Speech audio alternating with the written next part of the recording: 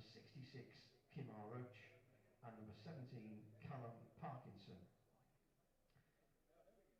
And for Gloucestershire, who have won the toss and elected to bowl first, number 1 and captain Cameron Bancroft, number 64 Ben Charlesworth, number 24 Joe Phillips, number 88 Miles Hammond, number 25 James Bracey, number 67 Ollie Price, number 12 Graham van Beeren, number 34 Craig Miles, number 36 Matt Taylor, number 8 Will Williams, and number 72 Gabe Bell.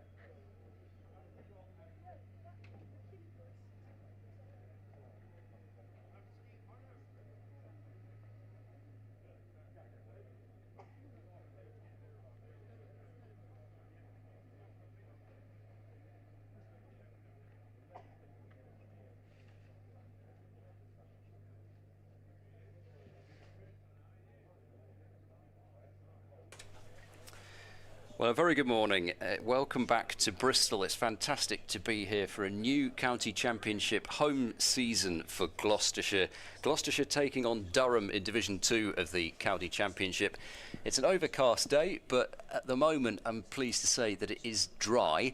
The forecast for the next few days isn't quite so clever, and we may even be due a shower this afternoon. But for now, we're ready to get underway with Gloucestershire having won the toss and elected to bowl first for the second round in a row. And very shortly, Cameron Bancroft will be leading his side out to the middle to see whether they can take some early wickets. What else to tell you about? The pitch is quite a way over towards the Kennington Avenue side of the ground.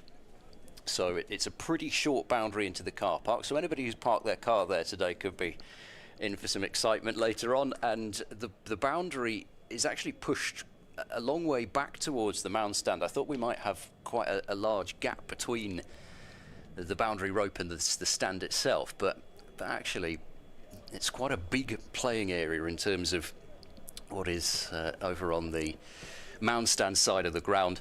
But we're pretty much ready to go with the players down to our right. The Gloucestershire players, Gabe Bell is just chucking a medicine ball about, and we're coming to you. Oh, hello, Ian. We're coming to you from the BBC Sport website and app, BBC Radio Bristol, BBC Radio Gloucestershire, BBC Radio Newcastle, and if you're listening to us, is up and running. And we'll keep you up to date with all the news stories, wicket alerts as they come in. So that is well worth a look. As far as Gloucestershire's team is concerned, they are unchanged from what was a slightly disappointing opening round against Middlesex, where Gloucestershire have managed to come away with -1 point. So the only ways up from there, you would hope. My name's Ed Seaborn. Alongside me from BBC Radio Newcastle is Martin Emerson. Martin, a very good morning to you. It's lovely to have you back here. What's the Durham outlook? It seems like it was only yesterday that Durham were last year, wasn't it? I think it was May 2023 in the county championship, and what turns out to be their only win on this ground in a 4-day game. Their previous victory in the Southwest had been at Cheltenham many years earlier, so that game coming to a conclusion. I think it was about lunchtime on the final day, and then a hot dash back to the airport. But Durham arrived here on the back of a draw with Kent last week, and that game affected by Storm Dave, which raged into the northeast on Saturday evening. I was in a bar in Sunderland with Dan Whiting, sometimes of this parish. There was raging, was there? It was, and the windows Not just in the pub. The windows were moving in and out. I'm thinking, what's going on there? The sky had gone white. We went and looked outside, and it was the rain coming in sideways. But while that was going on, the covers at the ground at Chesley Street got blown off the square. One of them ended up halfway up the east stand. A scaffolding gantry, which was used for the sight screen at the south end of the ground, blew over and ended up squashing a fence and landing on some seats, and the square got quite wet, so there was no play on the Wednesday, and then by the time they got round to no play on the Sunday. By the time they got round to resuming on Easter Monday, too much time had been lost in the game, and it ended in a draw. So also Durham's pre-season preparations affected by the fact they had to cancel a trip to Abu Dhabi. I think a lot of teams were scratching around trying to come up with last minute ideas for friendlies and things like that. Some of the bowlers went off to a training camp in Spain, but I think a lot of people are still going to be a bit rough around the edges, aren't they, because of the fact that pre-season was affected the way it was. Well, it's an interesting talking point which we may come on to, because Gloucestershire did go away for their pre-season, and they went to Stellenbosch for the second year in a row, or third year even, might be third, yeah. So unfortunately it still seems as though there are so few cobwebs to be removed after round one. We're pretty much ready for the first ball. Alex Lees and Ben McKini, the Durham openers, in the middle. The first over of the home season will be bowled by Matt Taylor from the Ashley Down Road end, and Taylor is bowling the first ball, which is dabbed down into the gully by Alex Lees, and there's no run, played with soft hands by the Durham captain. So both these sides with skipper openers. I'll run through the Gloucestershire side in full. I did mention that they were unchanged, although there is already a small change in that Matt Taylor is taking the new ball, which he didn't do in Gloucestershire's only bowling innings at Lords. It was Williams and Bell who took the new ball there. 3 slips in a gully. Taylor running in and bowling to Lees, and again he's on the back foot, defending this one to mid-off. Will Williams sends in a slightly ropey throw to James Bracey, but he tidies up. Bancroft and Charlesworth to open. Joe Phillips at 3, Hammond 4, Price 5, Bracey 6. That's the new configuration of Gloucestershire's top order for this season. There are probably several ways, to be honest, that they could have gone, but that is what was in place for round 1. Graham van Buren at 6. And then the 4 seamers the same: Craig Miles, Matt Taylor, Will Williams and Gabe Bell. So no place yet for Gloucestershire's loanee Henry Brooks, who was announced yesterday from Middlesex. Started his career with Warwickshire. We've had 2 balls and already there's a big bucket of sawdust that's come out. Matt Taylor's not happy with where he's landing. First 2 balls were bang on target in terms of line, maybe just a little bit shorter of a length than he might have liked. So he's getting some sawdust down, and the 2 umpires, Paul Pollard and Neil Pratt. I believe it's Paul Pollard who's just ensuring that he can still see that front line. It's always a good, I mean, it's like putting icing on the cake on Bake Off or something. Hides a multitude of sins. Just get a little bit of sawdust down on that front line, and then the umpire can't see that you're bowling a no ball. Here's ball 3.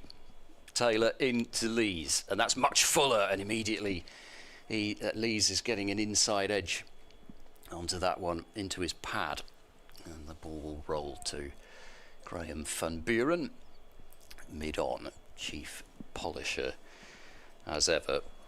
But yes, Gloucestershire sitting on -1 at the bottom of the table at the moment. There was a certain amount of thought that there would be a protest about the decision to dock Gloucestershire 2 points due to their slow over rate. As again, Taylor's drawing Lees forward. He's down the pitch and pushing the ball away to Van Buren at mid-on. So still no runs on the board from the first 4 deliveries. I must say I have no idea how that protest is going, but it did remind me a bit of a situation we had here in a T20 match, and I meant to look the year up and I haven't done so I'm going to say probably 2018 for now.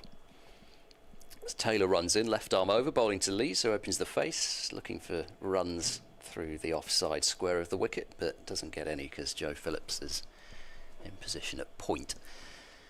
But it reminded me of a situation where Michael Klinger was captain and was in the field, and he'd asked the umpire whether he was on time in terms of the overs, whether Gloucestershire were on target, because in those days there was a 6-run penalty in the blast for not bowling your overs in time. Taylor bowls a short ball, and that's pulled away by Lees. It's going to the long side, but the outfield is always pretty quick here at Bristol, and it certainly looks it from that first look. That has whistled away to the boundary. He got plenty of that, did Lees anyway, but even to the long side, that ball flying away across the square, which already has a few practice pitches used on that side anyway, and the ball makes it to the boundary. So Durham are underway with 4 runs. Durham 4 without loss after the first over. And to open the bowling from the Bristol Pavilion end, his home championship debut, number 72, Gabe Bell. Well, it's number 5. Gabe Bell is going to open the bowling from the Bristol Pavilion end. So one of Williams or Bell was going to have to be demoted to first change, and it is Williams. So Bell, the Tasmanian, is with Gloucestershire for all of the opening block of the County Championship. Will bowl the first over from the Pavilion end. Right arm over the wicket. He's a tall man, And he also has 3 slips in the gully. Bowling to McKini, and that's been edged right between the 3rd slip and the gully, down for 4 runs. McKini looking to force off the back foot, went at it hard, got an edge, which looked as if it was catchable in terms of height, but not catchable in terms of where it was edged to. And Gloucestershire, they didn't feel as though they had the rub of the green in terms of the luck in that first game at Lord's, but I suppose it's sort of bad luck, but there's a big gap there for the ball to go into. Bell bowls to McKini, who is a tall man and stands tall as he plays. This time just pushing the ball to Williams at mid-off, and there's no runs. So Durham 8 without loss, with both openers off the mark with boundaries, but in rather contrasting fashion. Anyway, this T20 match, reckon must have been about 8 years ago, something like that. Finish that in a moment, as Bell is in over the wicket, bowls a much fuller delivery. McKini is calmly forward and prods it back to the bowler. So it felt similar in terms of the situation, where on field the captain had asked the umpires what the position was, and then all of a sudden it was, well, it went from "you're okay" to 6 penalty runs in that instance. Bell into McKini, he plays that one from his crease, and allows the ball to come to him, just deadens the impact and defends into the offside. And of course Gloucestershire weren't happy about it. From my memory, they were playing Sussex. Sussex needed something like 7 off the last over, and the 6 penalty runs meant that they needed 1. So that felt like a comparable situation, but the difference with that, as Bell bowls to McKini, who shoulders arms, nice looking delivery, but didn't really do a whole lot. The difference this time, I suppose, is that penalty couldn't be reversed, because it was on the field, the match had already finished, and in terms of this one, it hasn't affected the opposition, so whether there'll be any joy as far as that's concerned, I doubt. But anyway, last ball of the 2nd over, as Bell is into McKini down the leg side. There's an inquiry, only from the slip cord, and Bracey, who spent a lot of his time at Lord's, it has to be said, launching himself away to his right hand side, has to do it again. And 2 overs gone. Durham 8 without loss. The change this year in terms of bowling and having points deducted for a slow over rate is they only calculate it after you've bowled for 8 hours in a game. So it's changed. So we were looking at the scoreboard on Monday afternoon, and I think Durham's over rate was -2, and we think, oh, they're going to get docked points here, but then when we check with the scorers, they've changed the regulations. So here's Taylor bowling to Lees from the Ashley Down end, over pitched and driven by Lees up to the apartment complex at the far end of the ground through mid-off.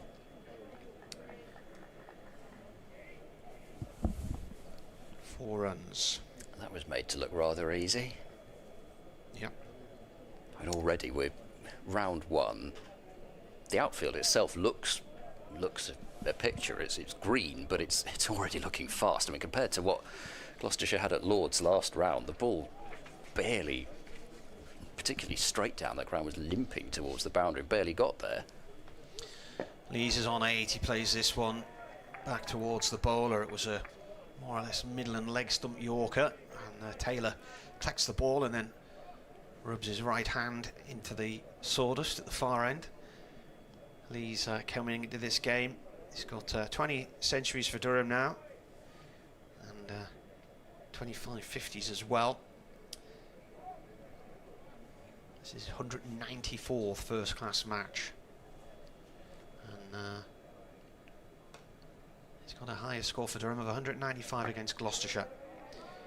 As this ball is played back again.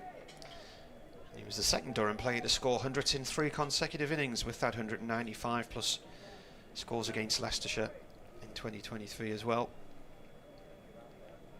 His highest score was in Chesterfield in 2013 when he got 275 for Yorkshire, 275 not out against Derbyshire. somewhere I've never got to. Chester- Well, I've been to Chesterfield Chesterfield itself, but Yeah. I've never been to Queen's Park. It's a nice place to cover the cricket. Nice location with a lake at the bottom end of the park. Taylor comes in again, bowls, and that's played by Lees to mid-off, no run there. Taylor, I'm just looking to see what he's done against Durham. He's got 14 wickets against Durham. His best figures 4 for 31, and a Gloucestershire win at Cheltenham in 2018 in a heat wave. It was very, very, very hot that week. Never got below 20 degrees, even on a night time. A match which featured Ben Stokes and Mark Wood for Durham, but Wood, having bowled on one morning, went out for lunch and had his lunch, and then as he tried to stand up in the restaurant, he could hardly put any weight on his foot. Bit of bat and pad, I think, there. Nothing from the bowler in terms of appeal.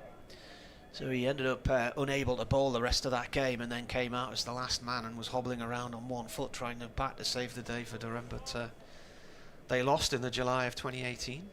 Just get an injury replacement now. Yeah. A week memorable for, I think it was Collie's mum's 70th and his mum and dad's 50th wedding anniversary the same day. So Durham 12 without loss here. Lees is on 8. McKini at the other end on 4. Here's Taylor again, comes and bowls. That's played off towards the cover area for 1 run. So Lees will keep strike at the end of that one. He moves on to 9, 13 for none. Taylor last year took 18 wickets. At 18.4, I think it was. Is that right? 18 wickets at 44. 18 wickets at 44. Yeah, I suspect it may end up that his primary focus, I'm not saying this for definite, but you would guess that Gloucestershire will want Matt Taylor at all costs to be fit for the blast, because he's going to likely play a big part in that. It was his runs I was looking at there. I got 166 runs last year at 18.4 and then 18 wickets. Yeah. I confused myself with my own maths there. So here's the Tasmanian. He is the Tasmanian devil himself. Gabe Bell over the wicket, bowling a very wide ball, which Lees lets go. He'd have had a job to reach it, to be honest, but it's not called a wide. Had a look through his. This is his first stint in English cricket with Gloucestershire. Some of them have had club cricket over in this country. I think Bell has as well. I think he was. I'm trying to remember where. It's somewhere not that far away. Pretty sure I remember him saying that in an interview. This is squeezed into the onside by Lees. It came pretty briskly off the bat, but it's picked up a mid-wicket. I always like to try and see which clubs they've played for. Bizarrely, there's always like a North Yorkshire South Durham League player in there from somewhere, or a North East Premier League. So. No, that's frustrating me now. I'm trying to remember, but I'm sure that he mentioned that it was good to be in the southwest because he'd played some club cricket around here. Bell bowls a fuller ball, and that's driven out through the covers. That's a nice looking shot from Alex Lees. It's not going to make it to the long extra cover boundary, but there should be a third run here. Yeah, there is. Williams charged after it, tried to get to the ball and loose the throw to see whether he could keep it to 2, but never really felt as though that was going to be possible. So 3 more runs to Lees. He moves on to 12. Durham 16 without loss. No, there's no English league stuff on his list of who he's played for on Cricket Archive, which doesn't mean he hasn't, but Bless you. Tasmania, Gloucestershire, Australia under 19s, Tasmania age groups, Cricket Australia 11, and Hobart Hurricanes Academy. Bell bowls now, leg stump half volley, and that's been put away out through mid wicket for 4 by McKini, who's got two scoring shots. Easy for you to say. The Reverend Spooners in this morning. 2 scoring shots, and they're both boundaries. Durham had 20 without loss.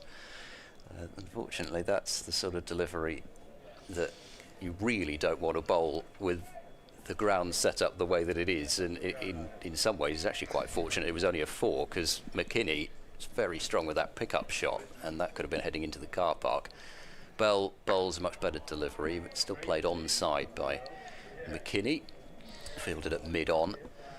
He was born in somewhere called Trevallyn, was Gabe Bell, and I quite like this. It's just on the west side of the River Tamar from, as they call it, I think, Launceston. Launceston.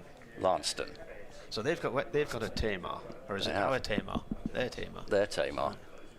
Bell bowls to McKini, plays that one from tight to his body and defends to point. End of the over. 2 overs for 11 for Bell. Isn't there a mountain range in Tasmania called the Highlands or something?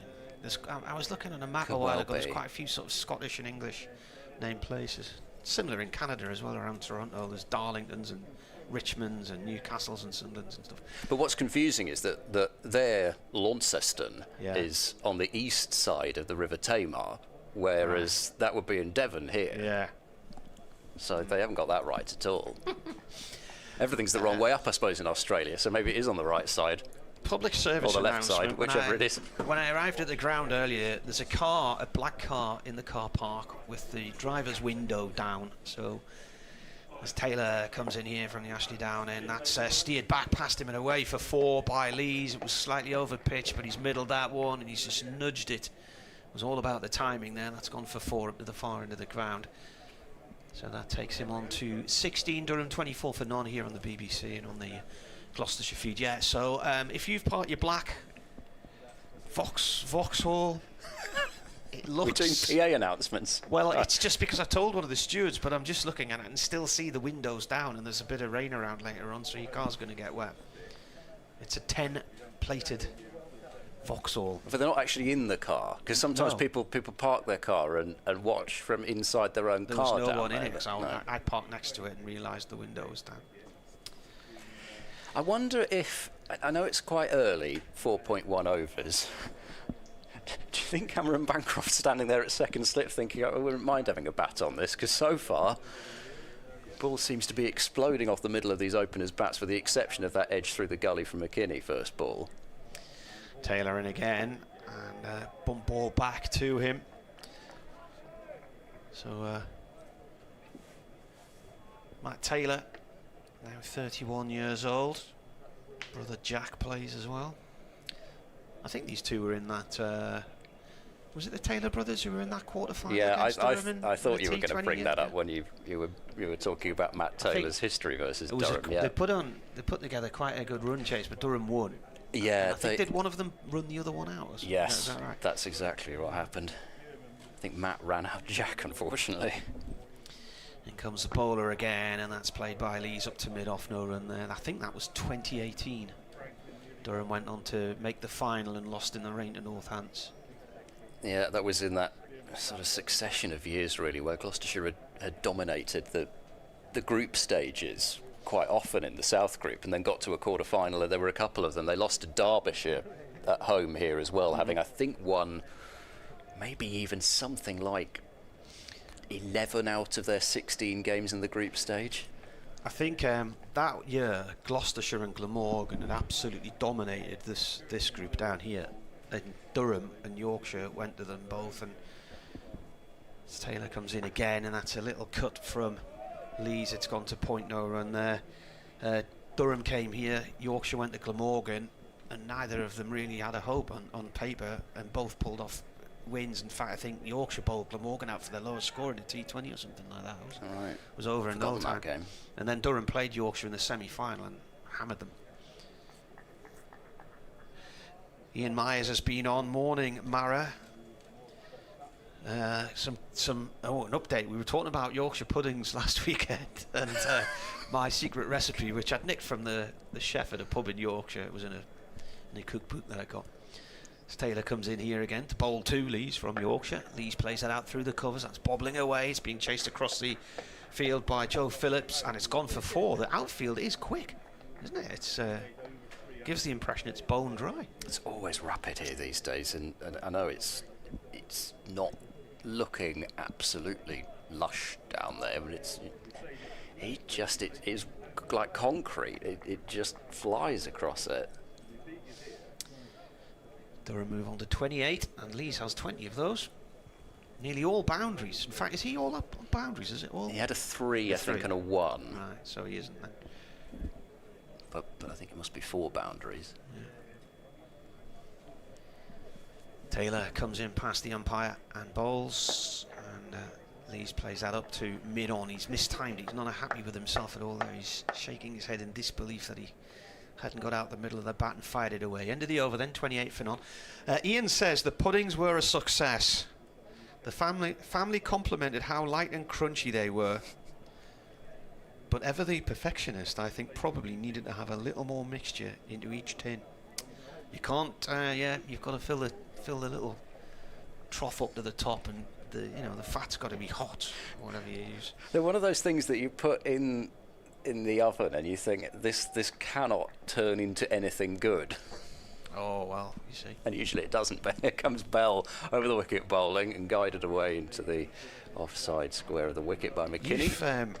You've been to ours for Sunday dinner, I think, haven't you, before? You must have had the Yorkshires.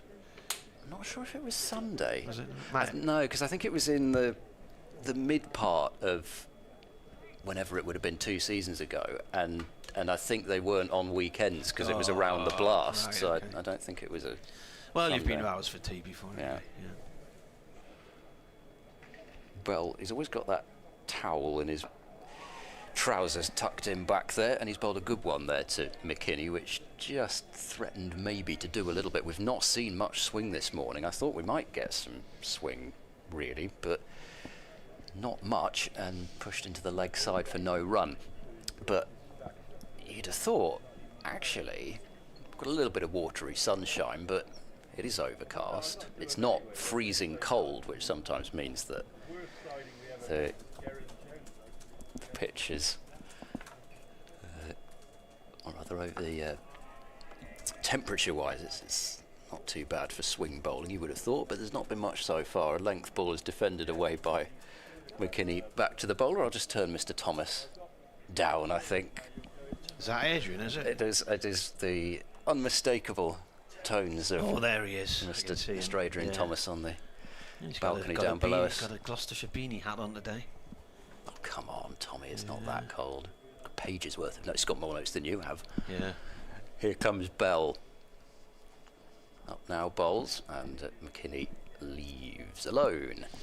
There was a members meeting downstairs before the day's play with one of the management chief executive types from the club here. I just went down to do a little preview video on the balcony, so I didn't really hear what was being said. But The AGM's not far off, is it? After the Lancashire game, I think. Something like the Tuesday after the Lancashire match. Gloucestershire with back-to-back home games now. Bell bowls wide of the off stump. It floats through to James Bracey unperturbed. Gloucestershire still with this same field. 3 slips in a gully, backward point, mid-off, mid-on. Miles fielding at forward square leg, having a chat to the umpire. Durham have a week off next week. Yeah, there's not many games next week. I think there's 3 or Middlesex 4. and Northants, I think, are playing, and I think those are the only 2 in this division. Yeah, Right. and then I think there's 2 in the other one. Bell to complete the over bowls, wide of off stump. McKini is not interested in playing a shot. It's a maiden over from Bell, but other than that edge off McKinney's bat first ball that found the gap between third slip and gully, there's not been a lot going on from a Gloucestershire point of view. Durham have seen the ball crack away to the boundary a few times already. 6 boundaries in the first 6 overs, and there's going to be a change already. Matt Taylor, you wonder whether he's just still not happy with those landing area, or the landing area I should say, because he's only bowled from one side of the wicket. I still wonder whether he's not best pleased with those, because he's struggled a bit with his length in his first 3 overs. He's been either probably too full or too short, and so there's going to be a change already. Will Williams, he bowled very tidily, as did Gabe Bell in Gloucestershire's opening fixture. Williams 2 for 75 from 29 overs. They got through some work there to Gloucestershire. 26 overs for Bell, 25 overs for Taylor. Miles bowled 19 overs, but back out there this round. No changes to the Gloucestershire 11.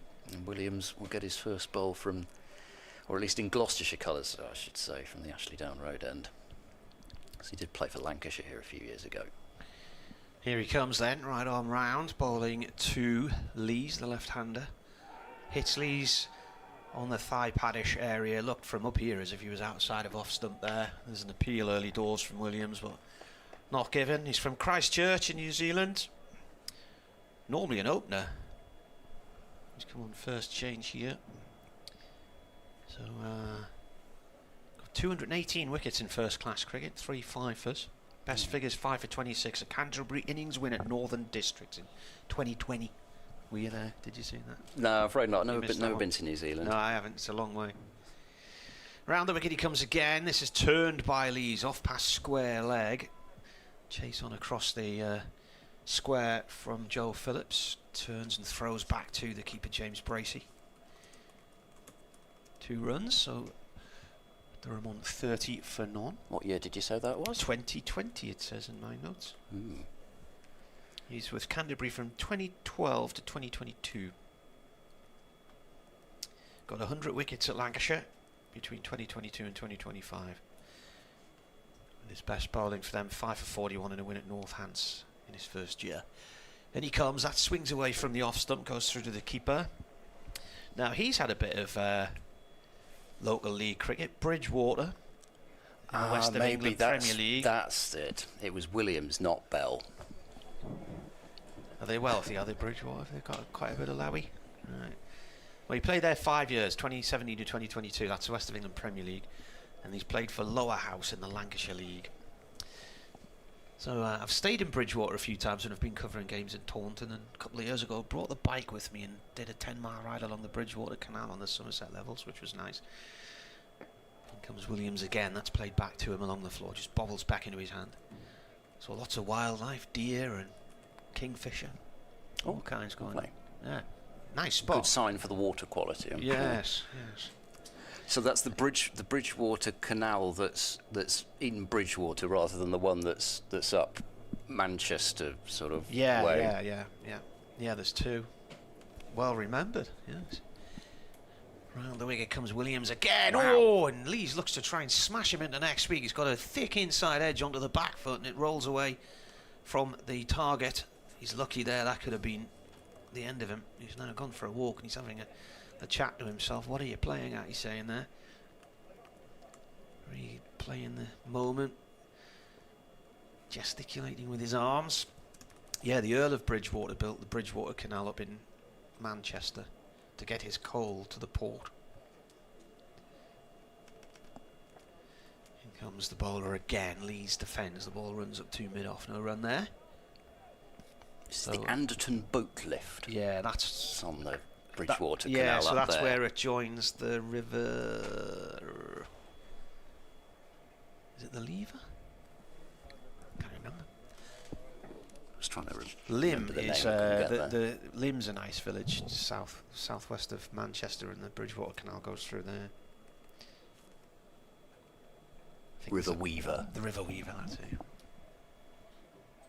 Not to be confused with Jackie Weaver. Who has no authority here. I looked that story up recently and it turned out she didn't. So no, she didn't, you're right. Remember that now.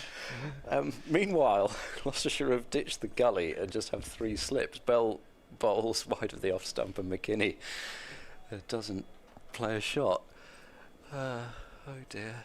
If anybody ever has been confused between the River Weaver and Jackie Weaver, we've cleared that up for you. Any confusion you might have had, no longer. I think that River Weaver, when you come down the Anderton boat lift, it runs into the Mersey through a lock on the very tidal on the Mersey by that point. The gully's been put into a short, straight mid-wicket. Bell bowls. Oh, it's a beautiful shot from McKini. He's a really fine player to watch in full flight, and he's driven that straight along the floor, but it beat mid-off. Well, you could see it had beaten mid-off. We've got a great angle because it went straight at us, but beat mid-off from the moment it left his bat, and the outfield, as we've been saying, will do the rest. You don't actually really have to middle it to hit for a lot of places, but he certainly middled it anyway. He's on to 12. Durham 34 without loss. Concerning early signs for Gloucestershire as Bell bowls to McKini. Again, that ball does absolutely nothing through to James Bracey. It was quite chilly this morning. At the hotel, it was a grey morning. It felt like a sort of late autumnal morning or a very early spring morning, but the sun's now poked through. It's quite pleasant. Yeah, it's nice now. Might have a shower around later on this afternoon, 4 or 5 o'clock, something like that. Not a massive crowd, but there's a fair few sprinkled around as Bell bowls a straighter delivery this time. McKini blocks it mid-off. As unsurprisingly, most of them have decided to go and sit in the Marker Lane stand and the Jack Russell stand on the far side underneath the flats, as you get a pretty good view from there. If you sit in the mound stand, as a few people have, quite a long way away from the action. And there's a few people down in the Zahir Abbas stand, as that's been left by McKini, a little bit tighter to him, but he could probably just about leave that on length as well as line. We've got the Zahir Abbas stand down to our right, which is a temporary structure. All right. Which I wasn't expecting to see. That's a little bit. It was the temporary permanent stand. It's like at Derby. And you got Durham. Temporary permanent stand. Have you got a temporary permanent stand as well? The temporary permanent stand at Durham was from the Horse Guards Parade, the volleyball stadium at the Olympics. Right. This is on the pads of McKini, and he's clipped it away for 4.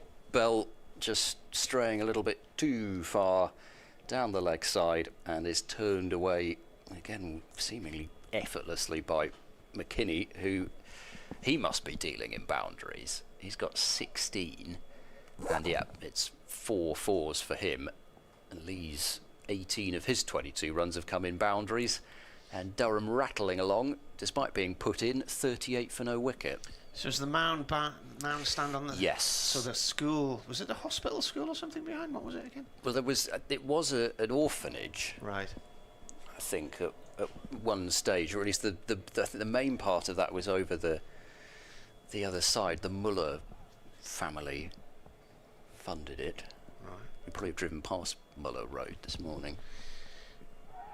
You over here from Williams. He's appealing for LBW. That looked like it was going down the leg side. The umpire says no. I came over the hill from Filton and dropped down in that way. So there's at one point, as you come over the top of the hill, you can see 2 sets of floodlights, and I have to say the floodlights here outdo the floodlights at the Memorial Ground by about 10 to 1. You can see these everywhere almost. Yeah. Bowler comes in again. That zips away past off stump. Is taken by the keeper, who eventually ends up in front of Cameron Bancroft in second slip. Yeah, they're small, the floodlights at the Memorial Ground. They look like a Subutio floodlight, don't they, really?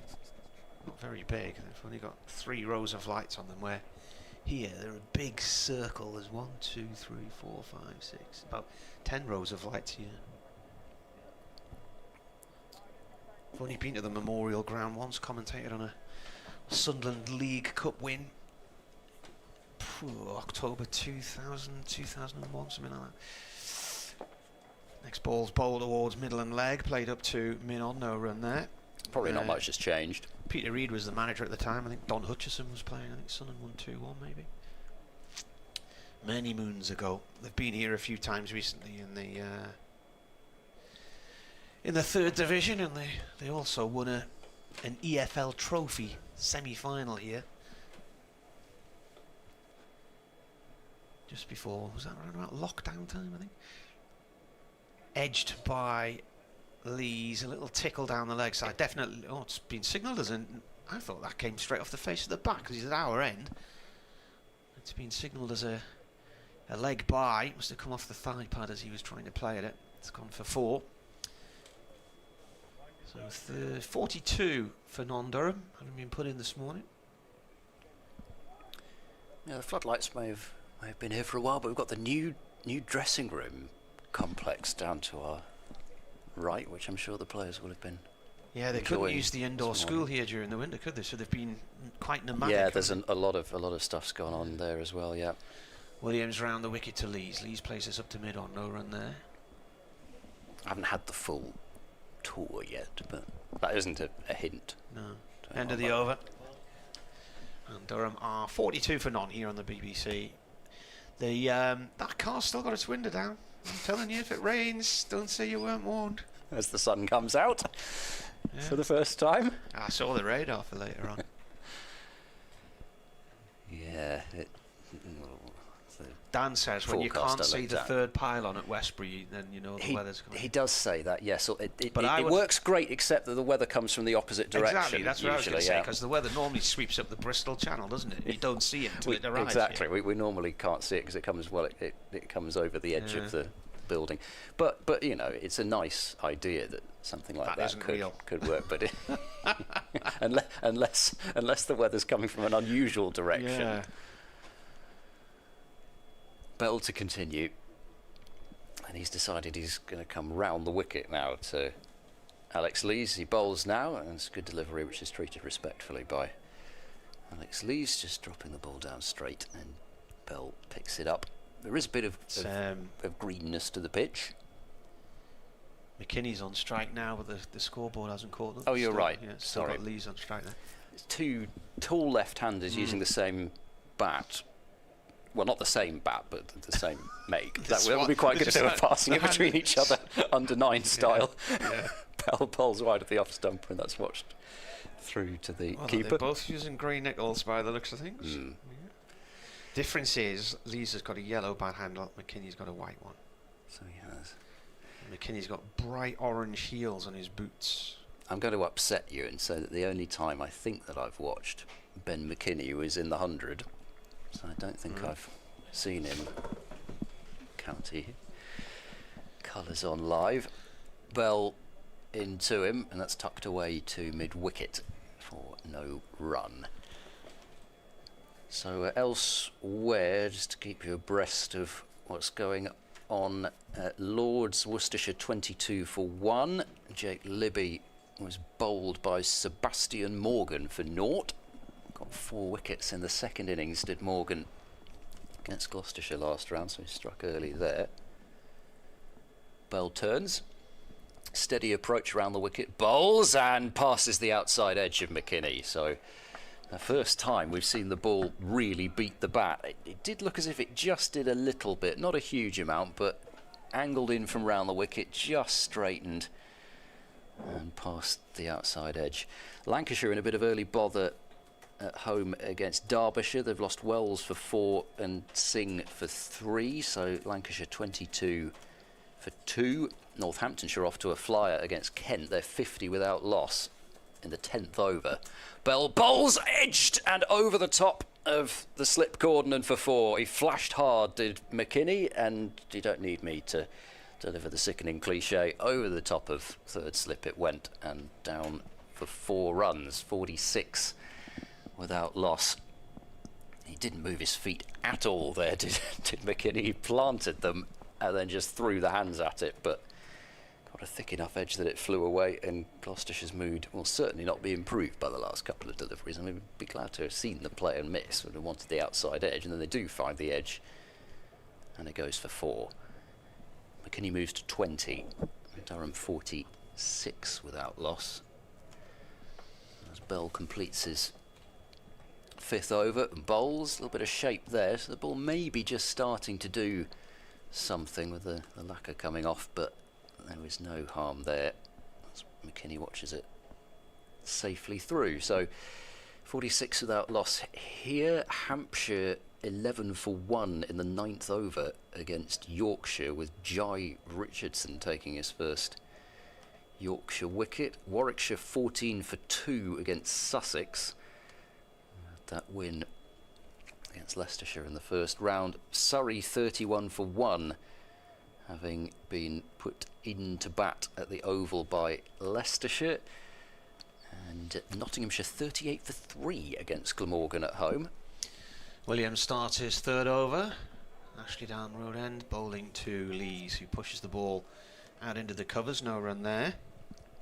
They lost both openers, did Nottinghamshire for Ducks. Hamid, first ball of the match, bowled by Tim van der Huchten. And Ben Slater, also a duck. And speaking of ducks, Duckett is out as well for 25. And Essex 17 for 2 against Somerset.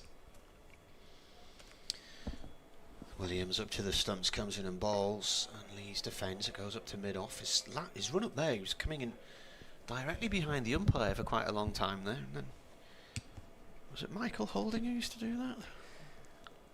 I'm not sure. He certainly used to come in from fairly near the sight screen. Yeah, but no, one of the West Indian bowlers who would run in behind the umpire and then would just suddenly appear. Holding or Richardson? Can't remember. Williams in again, bowls, and that's played to point this time by Lees. It certainly wasn't Joel Garner, because you'd be able to see him over the top of the umpire if you tried to do that. Craig Miles rolling around on the floor as he collects that ball at point. Had a very brief spell on loan at Durham from Warwickshire in 2023 and tore his hamstring in his first game, and that was the end of that. Williams comes in, bowls, Lees leaves this one, goes through to the keeper. So you've got Ollie Price at first slip. Cameron Bancroft, former Durham player, is the Gloucestershire skipper. He's at second slip. And then at third, you've got Miles Hammond, and then Craig Miles is at point. And in the covers, we have got Joe Phillips. Williams comes in and bowls. Oh, Lees gets a leading edge there. He's looking to push that through the offside, and it's come off the bottom corner of the bat, and it's gone short on the leg side. And a little bit of a moment of worry for him there. In fact, Phillips is fielding in there on that leg side. It's Charles within the covers. But Williams thought he got through Lees's defences there. Went down on his haunches and had his hand clamped against his chin in disbelief that he hadn't got a wicket. Last ball of the over, no runs from it so far. This is the 11th over, 46 for none. Comes in and bowls, and Lees leaves that one alone as well, and that is a maiden. If you want to email, you can email wearecricket@bbc.co.uk, or you can message me, Marty Cricket on Blue Sky, @Marty Cricket on Blue Sky. It's a good start from Williams, who hasn't been struggling with his line and length, and it's the one thing that you do know with these Durham openers is they both like a booming drive, so maybe you can just stay patient and bowl outside off and see who cracks first. That's what Bell's doing. There is some swing there, but it started wide and then swung further wide of the left-hander McKini. Somebody floated Chris Rushworth as a comparison for Gabe Bell. Somebody who's seen a lot more of Chris Rushworth next to me. I think possibly the comparison was aided by the fact that they don't have a great deal of hair. This is driven firmly and underneath the dive of Van Buren at mid-off, and McKini will get 4 runs. So they both like a booming drive. There was one, but it was full enough. McKini could just really, without any bother, have a full swing at it, and he has another boundary, which has brought up the Durham 50 in the 12th over.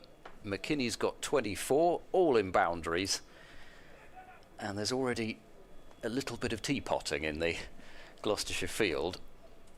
This was not what they had in mind when they won the toss and decided to bowl. Bell into McKini, and that's defended into the leg side. So they're still stuck with the 3 slips. There's a big gap at cover for the ball to be driven through, but I think we've already seen more straight boundaries than we saw in the entirety of the first match at Lords. Almost nothing hit straight down the ground. Bell in and bowls and let go by McKini. Lewis Deploy scored 182 and he didn't hit a single 4 between extra cover and backward square leg. Everything square of the wicket on the offside and leg side. He pretty much just put away anything was aimed down the ground. I mean, he's that sort of player anyway, but there was that difficulty really in getting the ball to go straight down the ground. That's short and wide and clobbered away for 4 by McKini. That sat up and really, especially with no cover, you're not going to get away with that one either. So 54 without loss. McKini moves on to 28. And Gloucestershire have just looked a little bit flat so far, really. The pitch looks quite flat as well, has to be said. But I'm writing a little update for the BBC website here and just saying this looks like a good track to bat on from our position on the 3rd floor. Yeah, and I'll come on to that after this ball as Bell bowls and squares up McKini. Was a shot which was initially aimed for the leg side and squirts out offside, but no harm done. 54 without loss after 12. What happened last round, Gloucestershire put Middlesex in, and the feeling was that the pitch had, I mean, the pitch had really slowed down anyway. It wasn't quick to start with, and it got slower. But shot making just became so tough on the 3rd and 4th days, and even the Middlesex coach said that I think maybe everybody kind of misread this pitch. You sort of hope that isn't the same thing here from a Gloucestershire perspective, because at the moment the ball's coming on very nicely to the bat, with the exception of the 3 overs that Williams has bowled, just 2 runs off his 3 overs. Williams into Lees. Lees plays this to a mid-off, no run there. Start of a new over. 54 for none.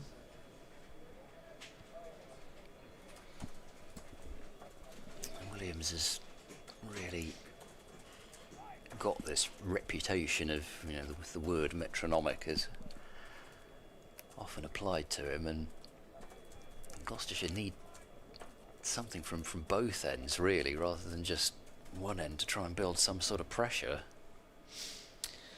Lees pushes this past point. This should go away to the boundary. It's the shortest boundary on that offside for him towards the car park. It is away for 4. It's probably only about 70 yards, maybe, something like that. If this was a one-dayer, the discs would probably be inside the square, wouldn't they? So yeah, about 70 yards, maybe, something like that. It's not a long way. Well, over there, yeah. I reckon it's probably about 60. It might even be 50. Well, 50 would be the bare minimum. Yeah, it's not. I think it's a bit more 55, 60. Yeah, I think it's a bit more than 50. Williams in again, and Lees plays this one 2 miles at point, no run. I mean, that was a really classy shot from Lees, the previous ball. I mean, just leant into it. There was no throwing of the arms or hands, and really strong punch, but it wasn't. It was a punch of the ball off the bat. There was nothing forceful seemingly about the impact. Just found the gap with consummate ease. Williams again, it's a short one, and Lees looks to pull it. I think it's come off the splice of the bat there. Just lobs down towards short fine leg for 1. Worth a try. You kind of know it's going to be taken on. Gloucestershire with no out and out quick in this new look bowling lineup, with so many departures in the winter, including their 2 quickest bowlers in Ajit Singh Dale and Zaman Akhtar. There was 6 seamers left last year, wasn't there? Akhtar has not played yet for Essex. The first 2 rounds. Williams in, and played by McKini. Short on the leg side, no run there. I don't think Josh Shaw's played for Oh, no, I tell a lie. Josh Short is playing the second round. He didn't play in the opening round. Dom Goodman seems to have picked up a back injury. It was a rib injury. So he's not played for Sussex yet. Tom Price played for them, but didn't take a wicket. Got about 40 odd with the bat. Singdale got 40 odd with the bat for Lancashire. Comes Williams off the hips from McKini out towards the mound stand boundary. That is a long way, and it's going to be cut off from fine leg racing round is Gabe Bell. Durham run 3. From your sort of 60ish, maybe 70 to push boundary on our left, you've got a good 100 yards, I would say. On the other side, probably slightly more.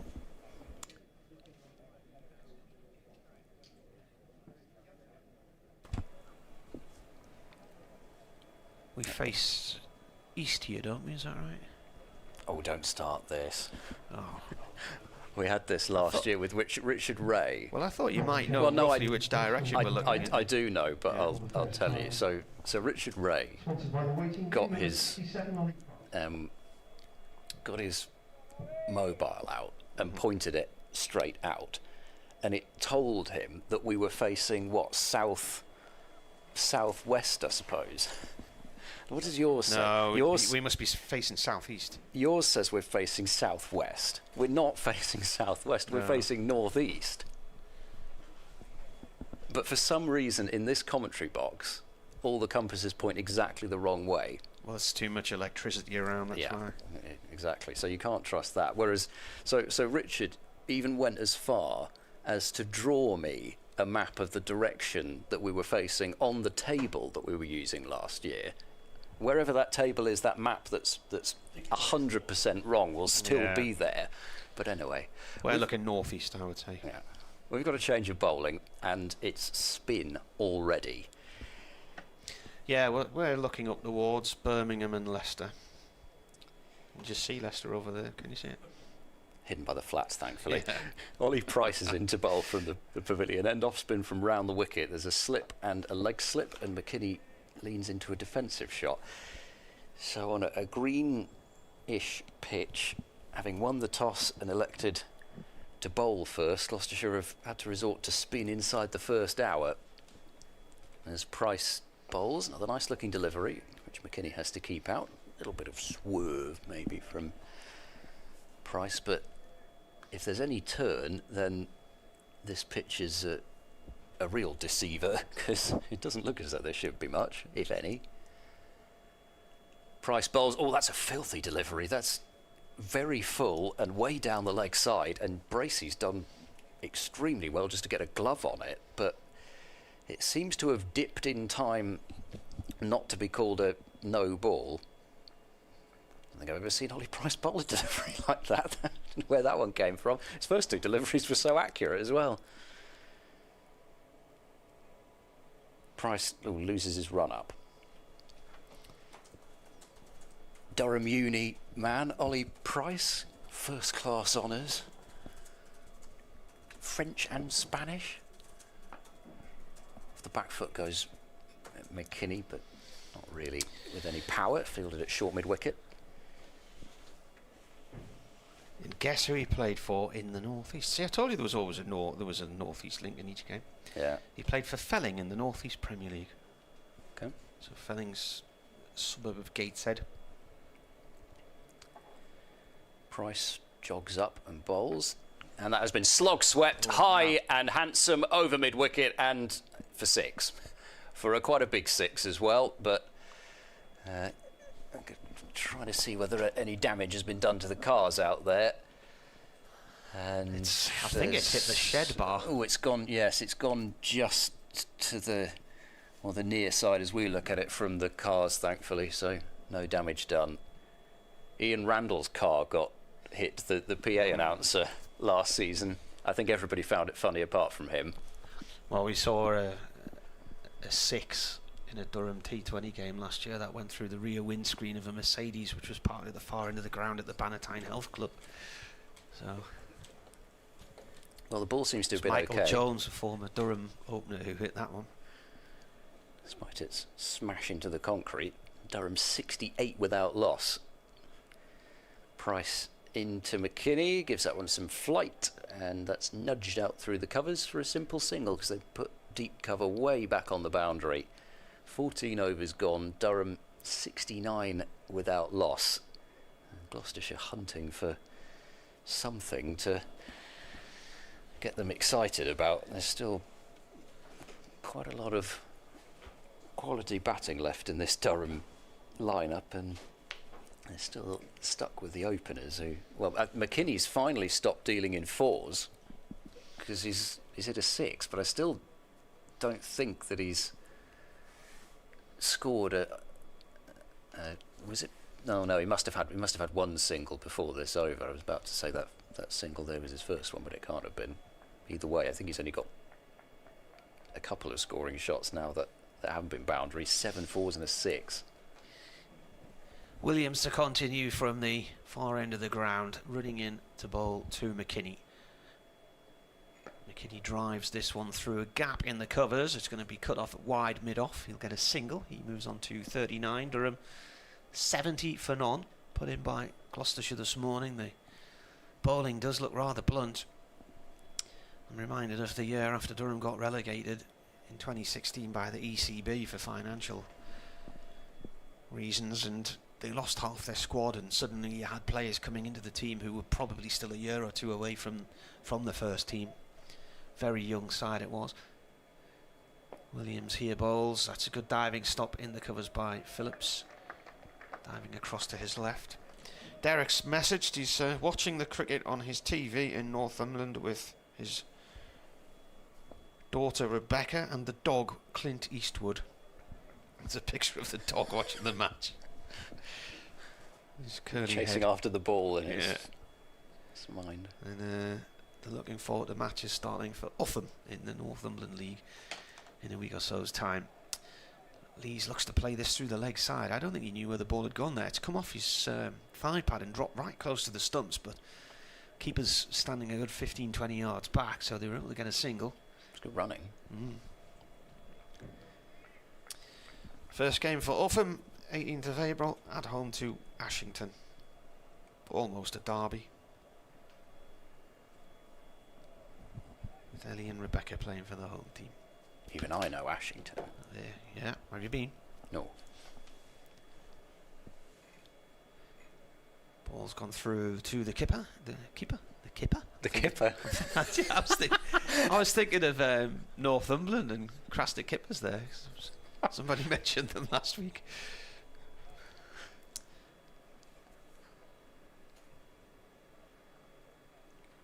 There is a sport where there's a piece of equipment called the kipper.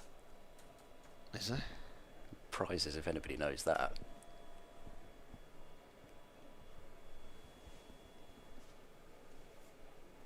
In comes the bowler. This is turned by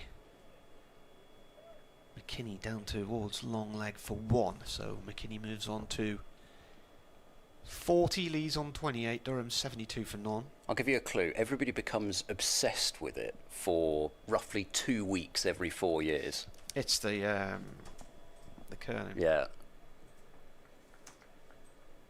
The kipper is the little bit of rubber that you put over the shoe to stop yourself from sliding along the ice. Yeah. It's a useless piece of information for you.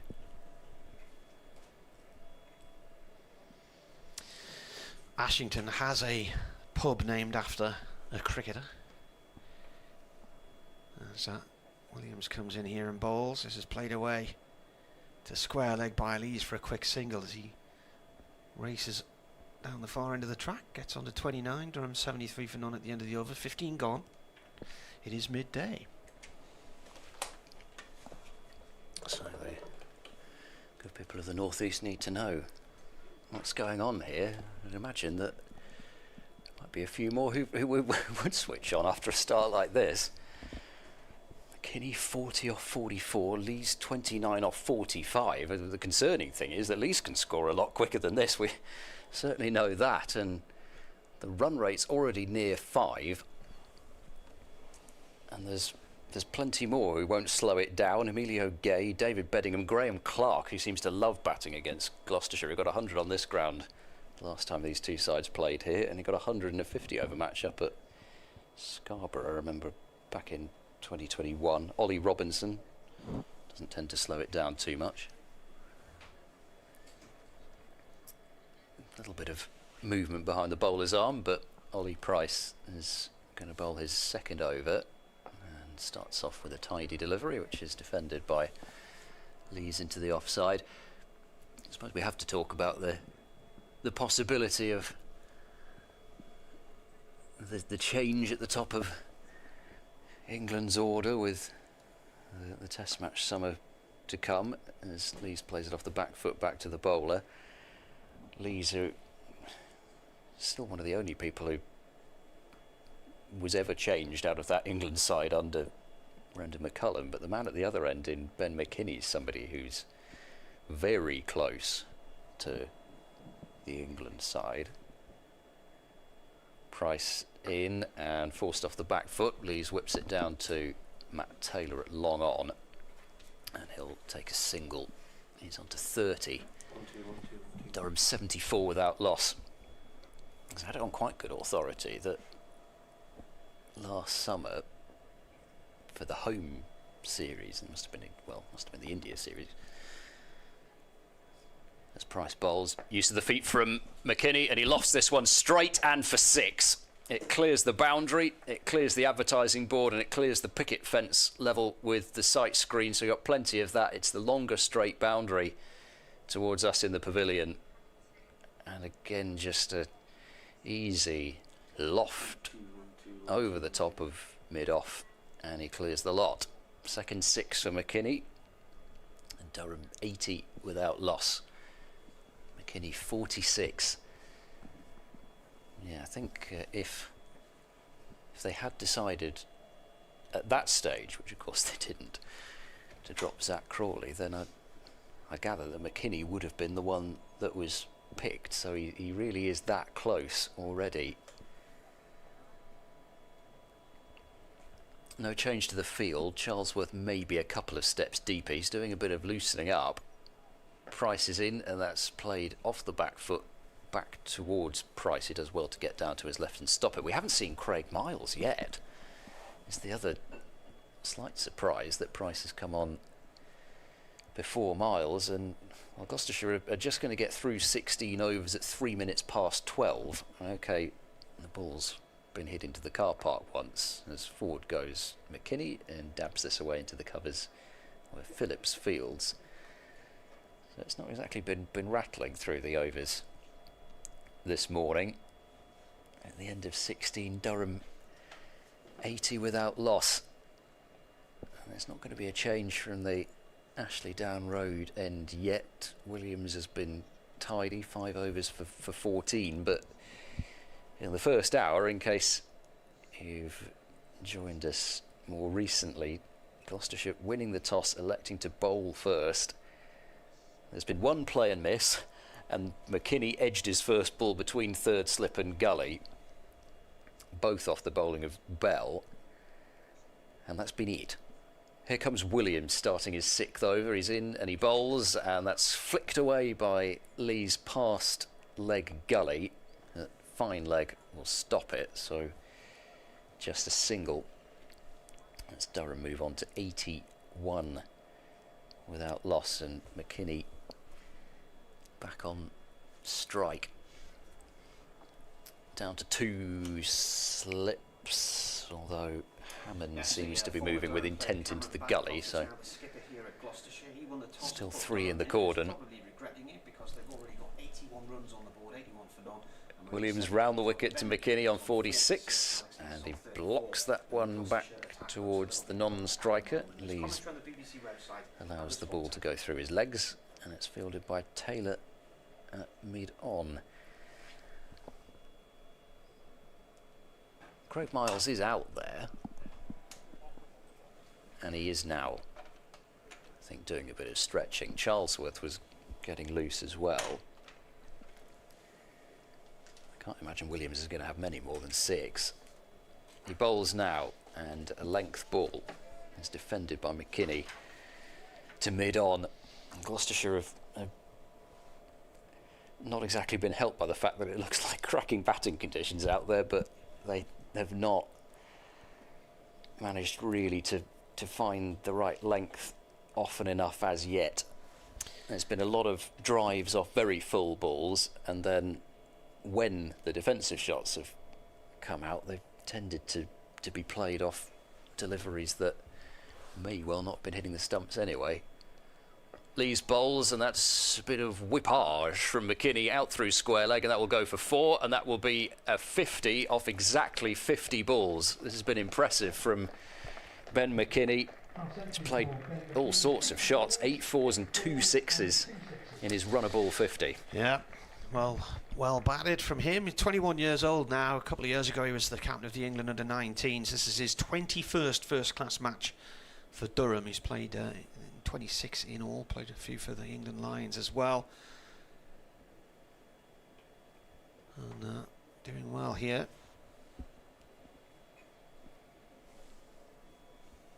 Bat raised as they all do now, waiting for the bowler, and that's flicked away for 4 more. Running out over the square is the longer side of the ground, but it does not matter. The boundary could be pushed all the way back to the mound stand, and that would still be 4, and back-to-back 4s for McKini through that onside. 89 without loss. So he's had 4 centuries and 3 half centuries now. Last ball of Williams is over. This has spoiled even his figures somewhat. He tries a shorter ball, and that loops unharmed through to James Bracey. He's waving off to the dressing room for something. The helmet's going off, so the Price experiment is going to be over after 2 overs. I suppose they were just wondering if one of these two might hit one up in the air for them. Gloucestershire, well, 2 were hit up in the air, but the problem was they went over the boundary, and Matt Taylor appears to be having a change of ends. 89 without loss. McKinney's highest score for Durham was around about this time last year, actually, a home defeat to Warwickshire. He made 153. I think it might have been this week of the season, the second week of the season. And he's got 121 and a draw at Essex last year too. Also 121 in a home win against Nottinghamshire the year before. Made his debut in the opening game of the season in 2023 at Hove, which turned out to be the only match that Durham lost that year against Sussex. They then went unbeaten the rest of the season and won the title with about 50 points to spare over Worcestershire.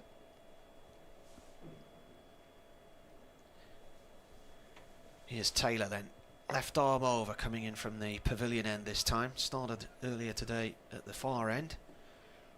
First ball bowled to Lees has played safely out in the offside. Lees is scratching away at the surface there. Trying to spiker a mark in the turf for his guard. I don't know why, for some reason, when you said spike in the turf, I was reminded of the Spike Milligan gravestone. This is cut towards point. It's stopped by Price. Phillips, sorry, no run there. That's the I told you I was ill one, isn't it? Yeah. There was one of the music hall guys wrote a book about all the characters who of the sort of 40s, 50s, 60s. And Spike Milligan had gone to do a summer season in Blackpool, and the woman who was looking after the guest house where he was staying, she was a nightmare. As he comes in and bowls, this is defended on a length around about off stump, and his agent had booked him in this place, and the landlady basically said, if you're not back by 11 o'clock at night, I'm locking the doors and you're locked now. And he's like, but I'm on stage, I'm performing, we don't come off stage till about 10:30. She said, well, so be it, those are the rules. So night after night he was locked out and had to sleep on the steps outside, or indeed go and find somewhere else around the corner to sleep. So when he left, he was furious. As Taylor comes in and bowls, that's a full length delivery right in towards the block hole there, played away by Lees. So he got lots of, I think he got lots of fish from a fresh fish shop, wrapped them in newspaper, hid them behind radiators, hid them in wardrobes, hid them under the bed, in a flower pot. And months later, got a letter from his agent saying, "I know what you've done. Can you please just tell us where it is?"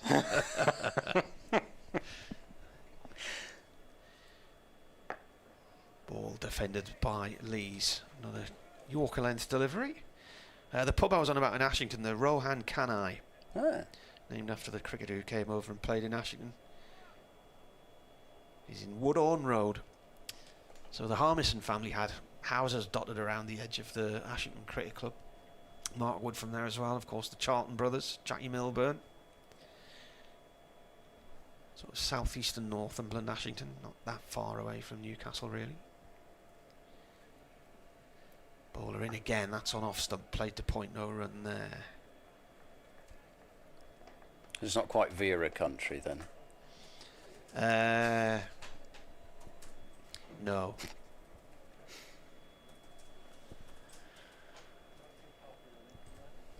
It was a good comeback over from Taylor. Certainly, at least in that first over, seemed rather happier than he did from the Ashley Down Road end. There's still that, when I say pile, it's not really a pile, scattering of sawdust, which has been trodden in a bit now. So we are going to see, for the first time, almost an hour and a quarter in. First time today, sponsored by Shepherd Funeral Care, number 34, Craig Miles. He does have the funeral care firm sponsoring him this year. Does Craig Miles? They always like to go with a seam bowler. Craig Miles has taken over from Ajit Singh Dale in that regard.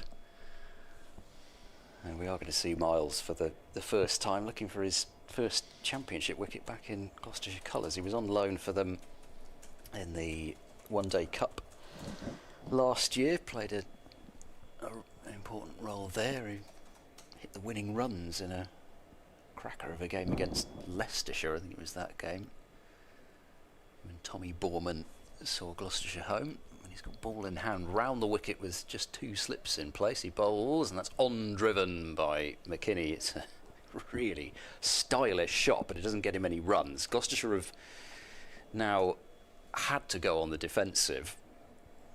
There's a deep square and a probably more like long leg cover a mid-wicket, trying to plug the gaps, and just Price and Bancroft in the slip cordon and mid-off and mid-on have had to be moved quite straight and quite deep.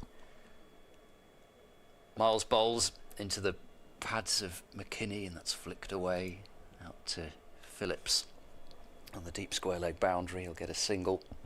Durham 90 without loss. And one thing you might think, as I said earlier, Gloucestershire losing their quicker bowlers, you might think, well, okay, let's maybe try and bang a couple in. It's a long boundary, that leg side. Maybe try and get a catch out there. But asking Craig Miles to do that on the first morning, it would be unlikely. He bowls now to Lees. That comes off pad. Goes to fine leg. There'll be another run to the total. Leg by signalled. 91 without loss. The Spike Milligan story was Roy Hood who wrote the book, and I think it might have been Roy Hood's Cavalcade Variety Acts, and it was, each one was about a different character. So Gracie Fields, Archie Vaughan, Ronnie Rinaldi, they were all sort of music hall and entertainers. Miles in now, bowls driven away. Van Buren won't get there from mid-off. That has flown to the boundary for 4 more. Again, not hit in the air, but despite the fact Gloucestershire have moved their mid-off deeper and straighter, McKinney decides he's just going to go wider of that fielder and moves on to 59. Durham 95 without loss. He wrote lots of different books about variety performers and pantomime and musicals and that kind of stuff, but this one always stuck in my head because when it came out around about 98, 99, something like that. He was the lunchtime guest on Test Match Special. Okay. So they were going through all the different characters in the book and the different stories. Sounded like a right hoot. Down to one slip now. Short extra cover in place. Miles to McKini, tries a short one there, and that goes harmlessly by. It doesn't get up a great deal, but then Miles is in his first over.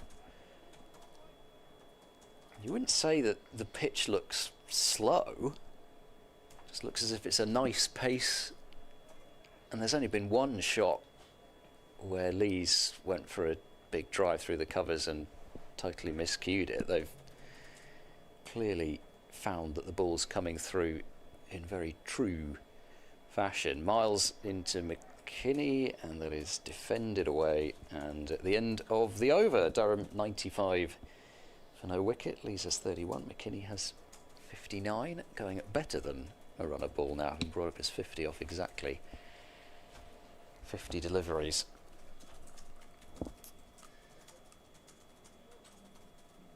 Northamptonshire still wicketless at Canterbury, 69 without loss, but they've slowed down. Vasconcelos was 30 off about 30 balls, but it's now 41 off 61. And here, however, it's only been acceleration.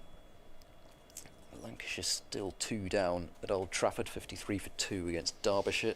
Worcestershire 56 for 2 at Lords against Middlesex. Taylor from the pavilion end comes in and bowls. Bowls on off stump there to Lees, who plays that back down towards mid-off, no run there.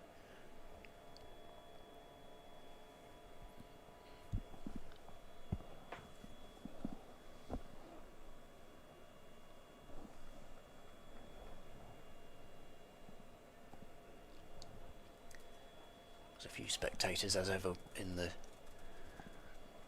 not quite reclining chairs, but the foldable chairs in front of the car park, just peeping over the top of the advertising board. Ball played out a mid-wicket here by Lees for a single. It's picked up in the end by Ben Charlesworth, sliding in on his thigh. Lees moves on to, let's say, 32. McKinney's left him miles behind him. McKinney's on 59 now. Durham 96 for none. There's a couple of people on benches in the area that the hospitality area is for the T20s.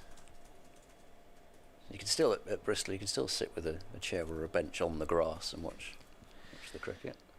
Next ball is defended by McKini. Hotel I'm staying at has a roundabout in the grounds with some deck chairs plonked on it. What I mean, actual roundabout with cars going round on it. And well, in the car park, you can watch the traffic. I'm thinking, why would anyone want to sit on that roundabout and look at the bin cupboard and the main entrance to the hotel? It's just bizarre. That's somewhere for somebody to go and have a cigarette in the sunshine. That was going down the leg side. It's hit McKini quite high up on the thigh pad. Dot ball. That's the best seat in the house, though. There's a gentleman who's on the join between two of the flat blocks, the Grace and the other one. Is it the Graveney or the Hammond? They're on each side of the Graveney, right? The Grace and the Graveney apartments. Somebody's able much to sit up there. You've commentated up there, haven't you, in that building? Yeah. Would you have much of a view looking sort of left from up there? In that little gap. I don't think so. Taylor bowls. This is turned towards deep backward square leg by McKini for 1. He moves on to 60. Durham move on to 97 for none. But I'm not sure because I've never faced that way out of the that building. This has been as straightforward and incident-free as Durham could have wished. Yeah, having been put in. Exactly. It's not just the fact that they're 97 without loss, but there's just been almost nothing happening. Like I said, there's been one play and miss. McKinney's first ball that was edged through the cordon, and that's it. In comes the bowler, played by Lees up to mid-off, no run there, and that is the end of the over. So we've had 20 overs, And the score 97 for none. It'll be warm today. The flats, mind you, they're warm whenever they get any sort of sunshine at all. It's not full-on sunshine, but it's perfectly pleasant, just a hazy blue pretty much all around. Just a few fluffy clouds, but not a huge amount. Doesn't as yet look as if it's building towards anything this afternoon, but Gloucestershire might be doing the rain dance at this point. 97 for no wicket. Miles to start his second over. Balls now to McKini, who's flicking this one to mid-on, and then looking slightly annoyed for the first time that he's not found the gap. Perhaps he's also annoyed because his strike rate has gone down below 100, and we all know how important that is. So what's McKini hit now? 10 fours and 2 sixes so far. Yeah, and perhaps it's his boundary percentage he's going to be annoyed by as well. He's starting to hit too many ones and twos. Miles bowls short and wide, and that's been clattered off the back foot. Just give that a real thump, and there was quite a decent hand on that from Hammond at short extra cover. Reacted well, but doesn't matter. The outfield's quick, and it's the short boundary, and that's the 100 up for Durham. 100-run opening stand in just over 20 overs. He could have hit that in quite a lot of places, but just decided to almost, well, it was a bit baseball-esque. So McKinney's hit 64 of them and Lee's 32. It would have been right at the shortstop, probably, actually. It would have been baseball. Miles bowls driven, and this has gone to the other side of Hammond. What a handsome shot that is. Just exuding authority, and he just seems to be putting the ball exactly where he wants to. It was quite full from Miles, didn't look as if it was an absolute throw down half volley, and bang, away it goes. 105 without loss.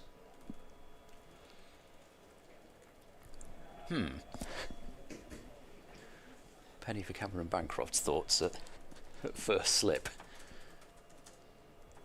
Miles runs in and bowls to McKini, who is not caught behind despite appeals from Gloucestershire.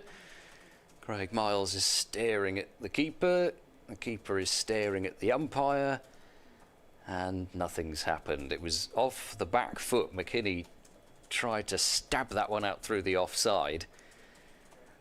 Everybody went up pretty much immediately, although I have to say Miles' appeal was a bit less convinced than those behind. But anyway, the verdict was not out from Paul Pollard, and we move on. McKini looking for 3 consecutive boundaries, and that's the only danger really here, is that you just get a little bit carried away and play one shot too many. He gets up onto his toes to this delivery, does McKini, knocks it down into the onside where Charlesworth does the fielding. So they haven't used Charlesworth yet, they haven't used Van Buren.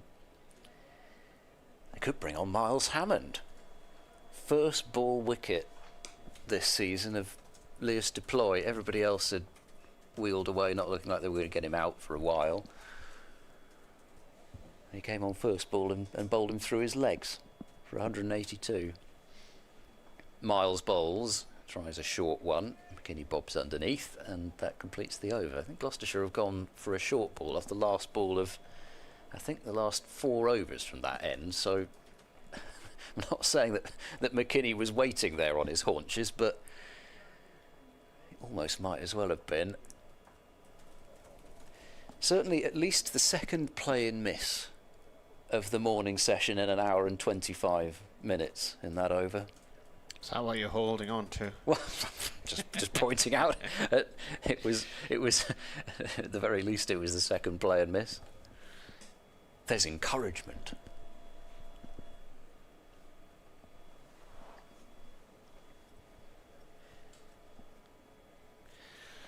It's funky field time already. Oh yeah.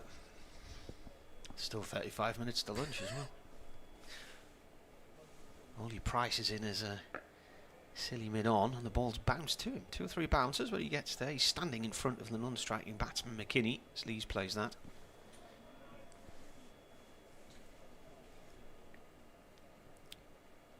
Perhaps he should move with the batter a bit further wide. He can do a little dance as they're running in. Kent haven't taken a wicket at Canterbury against Northants either. Northants 75 for none. Who won the toss there? My next question. Northamptonshire won the toss. Taylor, left arm over, bowls to Lees. Lees plays the ball up to mid-on, where it's picked up by Gabe Bell, the Tasmanian. Michael Di Venuto, who played for Durham for a number of years and won a couple of titles with them. He was from Tasmania, and him and his brother were partners in a coffee shop. His brother used to listen into the cricket commentaries on the BBC. He used to have the games on in the coffee shop in Hobart. Must have been quite late. Yeah, or early. Yes. I don't think you'd be drinking coffee late at night, would you really? Taylor bowls, and that's jammed on the inside of the bat, hits the thigh pad and comes to rest in front of the batsman. No run there. Gloucestershire had Bo Webster last year, also a Tasmanian. He's playing for Warwickshire this season. Ed Cowan. I think he played for Tasmania, but I'm not sure that he was from Tasmania. Certainly played for them. Tempted Yorker, thump back along the floor to Taylor by Lees. No run. Yeah, born in Paddington. So that's Sydney, isn't it? Right, yeah. It's King's Cross in Sydney as well.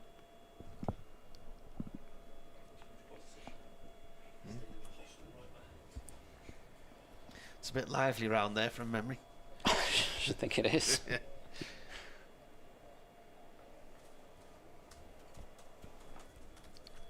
Ed Cowan, who scored 100 for Gloucestershire on his debut, sorry.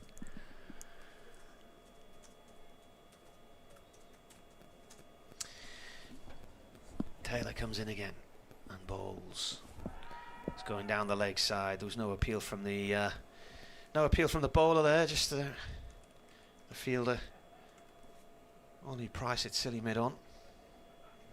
Sean Young. That was the name I was trying to get to.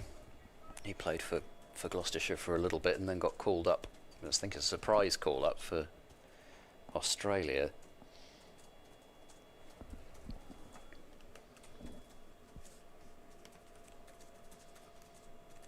But yeah, I think I'm running out after that.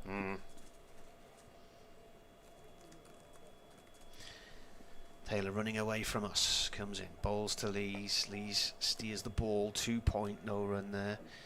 Well, that's tightened things up. That's a maiden from Taylor. Durham are 105 for none here on the BBC. Sean Young was born in somewhere called Burney. Burney? B-U-R-N-I-E. Probably at the Burney Inn. Right on the Probably don't have Burney Inns where you grew up. I'm not aware of their work. You're about to tell me. I grew up in Lincolnshire. Did you? Oh, you were a Rutlandy area, weren't you? Yours was the opposite school to Richard Ray's, wasn't it? Weren't you the other one? Well, from Radders's school as well. In comes Miles and Bowles and Lees is forward, and well, McKini, sorry, is just about forward, and playing this one with a slightly less authority than some, but well, where was he? Did he go to Oundle School? he was. Well, he didn't go there, but he's very closely connected with Oundle Cricket Club and Oundle play at the school. It's lovely ground. That's in between Northampton and Peterborough, isn't it? It's on that eastern side of northeast of Northampton. Miles bowls round the wicket. That's driven by McKini without a huge amount of power. They've cut off some of his scoring options through that offside, although impossible given how hard he can hit it to do that completely. We were trying to work out among a group of us the other day how many of the BBC cricket commentators would have gone to public schools versus comprehensives. Was that Dan Whiting who got onto that topic by? Yeah, well, any chance? Dan's written an article in the Cricketer, which was picked up by the newspaper website Hold the Front Page. Miles bowls back of a length, and that's pushed into the offside. Yeah, But we can, of 18 counties, we can only think of 4, possibly 5, who may have gone to public schools. The rest would have been comps. yeah, and I don't say this for any other reason, but I certainly wouldn't have gone to a public school if I'd not had Wasn't your dad a music significant teacher? scholarship. Yeah, exactly. So you got a scholarship. Yeah. So should we strike you off that list? Well, So really, to you be were honest, a comp boy. I don't really care what you do.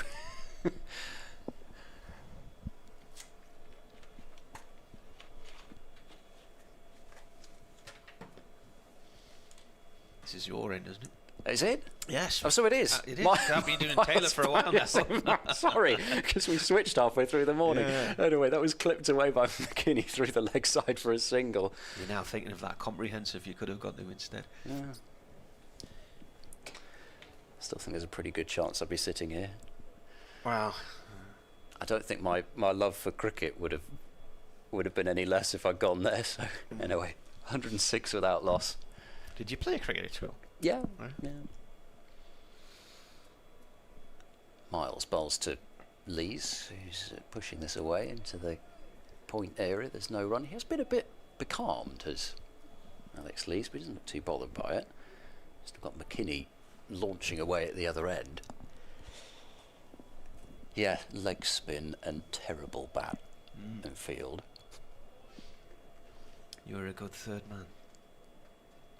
As long as the ball wasn't hit there, yeah. Yeah. But no, I quite like the sort of captaincy side of it. So you weren't very good, but you were the captain. Well, How did you manage that? Miles in, that's tucked away to mid-wicket to complete the over. Tidy over from Miles with just the one off. It's pretty hard to do that at this stage, given that both batters have really got their eye in. Durham 106 without loss. No, so that was at the prep school that my parents taught at. Thankfully, at least my dad wasn't my cricket coach.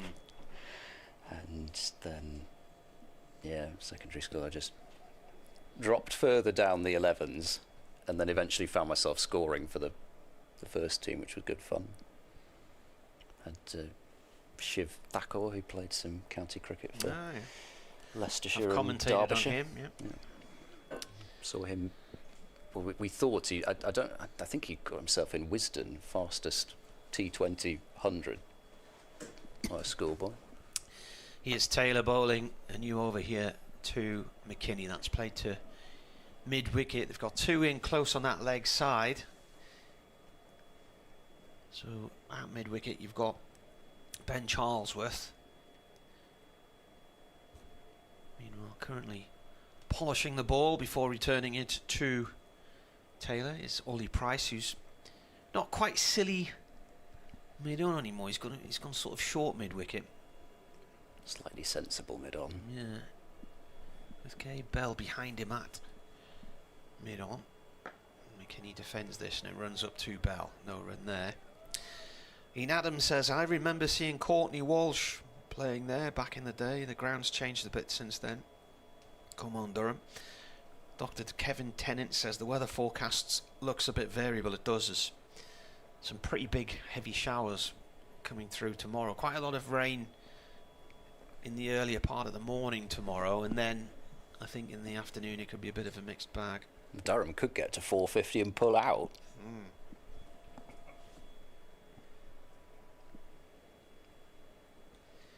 Bowler comes in again, and McKini drops it short in the offside and goes for a quick single. So it's picked up by Miles Hammond. So what's McKini got now? 70, and Durham are 107 for none. It's back to a boundary. Yeah. The way that's dropped, 70 off 73. About time. What are you doing? Boring. Get on with it. I haven't had one of those yet. Looking forward to the first get on with it of the season. Yeah.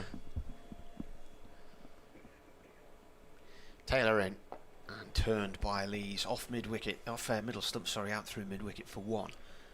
Lees moves on to 33. Durham at 108 for none. We did have a get on with it last week at Durham because they took them off for 4 minutes for bad light at one point. But they started taking them off just as the sun was coming back out. Oh. We couldn't understand it. We said it's lighter now than it's been for ages. And off they went. That's horrible, especially at the end of the season in September when you get those, where we had a finish. It was a cracking finish between Gloucestershire and Northamptonshire here, which was a bit of a race against the light. And if the sun had not been out right at the end, then absolutely no chance. It would have been too dark. Taylor up to the stumps, bowls. Oh, that's flicked the pad and gone away to fine leg for 4. He's appealing for LBW, and the umpire's not interested but signals a leg by. He did move quite a long way across, but the appeal wasn't very convincing, I have to say. Umpire at this end is Neil Pratt, whose brothers Gary and Andrew played for Durham. And at the far end, Paul Pollard. The referee is Mike Smith, who I happened to bump into last night, actually, who did a game at Derby last week, which reminded me of the Nick Maddenson's oversized bat at Derby about 3 years ago. Was he involved with Mike that? was the match referee there, who had to box it off and send it away as Exhibit A, Your Honour. I think Durham eventually got docked 12 points. I don't think I've seen the back gauge this season. Saw it once last week. I don't think anybody had a spot check at Lord's.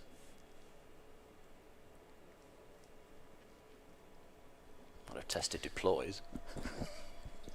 Certainly seemed to be big enough. Hammond switched sides here as this is turned out towards deep square leg for 4 by McKini. Lifts that off a length around about the bottom of off stump. Hammond, who had been in the covers, he came across the short mid-wicket, but it's just been launched out to the far side of the ground. And he finishes the over with a 4. That followed 4 leg byes. So McKinney's on 76 from 74 from 75 balls. Lee's on 33 from 68. Durham 116 for none after 24 overs here on the BBC. Very good start for Middlesex at Lord's. They've got Worcestershire 64 for 5 now, with Higgins and Sharma 2 wickets each. Henry Brooks now with Gloucestershire on loan but not playing in this game, and Tom Helm they've got as well, but Morgan and Sharma doing a fine job seemingly for Middlesex. They looked very disciplined against Gloucestershire last round. Miles bowls short and wide, and that's been cut away. There's nobody down on the deep third boundary, and that's 4 more. So Lees gets his total moving again, and that's 3 boundaries in the last 3 balls across the last 2 overs. 120 without loss. There's a fair amount going on in Division 1. Nottinghamshire 93 for 4 against Glamorgan. Now Andy Gorvin has struck. Gorvo's going to get you. That should be what the new Steve-O WhatsApp group for the Australians is called. Short and wide again from Miles, and we tried to control that, Lees, into the gap between backward point and cover. They've put a fielder back on the boundary fairly fine, and he just really tried to manoeuvre the ball through the offside and tried to let the outfield do the rest, but he just didn't quite get enough bat on it. So Nottinghamshire got a draw in the first round of their title defence. 93 for 4 against Glamorgan. The last team to beat them were Durham in May last year, and then Durham never won again. Isles bowls and Lees covers up and pushes to mid-on. Our colleague Dave Bracegirdle said the defeat at Chesley Street was basically the kick up the backside that Nottinghamshire needed, and they never looked back after that, and Durham never won again. Sid Duckett is playing and made 25. Josh Tongue is also playing, and Brett Hutton's back as well. Fergus O'Neill, so it's almost a completely different bowling attack from the one that played the first round. Pennington, the only survivor. Miles is in now, and he's got that one away this time, as Lees, he won't catch it. He just won't catch it. It's just a little push, but it finds the gap. The boundary's too short, despite the full-on sprint from the cover fielder. That's 4 more. And Lees is on to 41. Durham 124 without loss. The run rate has hit 5 again. And Bell's warming up down at fine leg. I was delighted to get the nod from the skipper when you've got McKini going along at a runner ball and Lees now finding his timing as well. Miles running in the sunshine, I think we can now say it. Bristol, and almost chops it on. He tried again to force it through that offside, which is tempting, even though there are so many fielders there, and that ball was just too close to him for that shot. The inside edge goes down into the pad and does not go onto the stumps. And again, that just sort of, it feels as though Durham are going to have to get themselves out at this point, because there's nothing happening off the pitch, there's nothing happening through the air. Miles bowls and forward goes Lees, runs that one pleasantly to extra cover and doesn't get a run, so 8 off the over. Durham 1-2-4 without loss. It's been extremely straightforward for them so far. Reminds me of the day when we turned up to play Whitburn. We're playing Sunderland at Ashbrook, and Ashbrook's a massive ground. There's a rugby ground at one end. Durham played Australia there in the post-war years. Huge place. And my dad said, "You're going to have to open the bowling today." And I said, "Why?" And he said, "Because everyone's on holiday." And their opening batsman just kept smashing me into these tennis courts, and it was a long way to the tennis courts to get the ball back. And when I asked to come off, he said, "You're going to have to stay on because there's nobody else." But wouldn't happen nowadays, though, because they've built flats on the tennis courts. Flats look quite similar to those ones over there, actually. Here's Taylor. Left arm over pavilion end, bowling to McKini, who gets an inside edge there, and it's gone off down to fine leg for 1. I'm not sure he knew where that had gone at all. That one did seem to do a little bit through the air, quite late, catching the inside edge.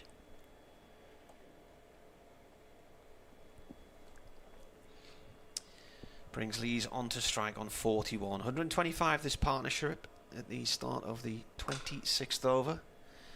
Gloucestershire put Durham in earlier. Taylor now comes in the bowl to Lees. Wraps him in the thigh pad area. There's an appeal. Not interested. Neil Pratt. Durham's 50 came up after 11.3 balls. They got to 100 for none in the 21st over. 26th over, 25.2 gone now, 125 for none. Lees has faced 75 for his 41. McKini, nearly a runner ball again. He's got 75 from 76. And he's at the non-strikers end, and his view is being ruined by Ollie Price, who's standing in front of him. It's silly mid-on. And the ball goes to Ollie Price at silly mid-on as he goes down on one knee to collect that one. Who's saying Ollie Price isn't pleasant to look at? Well, not the back of him.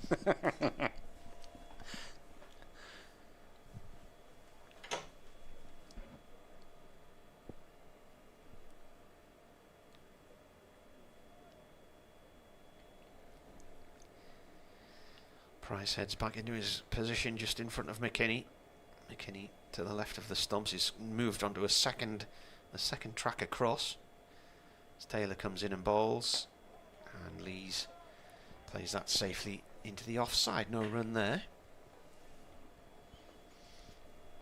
Yeah, it's pretty much either a really rash shot or getting bored. But I don't think they'll get bored with 15 minutes to go until lunch. You wouldn't have thought they would. It's flown by, hasn't it? This morning session's gone pretty quickly. It's the company. Yeah, obviously. I mean, it didn't even need to be said, did it? Really, you know. Well, he wouldn't have said it. No. So I needed to. Taylor Rain. This has gone off towards point. Oh, there could be a run out here. Lees is in no man's land and was an absolute goner if that had hit the target. But with all of the goal staring at him, Joe Phillips has smashed it over the bar and into the stand behind the goal. Lees played that more or less straight to him. He's fielding around about the point area. He set off and McKini said no. And he didn't have much of a sharp turning circle there, Lees. He was in no man's land. And, well, Phillips lined up his throw and missed the target entirely. He wasn't exactly side on. He'd come around in towards the cover area. Yeah, he had much more than one stump to aim at, maybe two. And let off for Lees on 41. There's Taylor bowls, and Lees plays it up to mid-off, no run there, end of the over. So Durham could have been 125 for one there, but they're not. Yeah, they haven't hit the stumps so far of Gloucestershire. Yeah, maybe stump and a half to aim at for Phillips there, but he had plenty of time. But Gloucestershire only hit the stumps once. Lords Van Buren from, I think, mid-off. But the batters were home. But they had 2 or 3 good run-out chances. One of those being deployed pretty early on. Joe Phillips as well had a run-out chance of Joe Cracknell, which would have potentially allowed them to get a couple more batters in late on in the day as well. Nothing really seems to be quite running for Gloucestershire in the early season. They haven't really made their own luck by putting down opportunities and missing chances. Just looking for something before lunch, having put Durham in. Bell is going to bowl from the Ashley Down Road end, and he's in now and strays onto the thigh of McKini, and he'll brush that away down to fine leg for 4 more. Not 95 for 5 against Glamorgan. Well, they certainly gave Yorkshire a good go in the first round, Glamorgan. That declaration looked a bit, well, it certainly looked tempting, and they ended up really having the better of things, Glamorgan. 129 without loss as Bell bowls to McKini, who's standing tall, getting on top of what bounce there is and defending it into the covers. Van der Huchten's got 3 wickets, including Kyle Verena.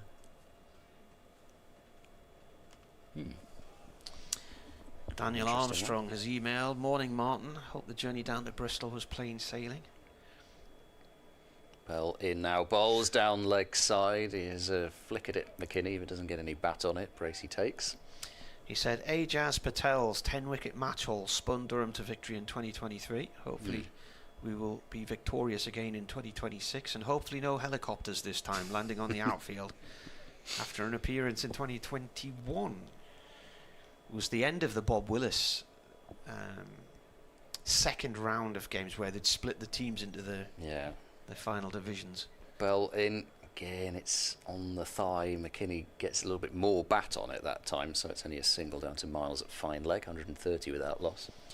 So Gloucestershire had shaved all the grass off the track. It was threadbare, and despite the fact that air ambulance came and landed here in I think the first over, it was early on. It landed on the field right down below our commentary position, and then the crew got out and they ran to a nearby house where there'd been an incident or something before flying off again about half an hour later. I just remember the dust kicking up off the pitch. Bell bowls, well, that's an inside part of the bat from Lees that time. It's another single down to fine leg, but this time it wasn't, because it was misdirected from Bell. Lees is on to 42, 131 without loss. I was commentating here with Lammy and we could hear this noise, and I'm saying that sounds like a helicopter, but I can't see it. And then it sort of circled the ground and then reappeared at you were at the far end. Yeah, because I was in the flats. So you then you would have heard it, but you wouldn't have known what it was. Well, it felt like it was going to land on top of us. Well, initially we thought it was going to land on the roof of the apartment complex.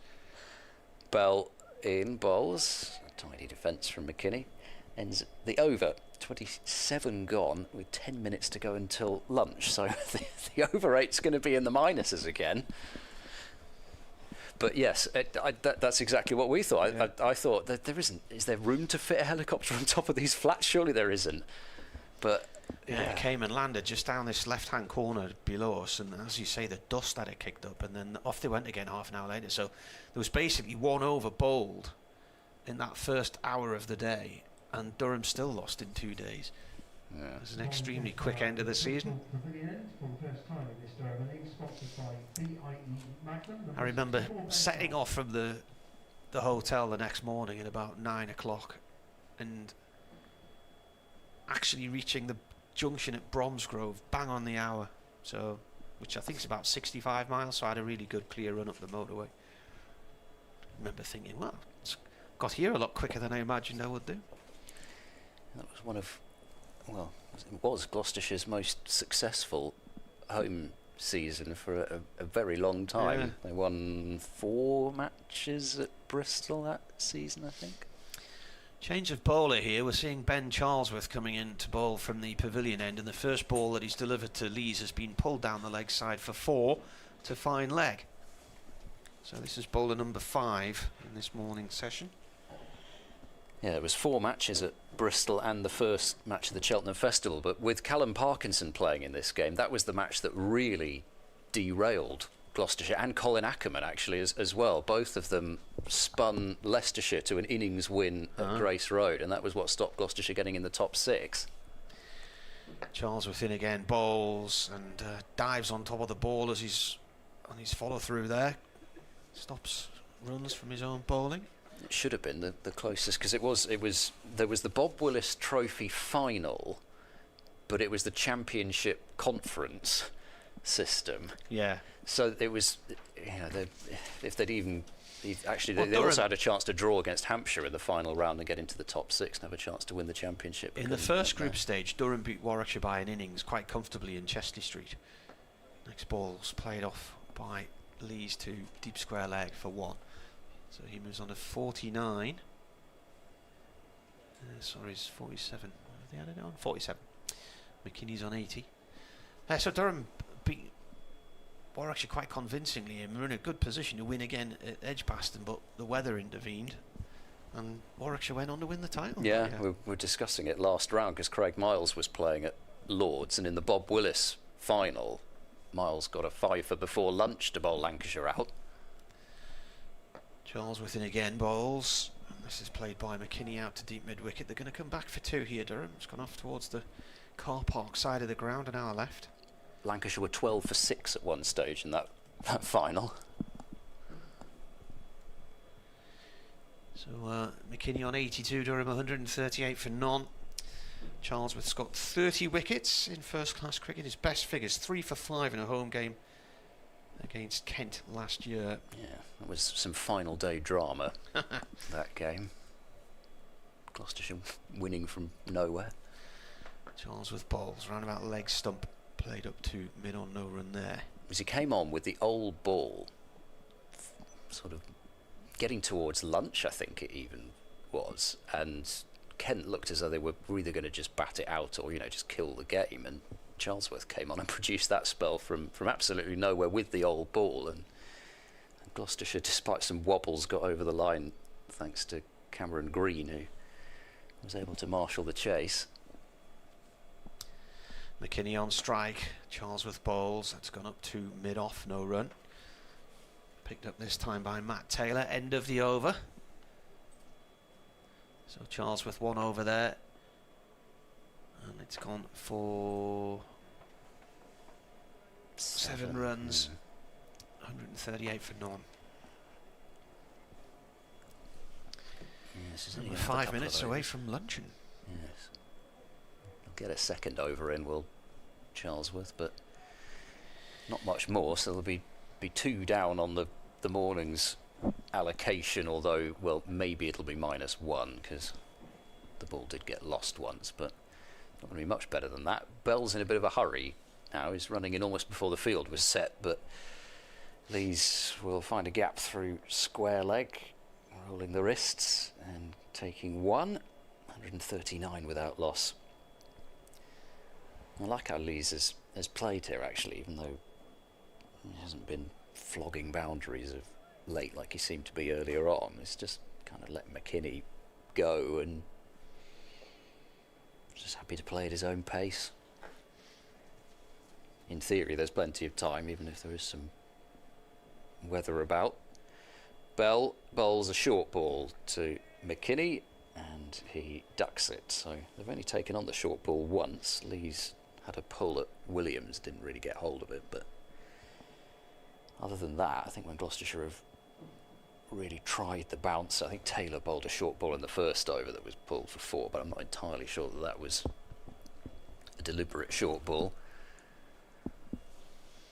Just been content to duck. Bell bowls now, and leaving that alone is McKini. Just looks as if he was a little bit surprised by some bounce, but was able to get the gloves out of the way. Had a message from my dad. He says, I played against Courtney Walsh. Whitburn against Tyndale. Tyndale's Hexham area. He said he was only 19 and scored 50 batting at number 6. He was a bit sharp. He hit me on the upper arm, which I still remember to this day. I didn't score many, he says. Imagine that. I think that might have been the match where Bell bowls and whipped away past mid-wicket. Sprawling effort from Charlesworth, but there is a fielder on that long leg side boundary. It'll be a single for McKini. He's moved to 83 and looked really impressive doing it from only 87 balls. Durham to 140 without loss, having been put in by Gloucestershire this morning coming up to lunch. And Ben McKini, well, if you're on England watch, he's certainly been very watchable. yes, Durham put in by Gloucestershire, got to 50 in no time. Welcome to listeners on Sports Extra. McKini then got to 50 and 50 balls, 8 fours and 2 sixes. Durham then made 100 for none in the 21st over. One real scare, Lees should have been run out on 41. Bell bowls! Oh, he goes right through him as an appeal, but I think that's done too much. He's played not and out. missed it. Yeah, it's just a question of, I mean, I'm not sure whether they're appealing to see if it had come off pad through to the keeper, if they were appealing for LBW or caught behind, but it felt like one of those which was just not out on either end of it, but was a cracker of a ball. He's as angry with himself again there playing in that one, but it did move late on him. So he should have been run out. He's on 41. He played a ball off towards point and set off for a single, which was never on. It went to Ollie Phillips and he missed the stumps. Bell into Lees. That's tucked away to mid-wicket, or there would have been a shot at the stumps probably if Charlesworth had picked that one up cleanly, but I think they ran through pretty well there. So a single to keep Lees the strike on 49, and Durham 141 without loss. We'll have one over more until a break for some food. I think that Courtney Walsh game when Whitburn were playing Tyndale and he was bowling and whoever was batting kept playing and missing, and then he got one on the pads and he appealed. And the umpire said, not having the batsman, said that'll do for me, and turned and walked off. So. It's like, what's it? There's a story Dickie Bird tells that's like that. It was Nobby Clark, a fast bowler for Northamptonshire, I think it was, facing Larwood and Vose for Nottinghamshire. Nicks it and it falls short of the slip cord, and I'm satisfied that was a fair catch after he bumped, I can't remember who it was, one of Larwood or Vose in the previous innings. Here's Charlesworth to bowl the final over of this morning's session from the pavilion end, with Durham 141 for none. And while Ben McKinney's first boundary was an edge past the slip cord, and it wasn't, nobody got near it, it wasn't a catching chance, it wasn't put out or anything, it went flying. And then he brought up the Durham 100 with a 4, and then followed that up with another 4, having hit a couple of sixes before that. He was on 11 fours by the time he hit the consecutive 4s as they got to the 100 mark. This one stays low on Lees and it's kept away by the toe end of the bat. Durham here after a draw with Kent last weekend in a rain affected game where they lost all of the play on Sunday because of Storm Dave. Don't know if Dave did anything in London on the Saturday night, did it? He was probably known as David down there, wasn't he? At Lord's.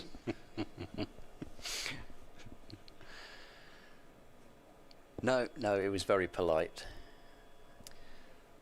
Charlesworth comes in again. That's gone down the leg side, taken by the keeper, diving across to his left, to his right-hand side. There's a little roll as he catches that one. Oh, he lost about 10 overs from the match due to bad light on the first day, and that was it.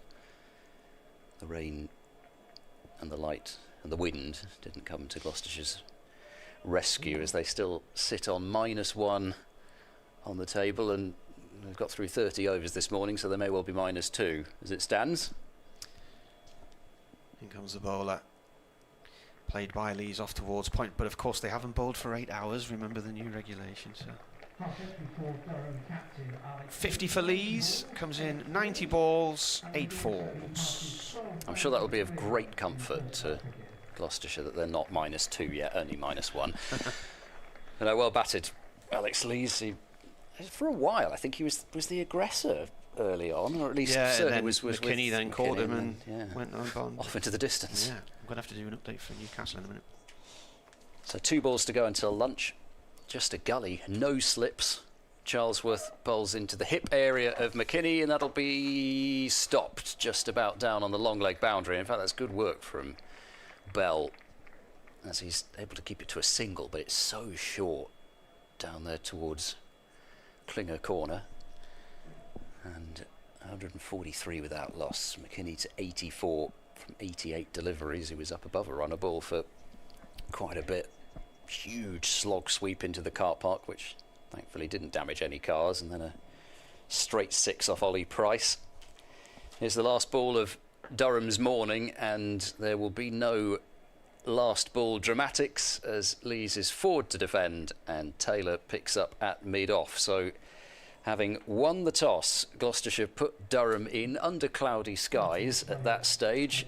The skies are now sunny, and Durham's openers are still there. Lees on 50, McKini on 84. It's been the sort of morning that makes you think that Durham's batting lineup really could make light work of Division 2. They've made pretty light work of this morning, as Marty says. Just a run-out opportunity. A couple of... Well, there was one loud appeal off Miles's bowling for a caught behind, and that's been pretty much it. Gloucestershire strolling off after a morning where they've been chasing a lot of leather. We're going to have some lunch, and Martin Emerson and myself will be back in around about 40 minutes for the afternoon session. Chips, mushroom peas and tartar sauce, or tempura vegetables with the same accompaniments. And the optional dessert is the milk chocolate and hazelnut cappuccino mousse. First match here on the 21st, Sunday the 21st, between the West Indies and Sri Lanka, plus 5 more matches across the week. Tickets start at just £15. You can go to the Gloucestershire Cricket website to book your tickets for those games. That's Sunday the 21st until Saturday the 27th of June. And staying on the international flavour, England women play India here on the 30th of May. Two of the best teams in the world going head-to-head. For tickets on that, you can head to the club shop, or again go to the club website. And of course, we have both men's and women's Vitality Blast matches here this summer with new head coach Fran Wilson. The women start with a match against Glamorgan on the 22nd of May, which is a double header, as Gloucestershire's men also take on Warwickshire on the same day. There are 3 double headers, in fact, across the summer. Gloucestershire taking on Middlesex on Friday the 5th of June, and then on the 7th, Club Connect Day, with Gloucestershire women and the men facing Worcestershire. It marks the 5th anniversary of the Her Game 2 campaign, and Gloucestershire Cricket thanks you for your support of that across the last 5 seasons. So the important date really is the first double header in the T20 on the 22nd of May. Gloucestershire women against Glamorgan and Gloucestershire men against the Warwickshire Bears. And again, Club club shop or the website for all the ticket information you need. And to keep across Gloucestershire news across the summer, if you're on social media, various platforms available, of course, X, Facebook, Instagram, TikTok, LinkedIn, YouTube and Blue Sky.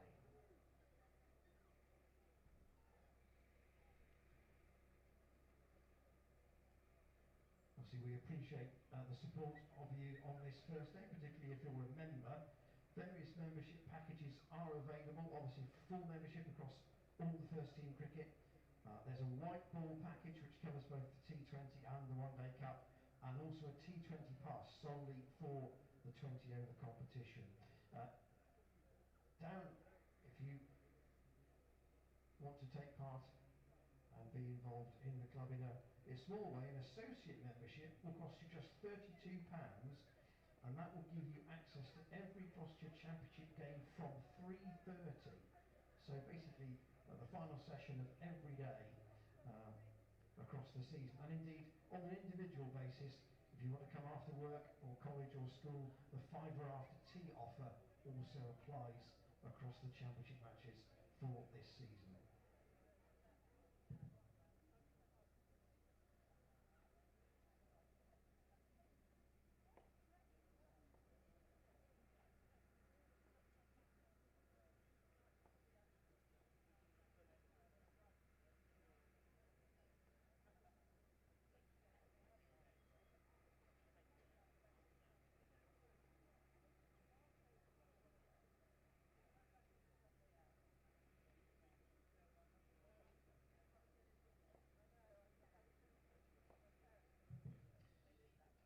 It is lunch around the country in all the other matches, so I'll start in the first division at Chelmsford. Essex are 80 for 4 against Somerset. At Trent Bridge, where Glamorgan took a wicket with the first ball of the day, Nottinghamshire are 101 for 5 against Glamorgan. At the Oval, Surrey 110 for 2 against Leicestershire. At Hove, Warwickshire 69 for 3 against Sussex. And at Headingley, Hampshire 82 for 2 against Yorkshire. Elsewhere in Division 2, at Canterbury, Northants 124 for no wicket against Kent. At Old Trafford, Lancashire 88 for 2 against Derbyshire. And at Lords, Worcestershire 84 for 5 against Middlesex.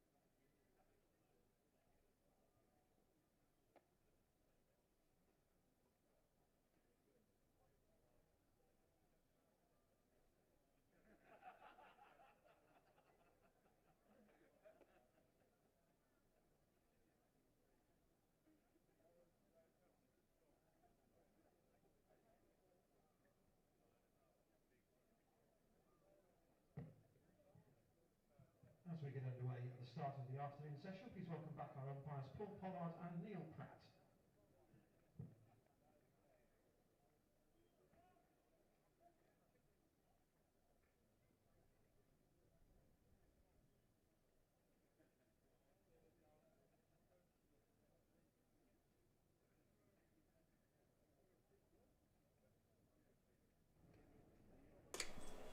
Good afternoon, welcome back to Bristol, and at the moment just about cloudy skies, but there's still some hazy, watery sunshine just about as the players make their way back out to the middle, with Lees and McKini still there, having been put into bat first thing by Cameron Bancroft. And Lees started off briskly but slowed down a bit towards the end. McKini never slowed down, he's been off like a train. There were a few people seemingly getting quite excited about the fact that he might score 100 before lunch. I don't think either of us really felt that that was quite going to happen. Gloucestershire would have had to put on some more tempting spin possibly to see if he wanted to smash a few more sixes and possibly get himself out. But fortunately, from the Durham point of view, the 100 before lunch wasn't in his mind. And Gloucestershire, well, they had a couple of, well, they had one definite opportunity, let's put it that way. Lees could well have been run out on 41, but they'd already put on 125 by then. There was one loud appeal for caught behind. McKini edged his first ball through the gully for 4 at catchable height, but Gloucestershire had 3 slips in the gully, and that's been about it, really. And those spectators who've made their way into the ground so far have had very little to applaud other than Durham boundaries, and everyone's got that sort of look as though they're settling in for what could be a long afternoon. And Gloucestershire are -1 on the over 8 as forecast, so I'll have a bit of making up to do as far as that's concerned. And they will be starting the afternoon session with Will Williams from the Ashley Down Road end, Ed Seaborn and Martin Emerson, your commentary team, BBC Sport website app, via the Gloucestershire live stream as well. And Gloucestershire are already fairly on the defensive with just the one slip and fielders scattered out on the boundary and in the inner ring. This is only the 21st time these two sides have played each other. There was a long period when Durham were in the top flight for 13 years when Gloucestershire weren't. As Williams comes in, bowls, it's bouncer, he's off balance as he bowls that. He just turns and jogs away. So they've not played each other that many times, but this opening stand today breaks Durham's previous best first wicket stand against Gloucestershire, which was actually on their last visit here in 2023. On that occasion, it was 119 from Alex Lees and Michael Jones as Durham won their first game here. Today they've got up to 143. The best Gloucestershire opening stand, I thought it would have been more than this, but it's not that big. As Williams bowls another bouncer down the leg side. Is that a no ball signalled? It is. Is that the first no ball that Gloucestershire have bowled this season? Because I don't think they bowled one at all in the first round. No, first no ball of the season after 161.1 overs. So it's just a lack of discipline, isn't it? Anyway, Gloucestershire's best opening stand against Durham, 95, Craig Spearman and James Pearson in 2002 here. Next ball is another shortish ball. It's gone down the leg side and McKini watches it go, and after it's past the stumps it then angles back towards the leg side and is taken by the keeper. I was looking at the fixture between these teams in 2003, which was notable for many reasons. Jonty Rhodes got twin hundreds, but my favourite part was John Lewis, LBW John Lewis, in the first innings. Yeah. Round the wicket comes the bowler, and that's fended down into the ground by McKini. It was short again. Yeah, John Lewis went on to become the Durham coach and help them win the title in 2013. Halfway through that season, Jeff Cook was found unconscious in the car park around the corner from the ground. He'd gone out for a morning run, and so he was seriously in a hospital for a while. And so John Lewis took over the running of the club, and they went on to win their 3rd title that year. Williams to McKini. McKini flicks this on its way for 4, down to fine leg. It just sat up nicely for him. It was another leg side-ish delivery. They've all been leg side so far. He's obviously decided he's going to try and bolt to a plan here, and they've brought in a leg gully in Ollie Price, but that's gone way to his left and way to the right of the keeper James Bracey. So McKini moves on to 88, and this opening stand now nearly 150. They're 149. Williams round the wicket to the left-handed McKini, who leaves that one. Has a sort of gentle waft at it, but he's more or less leaving it really as it goes down that leg side and through to the keeper. And every delivery in that over so far has been a leg side delivery. We've still got 1 ball left because of the no ball at the start. It does look almost as though it is a cunning ploy. Yes, which so far has cost Gloucestershire 6 runs, but does come to something in the 31st over only. Trying to bowl a leg side plan.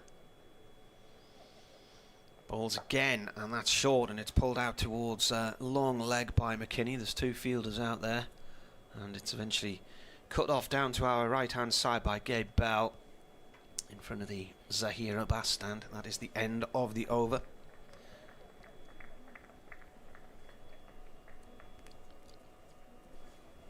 So Durham are 150. They've got to 150 for none. And it looks as though Bell is going to bowl from the pavilion end. I'm not quite sure why umpire Pollard is standing on the pitch just before the danger area, and he's looking at his colleague, and I think somebody may have got warned there. I'm not sure whether it's I think it was the bowler. So I think Williams may have got an official warning in terms of running on the danger area. That's about all Gloucestershire need. And the notebook's coming out, so yeah, I think that is what's happened. I saw the finger being wagged and pointing down at the pitch. I didn't see it to the bowler, but the notebook's come out and that's what's happened. So Williams was clearly getting quite tight to the front line in that over because there was a no ball, but apparently was getting tight to the danger area as well. Here comes Bell, right arm over and bowls, and that's driven away. It's off the middle of the bat. It's a check follow through really from Lees, but it might still go to the long extra cover boundary. Not quite. Sliding stop from Phillips. They do sprint through for a third. Must have been ambling the first 2 because there's such a long way out there, and I thought there was a comfortable 3, but anyway, they do make it. And Lees moves on to 53. Durham 157. No, 154 without loss. It's already gone up on the board. I need to get used to the rhythms of the Bristol scoreboard again. It was hard to score off at Lord's, was Bell, but 43 in his 9th over here. Gloucestershire just don't seem to have found the right length to bowl on this pitch. If there is one, it's probably about there, as McKini defends with soft hands square of the wicket on the offside. 90 off 96. He seems to have quite a, this isn't me trying to put the curse on him or anything, because it doesn't work. There's no such thing. He seems to have quite a good conversion rate in his young career. I was looking during the lunch break. 4 centuries, 3 for Durham? Yeah, something like that. 1 for the Lions. Bell bowls, and McKini allows that one to angle across him. 250s, is it? Did I say earlier, did I? Yeah, something like that. 4 and 3 total. No, yep, you're right, 4 and 2. Yep. 1 list 100, 150.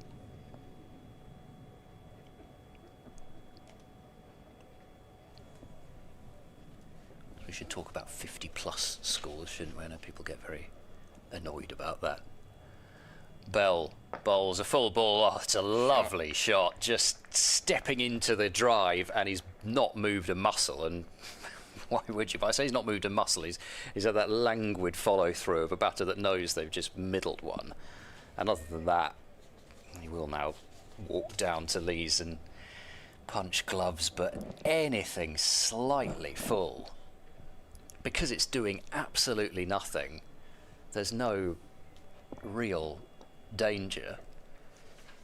It's just pick your gap and allow the ball to whistle away. 158 for naught, and driven again by McKini out into the covers for no run. Probably should have let you have that ball, Marty, because it's not out of the realms of possibility that he brings up his 100 with a 6, even against a seam bowler. It's a short leg side boundary. If Bell were to drop one in short, he could do it.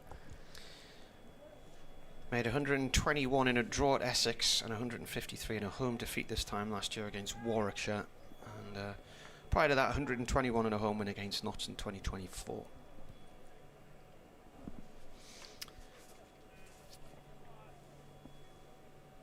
Bell coming in at an angle up to the stumps, right arm over. McKini plays that off the back foot out into the covers, and it is stopped by Miles Hammond. End of the over, so he's off strike. It doesn't really seem to matter where Gloucestershire put that offside field. There was a while where they had mid-off quite straight, so McKini changed and just angled the bat a bit more so it went to wide mid-off. Now they've switched back to having everybody shuffled round a bit, so cover an extra cover and a wide mid-off. I'd imagine he's probably just going to go back to driving it straight again. It's just been picking his spot all innings.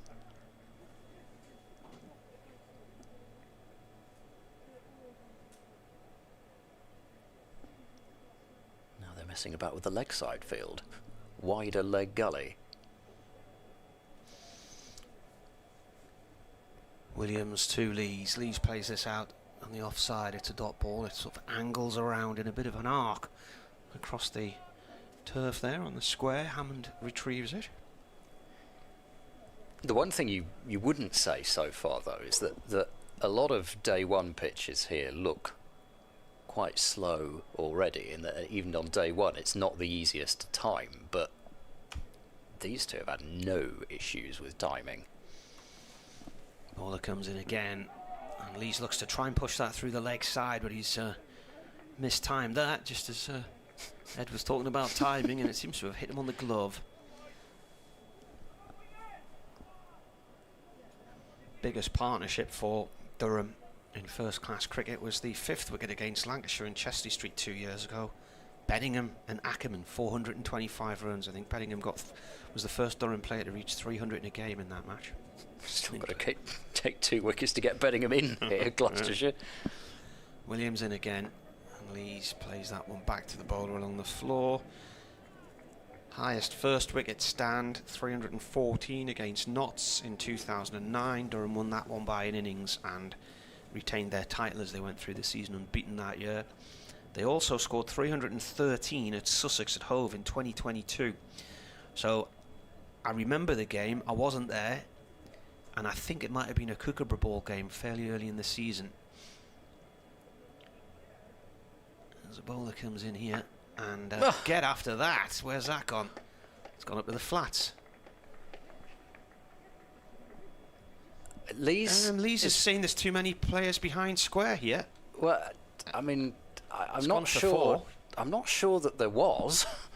Deep square is certainly forward of square. I don't know if I don't know where the extra fielder is that Lees thinks he saw there, but it's a good job he didn't hit it straight to mid-on. Well, he smashed that over the top of mid-on for 4. He's pointing at the square leg fielder. He's saying he thinks he was behind square. Well, when he was pointing over to him originally, it looked like he was right on the cusp there. You've got a leg gully and you've got a long leg, and square leg was right on the cusp. I mean, the umpire's staring right at him at point at the moment. This one's defended. I was shocked by the shot. I mean, he wouldn't expect that shot to be played normally. Clear the front leg and slog. Well, I'm sure we can zoom in on a replay from the camera that we've got on the roof of the shed bar to get that angle. Yeah, the 313, Alex Lees and Sean Dixon at Hove. So that was the 28th of April 2022, 4 years ago. As Williams comes around the wicket again and bowls. As it's gone up to mid on, no run there. End of the over. 162 for none. Lees has 57, McKini 94. I'm sure that was a Kookaburra ball match, but I watched it from home because I tripped over a curb. Oh, is it then? Yeah. Oh gosh, I saw knocked some myself pictures out there. and fractured my eye socket and couldn't go down to home. So I watched it from home. These pavements do get dodgy late at night. No, they do, especially when they jump up at you. And I was attacked by a pavement. I don't know whether I hit the pavement or the wall because I was unconscious, so I have no idea. I suppose you better continue with McKini on strike. Oh, I suppose so. I'll just sit back and getting a bit greedy, isn't it? Just relax. Right, McKini has faced 100 balls. He's on 94 bell balls. McKini drives. That's 98. That's a lovely straight drive for 4. Straight back past the bowler. You saw it coming. Yeah. You know, they've moved the field squarer, saying, okay, if you want to drive, then you'll have to drive straighter again. Presumably thinking, well, he's going to find some sort of a gap, so you may as well have him play with a straight bat and possibly bring the slip and the gully into play. According to my stats, 2 more runs. This will be Durham's 379th century in first-class cricket. He's played that ball back to the bowler, who collects it one-handed. We're nearly on 2 o'clock as well. Nearly got to do a news bulletin in a moment. Oh, it's a race against time. Oh, I thought you were. I thought you were rubbing your hands together with excitement for the update. No. But no. Warming to his work. Bell comes in. Bowls. McKini right off the toe of the bat there. He's looking to try and play the ball out through the cover area, and it's got a bit of a leading edge back to the bowler along the floor. Actually, the 2 shots since he wellied the drive for 4, it just suddenly looked as though the first one he really just wanted to get there so much that he mistimed it, and then he went the other way with that last one. It's not enough wellying goes on in cricket, is there, these days? It's a really used word. Bell, and he's thrown the bat at that. That's away for 4, down to vacant third man, and that is his century, the 5th of his first-class career, his 4th for Durham. A trickle of applause. It's come in 104 balls, 18 4s and 2 6s. Well, it's been some innings to watch, and particularly his driving, but he's played pretty much every shot at some point, and bringing it up with a bit of a flash. But again, we've seen that if you can just get enough bat on it, he played one of those earlier on that flew well over the top of the cordon. Probably appropriate, really, that he brings up his 100 with a boundary, because it's been an innings of boundaries. Bell bowls to him, and that's dabbed away into the gully for no run. So 18 4s and 2 6s in the innings. There's not been a single one of the boundaries, other than the one that he hit off his first ball, that have been chancy, really. Even that last one is not a chance. Wide enough. He's flashed it over the top. 84 out of 102 in boundaries. In comes Bell over the wicket and bowls, and McKini defends to mid-off. Hammond will kick the ball to a stop. We might see Miles Hammond bowl this afternoon. This keeps going. 170 for no wicket.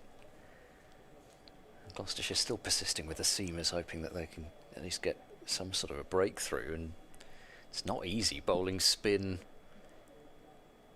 really at all with these left-handers in, because if you bowl from the pavilion end, then it's a really short swing to the leg side, and if you bowl from the Ashley Down Road end, then it's a really short swing straight down the ground, and there's not going to be any turn.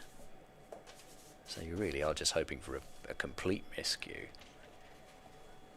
In comes Williams from round the wicket. He bowls to Lees and tucked away on the ground to mid-wicket, where Joe Phillips fields. They've still got a fine leg, a deep square, and that leg gully.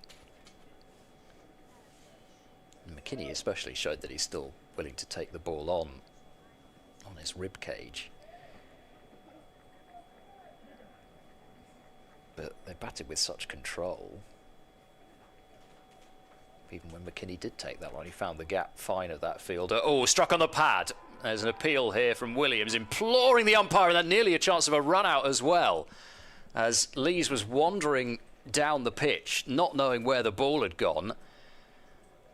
And the fielder from Gully, Bancroft, I think may even have had him run out if that throw had hit. He was dawdling somewhat. We'll take a second look. The LBW looks mighty close. Lees, he almost didn't really want to look at the umpire. I think he must have known that was a good shout, but hard to tell whether the run out would have been out or not. Williams round the wicket, bowls to Lees. That's turned away into the onside, and they'll jog through for a single. Out to mid-wicket, 171 really well here, without loss. Lees onto 58 and sort of continues to be a little bit of what we saw in the last round, really. There weren't many opportunities, but when there were, either the finger didn't seem to go up or Gloucestershire didn't grasp them. Williams in, bowls back of a length, and that's been angled down through the gully for 4 more by McKini. There's nobody down on the boundary, and again, soft hands, plenty of space to use there with almost nobody catching. And that is for number 19, 175 for no wicket. And, I mean, even Gloucestershire's control bowlers, Bell's gone at 5.5, Williams has gone at over 4.5. A hard lineup to pin down at the best of times, Durham. Williams in and bowls, and McKini gets a good length ball and defends it back. You're sort of a beret, Martin, short of looking like the stereotypical Frenchman with that jump, that T-shirt you've got on there. Blue and white stripe. Yeah. Where's your beret? It's outside with my bike with the onions on it. Williams jogs in. He's there and bowls, and that's whipped away in the air. There's a chance, is there? No, it's just wide of the fielder at backward square who's motoring round the boundary, Phillips. It was just fine enough of him. Bounces well inside the boundary, but kicks on for 4 more. McKini having some fun. It was a leg side delivery from Williams. Just for a moment, it looked as though Phillips might have been able to get there, but no, 179 without loss. McKini to 110. He's dealt with that strike rate as well. It's back over a runner ball. Apparently, in the 50s and the 60s, the French onion sellers were a thing, and lots of them used to turn up in the northeast of England, base themselves in houses around Sunderland and Newcastle. For your French onion soup. Yeah, and Wallsend and stuff, and even 60s and 70s there were some still travelling over here. Presumably they'd spend a few weeks in the area living with local families, selling onions door to door around all the villages. Right. I mean, presumably it's the soup that's French using onions rather than having to use French onions. I don't know what you're talking about now. As Bell bowls, and that's played by Lees out in the deep extra cover. They were massive onions. These guys would come with these sacks of onions on their bikes and split up and travel around Sunderland and Newcastle. Would be there for a few weeks, and they seem to stay with the same families every year. I saw some archive footage recently from Nationwide, I think it was. This is slightly over pitch by Bell, played away by Lees down to mid-off, no run there. And Yeah, there was also somebody put something on the Sunderland Antiquarian Society's Facebook page last year about the onion sellers who used to travel to Sunderland. There's quite a few of them would come from a particular corner of France, and one guy who was on the forum said, I remember these people used to come and stay with my mum and dad. Next ball's played along the floor to short mid-wicket, no run there. And when they were bored, they kicked him out and said, that's Charlotte. Yeah. You know your onions. Yeah, there's a whole string of those where that came from. Oh.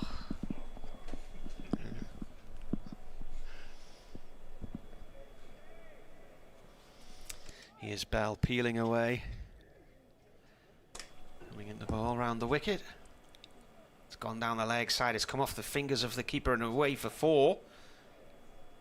4 byes.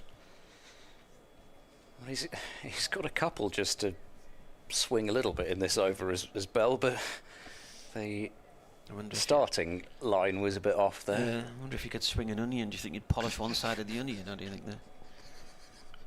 the layers would come off? We might want to try and bowl with an onion at this stage, yeah. Durham 185 for none. Lees is on 60. Bell around the wicket. Lees plays that short on the offside. No run there. Got 1 ball left of this over.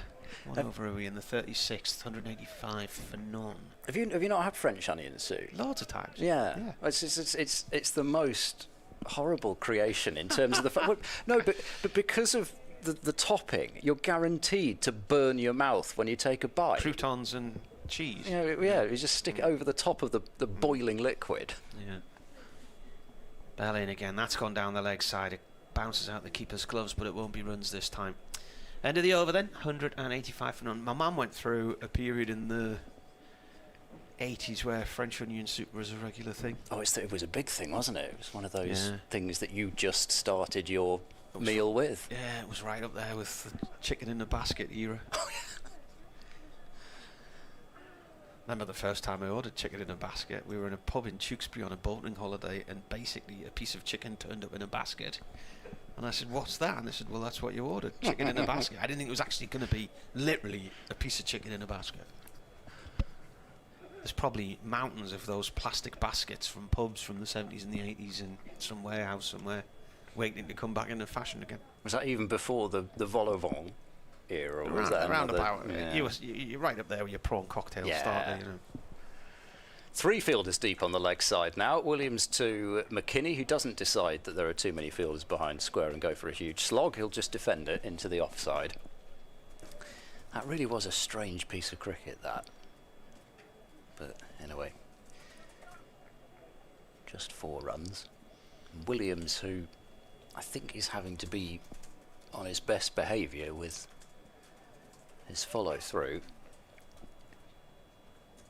Clearly so far is, because if he does it again, he's going to be removed from the attack for the innings. Bowls rather wide of the crease, short ball which is pulled out to deep mid wicket. One of those 3 fielders on the boundary. There's a deep mid wicket, a deep backward square, and a fine leg. And that was certainly not going to be hit in the air by McKini, who's moved on to 1-1-1 from 1-1-1. I don't think I can see anybody superstitious around the ground. 186 without loss. Lee's waiting. Williams in, bowls, and again it's very straight and played along the floor to Charlesworth at mid-wicket. Northamptonshire still have also not lost a wicket at Canterbury. They're 159 without loss. Ricardo Vasconcelos is 91. I'm sure will be up there with, close to anyway, McKinney's 111 in terms of being watchable. 13 fours and 2 sixes. Luke Proctor 58 not out, excuse me.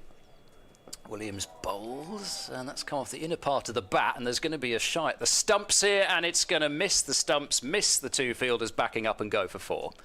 Well, that rather, I'm afraid, you don't like to be cruel, but it does rather sum up what's gone on for Gloucestershire so far. I don't think that Lees would have been out, but I don't think you can blame Charlesworth for throwing it. But the fielder at square leg, Craig Miles, was not exactly hustling to where the line of that throw went. And so Lees has a boundary even when he wasn't trying, which, again, has felt as if it's been the case a few times before, but not quite to that extent. Is 190 without loss. Williams bowls inside edge. Didn't know where that had gone either, did Lees, but of course it's not gone anywhere near the stumps. It's gone seemingly right through his legs, out to square leg.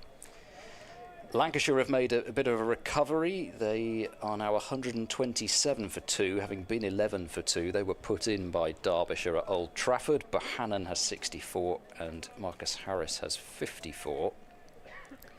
Worcestershire still in deep trouble at Lords. They're 106 for 6. Williams bowls, and that's another gorgeous shot from Lees, just stepping into the drive and spanking it away for 4 through the covers. That's 9 runs off that over, and Durham are 194 without loss at the end of 37 overs. And Division 1 wise, Essex 106 for 5 against Somerset. A couple of wickets for Jake Ball and Tom Lammonby. Nottinghamshire still struggling against Glamorgan. They're 132 for 6. Surrey 133 for 2 against Leicestershire. Warwickshire 99 for 4 against Sussex. Tom Price has taken his first Sussex wicket, bowled Sam Hain for 4, and Hampshire are 103 for 3 against Yorkshire.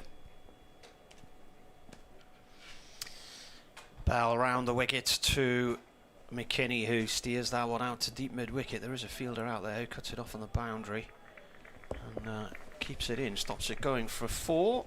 That was Craig Miles at full stretch there, virtually on the ropes when he stopped it.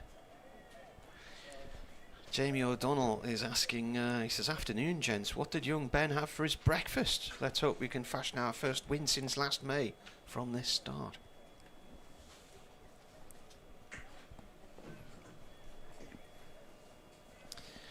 Gay Bell coming in here to McKini. McKini defends on off stump. The ball bounces back to the bowler, who flicks it away to Miles Hammond to give it a brush and a polish.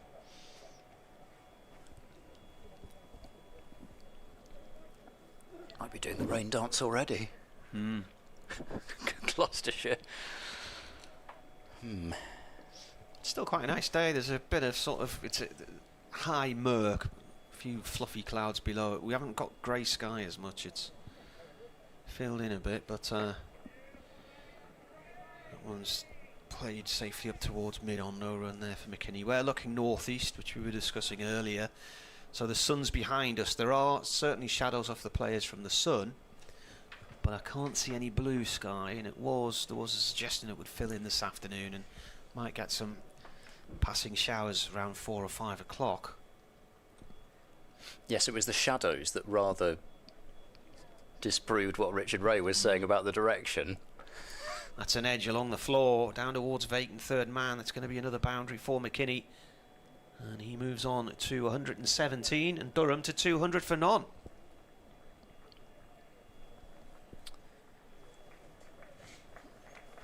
Well, keep it coming, lads. From a Durham point of view, I'm sure there's too much else to say. Scoring runs everywhere. Yeah, let's count, shall we? Highest opening stands.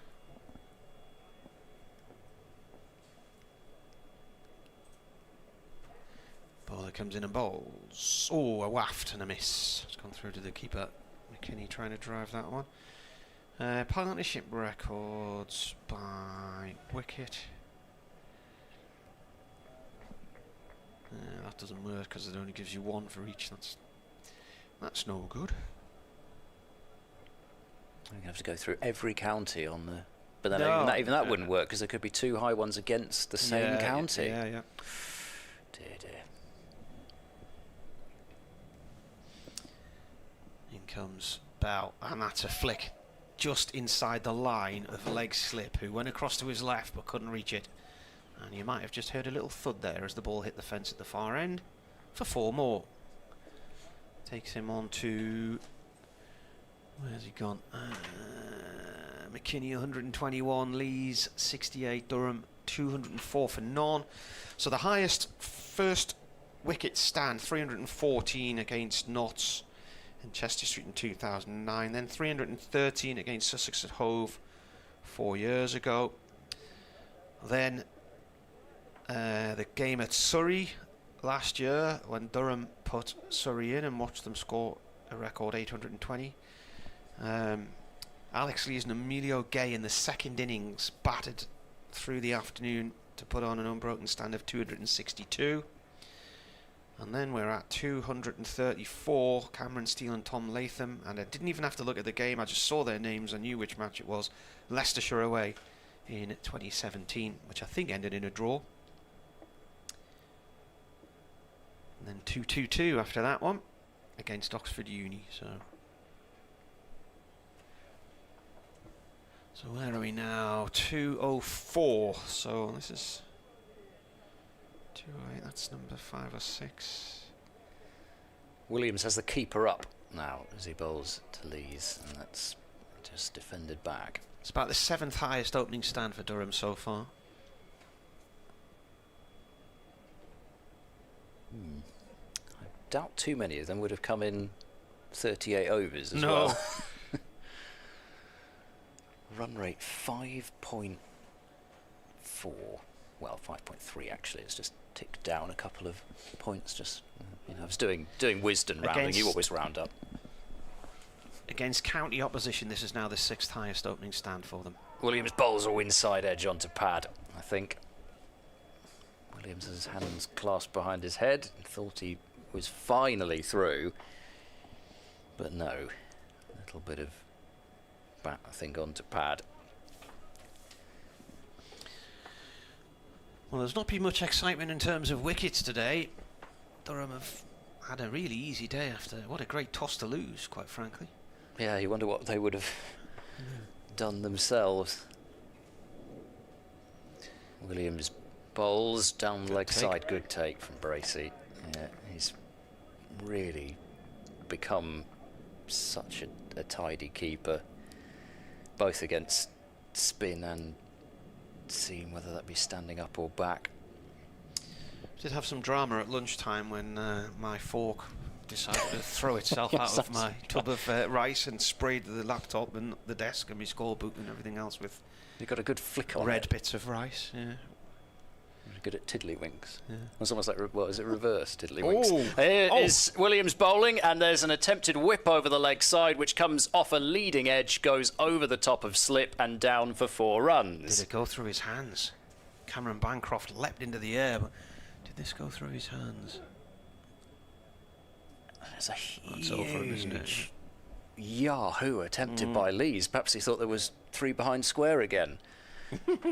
But I don't know they all count. That there was any chance for Bancroft. I mean, it's especially hard when it comes off at that angle as well, because you're unsighted by the actual shot, looking through the body, and then all of a sudden it's flying past you. Even when Gloucestershire have found the edge, it's not. Well, they've now equalled that in April 2021. First wicket stand against Warwickshire. Williams bowls to Lees, and that is clipped to mid-wicket for no run. It's still nil on the scoreboard. 109 for 7 against the team. 250 for a batting point. Start racking them up soon. I don't think the over rate will be getting any better either, so you have to bowl some spin anyway at some point, pretty soon you'd think. So it equals the opening stand against Warwickshire. I mentioned this match this morning. Williams last ball of the over, and it'll be squeezed away for a quick single to the left-hand side of Charlesworth at mid-wicket, so Lees will keep the strike on 73, 209 without loss. Now better than that. That was the first wicket partnership, Will Young and Alex Lees, in 2021 in that Bob Willis competition, and that was the Durham innings victory against Warwickshire in Chester Street. I'm saying that Warwickshire still managed to go on and win the title that year. So the next highest first wicket stand against county opponents, because we'll miss out the Oxfordshire one, is 234 against Leicestershire. So that was Cameron Steele and Tom Latham, and that's the third best, I think, from memory.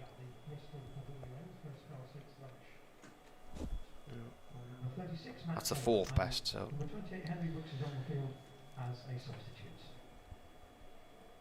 Henry Brooks is on the field as a substitute for who? Good question. Just a subfielder. He's not. Nobody's been substituted out of the game. No, just a subfielder, right. I think. It's all right. Then I'll not worry about that then. Here comes Matt Taylor from the pavilion end, replacing Bell. That's played off the back foot by Lees out through the covers, and there's a chase on, being chased across the field by Graham Van Buren. Left-hand throw back to the bowler's end, and 2 runs to Alex Lees there, takes him under 75. Remember, his highest score for Durham was 195 against Gloucestershire.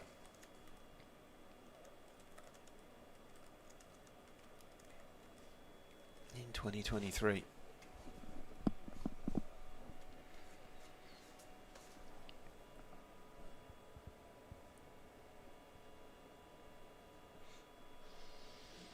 Bowler comes in again. That's turned off the legs this time by Lees. Down towards long leg. There's 2 fielders down there to cut out just the 1 run in the end.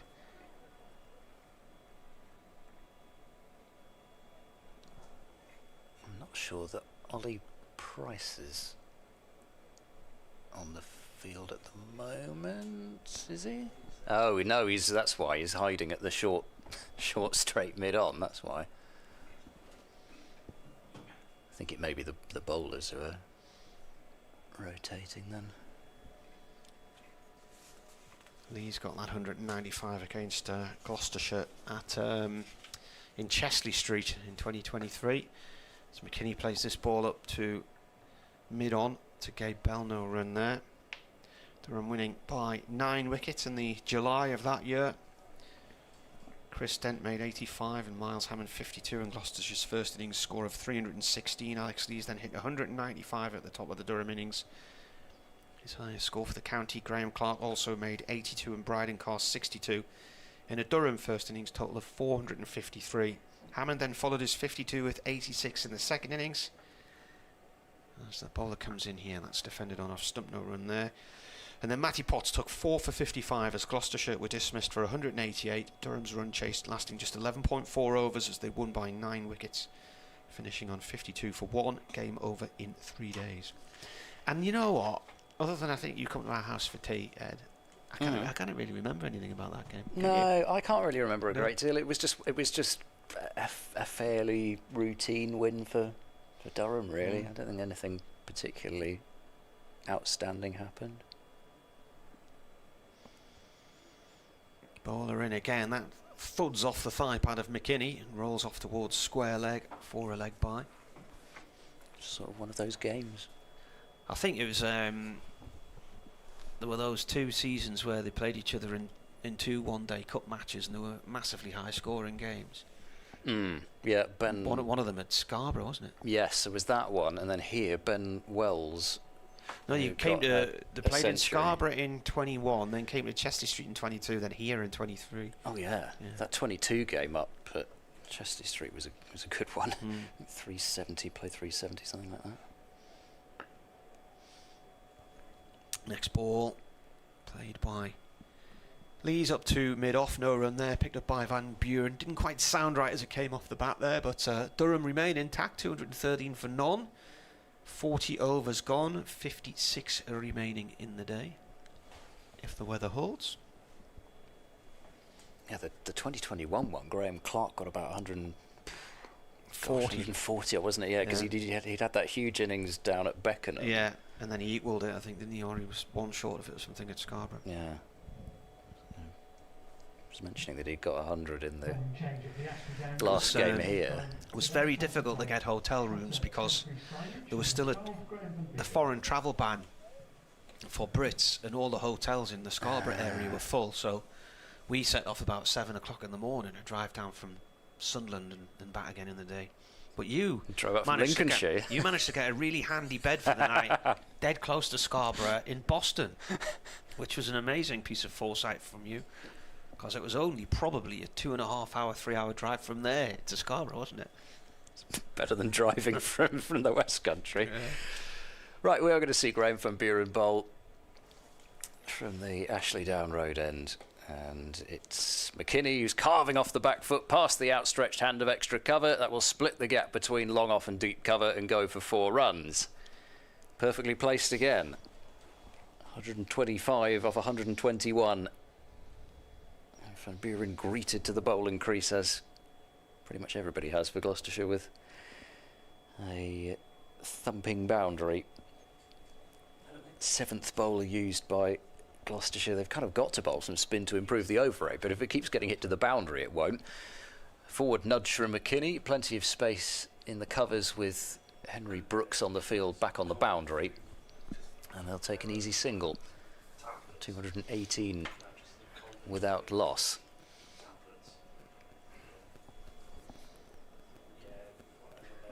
I can only imagine that Gloucestershire have got an extra fielder out there, not that it's helping them. I seem to have done a complete scout round and found everybody, but Henry Brooks is still out there off the back foot. Lees turns that one to Hammond at short mid wicket. Well, Miles Hammond bowling. Where's Brooks then? Where is he? I think he's out there. Deep point. Yeah.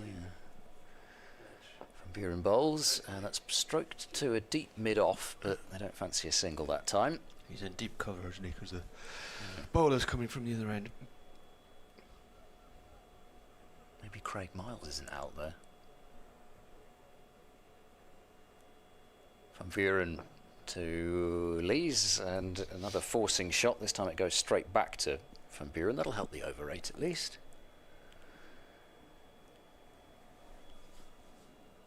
And last ball of the left arm spinner's first over. He bowls now. A little bit of drift, and again it's played straight along the ground right back at him. Lees and Van Buren having a bit of a grin about something, and 5 runs off the over. So by this innings standards, that's a fairly quiet one. 218 without loss. Just a tick under average. 5 off the over. Umpire's having a bit of a meeting. Yes, it was Miles who was off eventually. Worked out what was going on. Now Williams is having a bit of a break. Haven't seen Miles yet in the afternoon session. 4 overs for 22 in the morning session, although he did have that vociferous caught behind appeal turned down. Taylor to continue, who's actually been the cheapest of Gloucestershire's bowlers now. 9 overs for 29. In comes Taylor. He's appealing for LBW. That looked like it was going down the leg side. We're more or less behind the bowler's arm here. I would say that Ed is just slightly at an angle. I thought maybe it was a bit high. Oh, yeah, Struck him up, hit him up, around the hip, yeah. hasn't it? Yeah.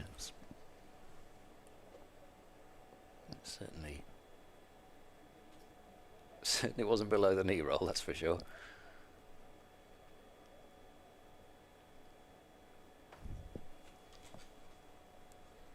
Taylor in, bowls, and pulled down into the ground by McKini off the toe of the bat. It bobbles past the bowler and is picked up just behind him by Gabe Bell at mid or no run there.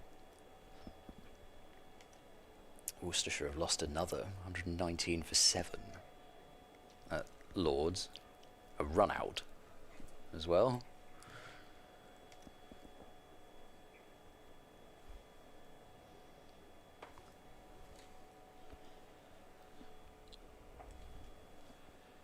Taylor comes in and just tapped short on the leg side by McKini this time, up on his toes, and just flicked it away into the ground. Short mid wicket, no run.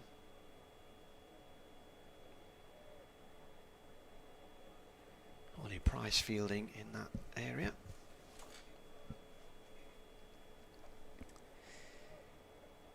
This has all come as a bit of a shock. I don't think too many people had Gloucestershire down as their promotion contenders, but the club was certainly hoping to prove a few people wrong. Bowler in again, McKini with a nice little cut out through the covers. That's just going to roll all the way for 4 towards the mound stand on the right hand side of the ground. Just timed that perfectly there. And I don't think that if you'd have said Gloucestershire would have lost their opening game against Middlesex and that Durham would be looking strong, I don't think anybody would have been shocked by that. But I think 445 for 9 declared, playing 216 and 215, and now 222 without loss, especially given Gloucestershire had some good performances in the pre-season. That part is quite a shock. 222 for non-Durham.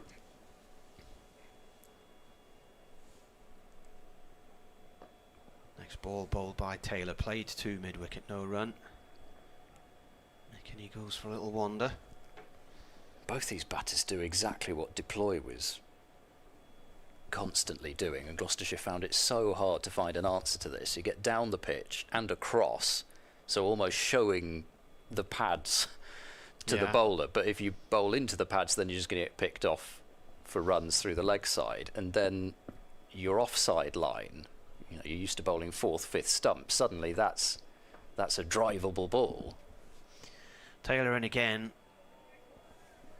Length ball off stump, just defended, end of the over. 4 runs from it, so McKini has 130, Lee's 76, and the partnership worth 222. We've had 42 overs, 52 to go here on the BBC. Day 1 of Gloucestershire against Durham in Bristol. Well, Northamptonshire are now 191 without loss at Canterbury, but they put themselves in. Vasconcelos 110. Kent had so many injuries last year, they ended up loaning in about 5 bowlers because they just decimated to the point where they actually brought their faith healer in. Oh, yes. Van Buren bowls, and that's cut away and well stopped at backward point. There's a little bit of shall we, shan't we from the 2 batters, but they get back. No run then. Yes, I haven't quite read exactly what this faith healer's meant to have done. Was it the ground as a whole that was being targeted? I'm not sure. This is played back to the bowler. Geophysics was in the title of the name of the person they brought in.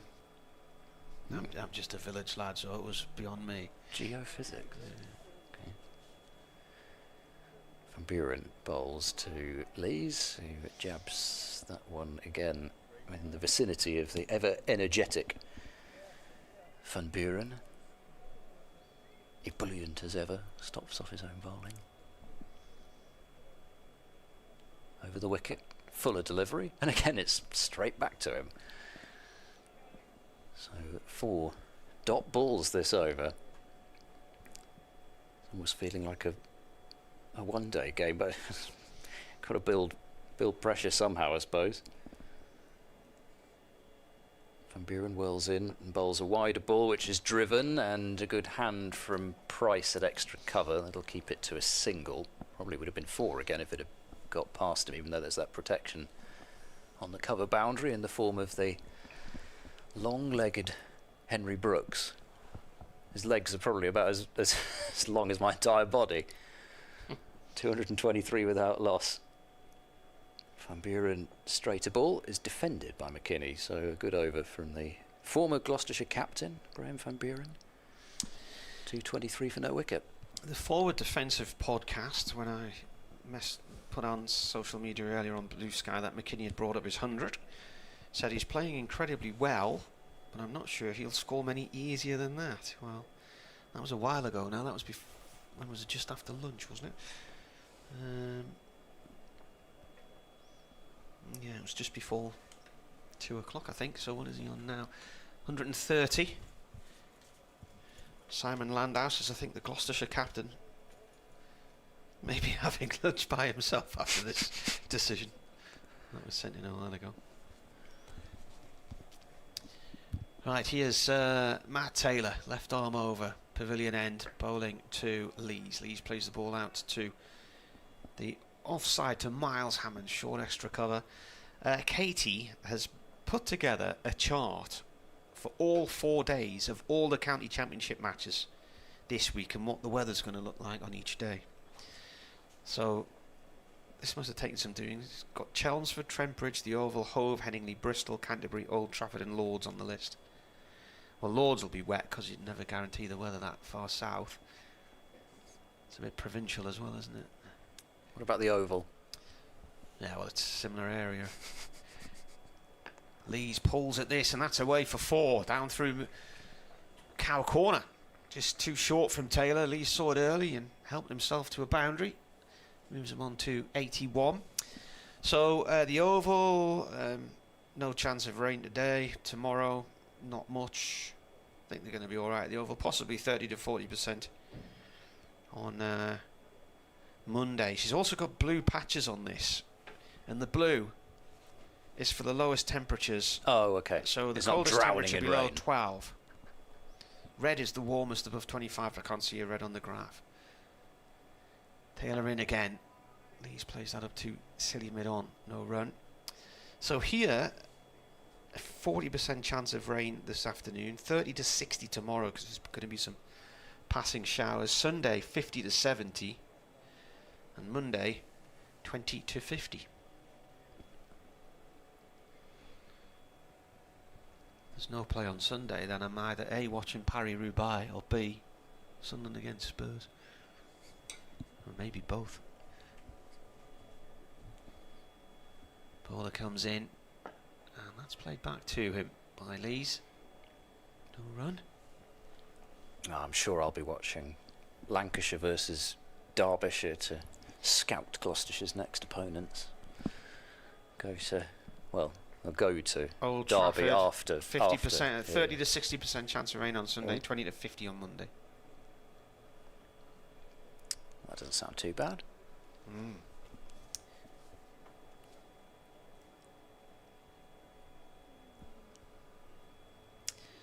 Taylor to Lees. Lees behind this one, pushes it out into the offside, no run. Whatever happens here, even if it finishes as a late draw Monday night, I've got to get in the car and get up the motorway because my youngest is 11 on Tuesday, and we've had a gradual countdown since about New Year to her birthday.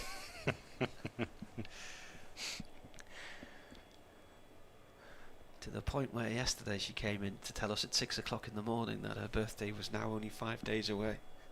And I told her it's 6 o'clock in the morning.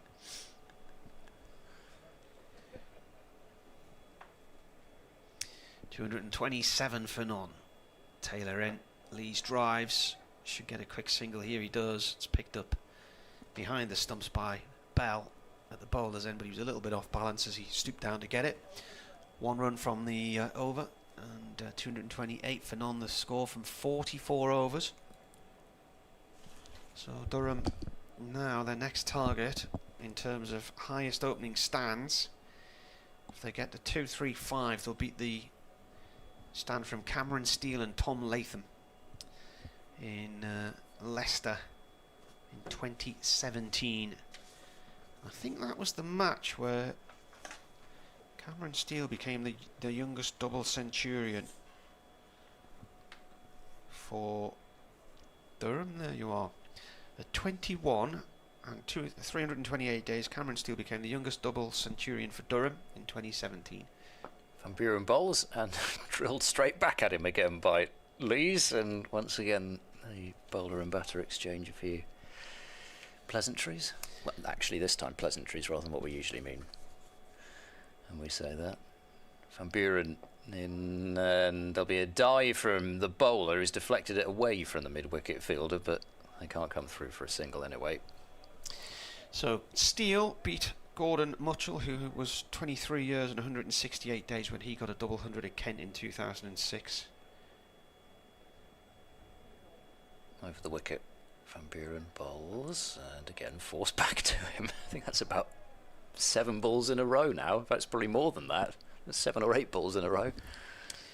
Rachin Ravindra made 217 on his debut against Worcestershire in 2022, aged 22 and 207 days. Van Buren bowls and a forward defence from Lees just for a change. It won't go back to the bowler. Van Buren saying, what are you doing?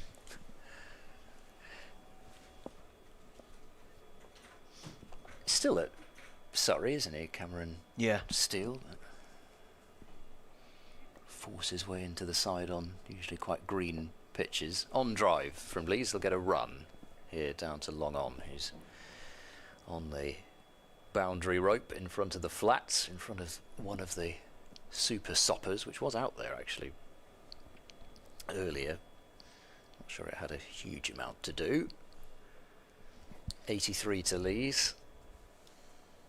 McKini faces Van Buren and defends very calmly and correctly into the offside, and that is the end of another tidy over from Graham Van Buren. Durham 229 without loss. The run rate's almost coming down to 5. Cameron Steele missed a lot of last season. He came and did some commentary with us at the Oval in late June, early July, and he'd been out for a training run one morning in February or something like that, and he was going across either Clapham Common or Wimbledon Common, somewhere in the south of London, and he turned his ankle in a pothole and then had to limp home on a freezing cold morning where I don't think he had a mobile phone with him, and he was only out in a light top on a frosty day, so he missed quite a lot of the season. Has recovered from that. Matt Taylor to start a new over here from the pavilion end, bowling to Lees. Lees plays the ball back into the ground and back to the bowler. Into the 46th over, 229 for none. I think I saw he made his first class debut against Gloucestershire. Cameron Steele. Must have been his championship debut. His first class debut was a university match. Bowler comes in. That's pushed up to mid-on, no run there. That would have been 2017, around about then, was it? Sounds about right. Yeah. So Durham came here very early in the 2017 season, having been relegated, and they started the season with a 48-point deduction, and Notts ran through them in something like two and a bit days, opening game of the season. In fact, Durham sat out the first round of matches that year, so they started the second week. Notts hammered them, and because of the points deduction Durham had, after 2 rounds of games, Notts were already something like 100 points ahead of Durham. It was ridiculous. In comes Taylor, thick inside edge. It's Mr. Stumpson. It's gone for 4. And Lees didn't really know much about that. That was rather fortuitous. I could easily have taken the leg stump out the ground, other than a run out earlier on where he was marooned and the target was missed. That's the first real moment for him. And he's got to 87 with that 4. And Durham now 2-3-3. Are those stumps straight? I'm trying to work out how that missed at that angle. He's done well.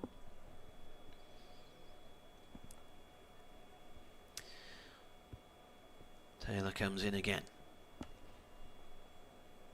He bowls. Lees plays that too. Silly mid-on, no run there. Picked up by Ollie Price. Yeah, so Durham lost the first game to Notts. Then they came down here for the second match, and that would have been his debut. Jack Burnham was missing, and we were told he'd broken a finger in the nets, and then discovered later on in the year that actually he'd failed drugs tests, and so he had to miss a season. But that was the year when Cameron Steele came into the side. It was 10 years ago now, only 10 seasons ago now.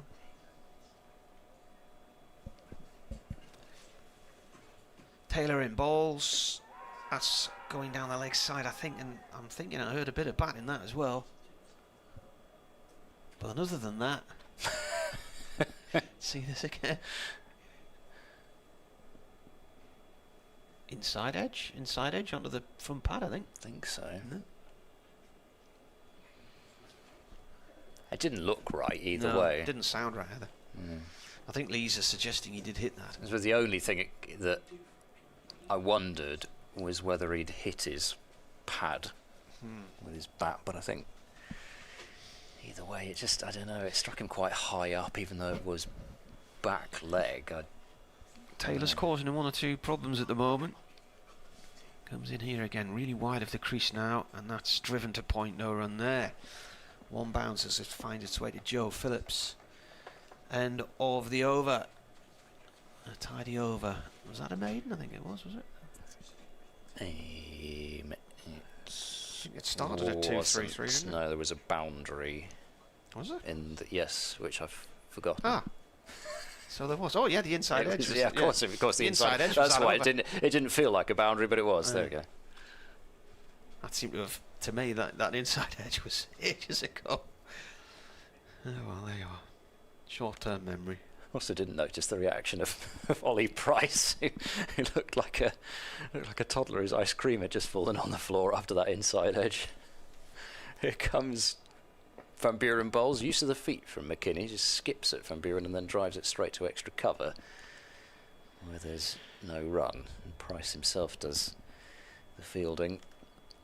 Only bowled the 2 overs, did Price. He was the first spinner used and was hit for a 6 in each over by McKini, who's not yet managed to get after Van Buren to the same extent and doesn't do so there again either as he finds Hammond at mid-wicket. They might have to call upon their demon off-spinner soon with the current season bowling average of 1.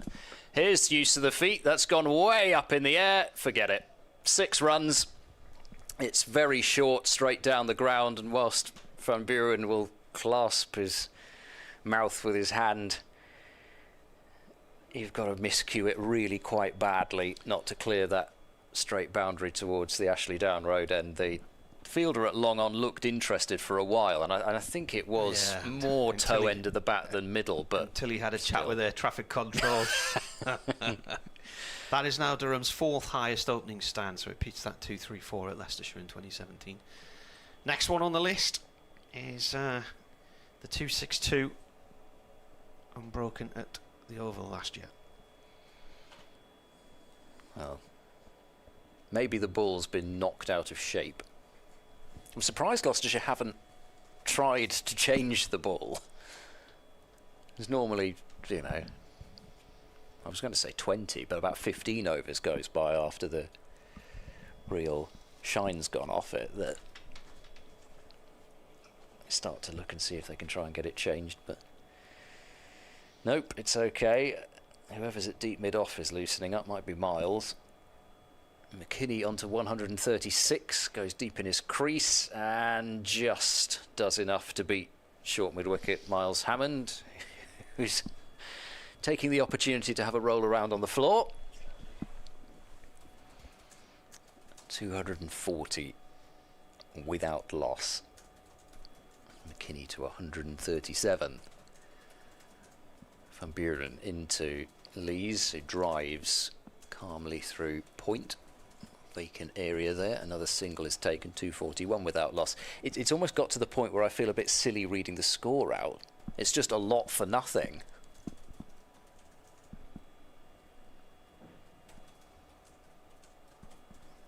Repositioning his extra cover.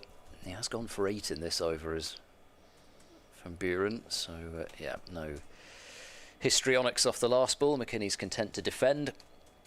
4 overs for 15 still represents something of control that Gloucestershire haven't had, even though their bowling attack is set up for control. Durham have wrestled that away pretty much since the very beginning of this innings.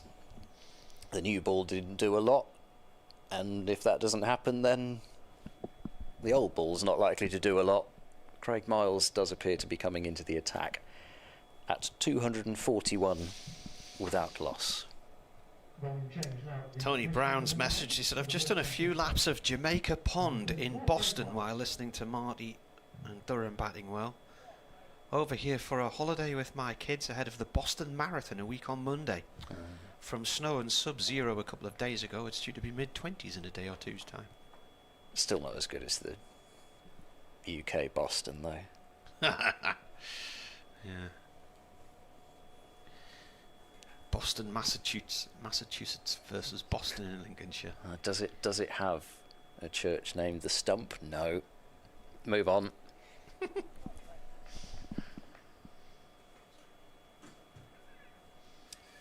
Back into the attack is Craig Miles. Didn't see much of him this morning, did we? Comes in and bowls. And this is the first ball that's defended on off stump. How many overs did he bowl? Just the 4 earlier, none for 22, so he's a little bit expensive. Well, he's around about average for this innings. Sorry, what? He's around about average for this innings. If he bowls a dot ball next ball, I think he'll probably be going at the average rate. His star bowler.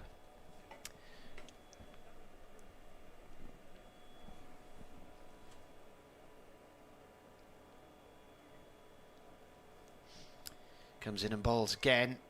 Oh, playing a miss there. That's one-handed play from Lees. It's just somehow missed the off stump. Anyway, back to Boston. Tony has ran 8.71 kilometres in 46 minutes at an average pace of 5 minutes 20 a kilometre. So what's that, 8.7? That's about 4 miles, is it? 5 miles? 5-ish, probably, isn't it? Yeah. Ah, here we go. Having a look at the ball. Everything's about to change. This could be the turning point of the day. This is all part of a cunning plan from Gloucestershire. I'm surprised that there hasn't been an examination of it before. Well, they've got the magic scissors out and they're cutting some thread off the ball. Oh, there we go. Yeah, there's just been too much seam movement with this one, so let's cut a bit of the seam off and hand it back. Yep, that's all good. You do need the proper pair of, the proper multi-tool with the scissors on it. Oh right, to do the job there. You're not some hair cutting. £1 knockoff you buy from some country fair, you know. They need to be nice and sharp. Yeah, with a Swiss badge on it, something like that. Miles comes around the wicket. He bowls, and that's driven hard. In fact, it's not driven as hard as I thought it was because it's slowed down as it goes across the square. 2 runs to Lees. I thought that was going to motor away, and then it just slowed instead. Lees on 90. Durham are 243 without loss. Ball must be getting soft and hard at a time. 47.3 overs gone, 48.3 remaining. Craig Miles was born in Swindon. Poor man. Home of the magic roundabout, which is a giant roundabout with 5 roundabouts off it or something, isn't it? Comes in and bowls again. That's wide of off stump, and that's dropped at point, I think. Did that bounce or did that go straight to hand? I think it was straight to hand. That's my first reaction. Phillips, I think the fielder, leaping away to his right, and I'm not sure if he got. Did he quite get 2 hands to it? It's hurt his hand. Let's have a look at this again. I'm pretty sure it was a it was a chance.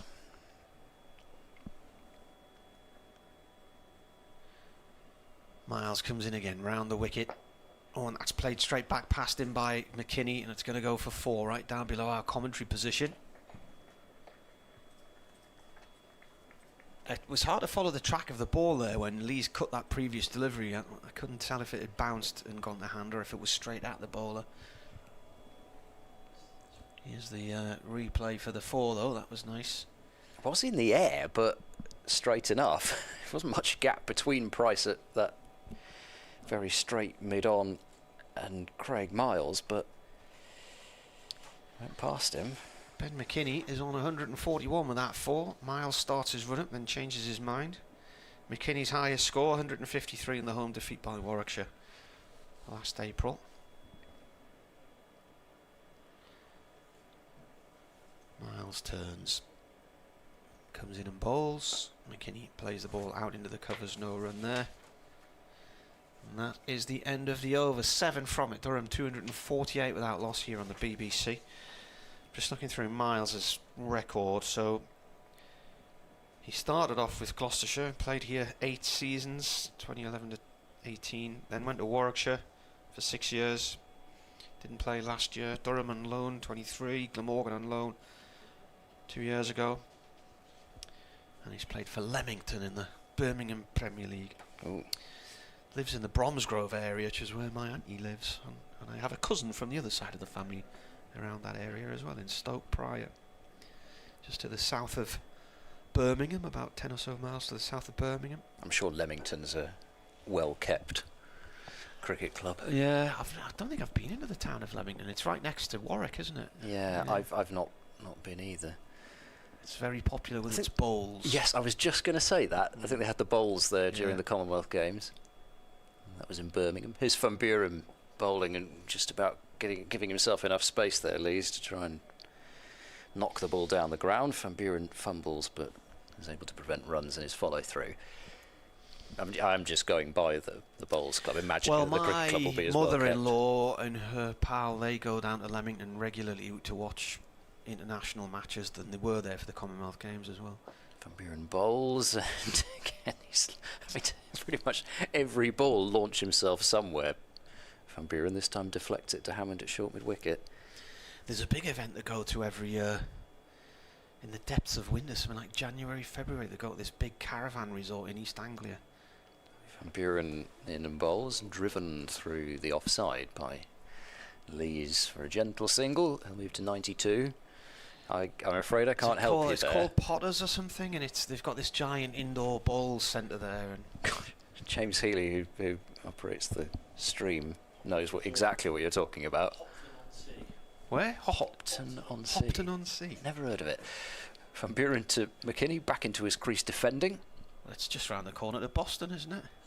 I don't think anything's just round the corner to Boston. It takes about an hour to get to Kings Lynn. I bet it's on the same ditch. Drain. Yeah. They have great names around there, like South 40-foot Drain. Yeah, I've seen it.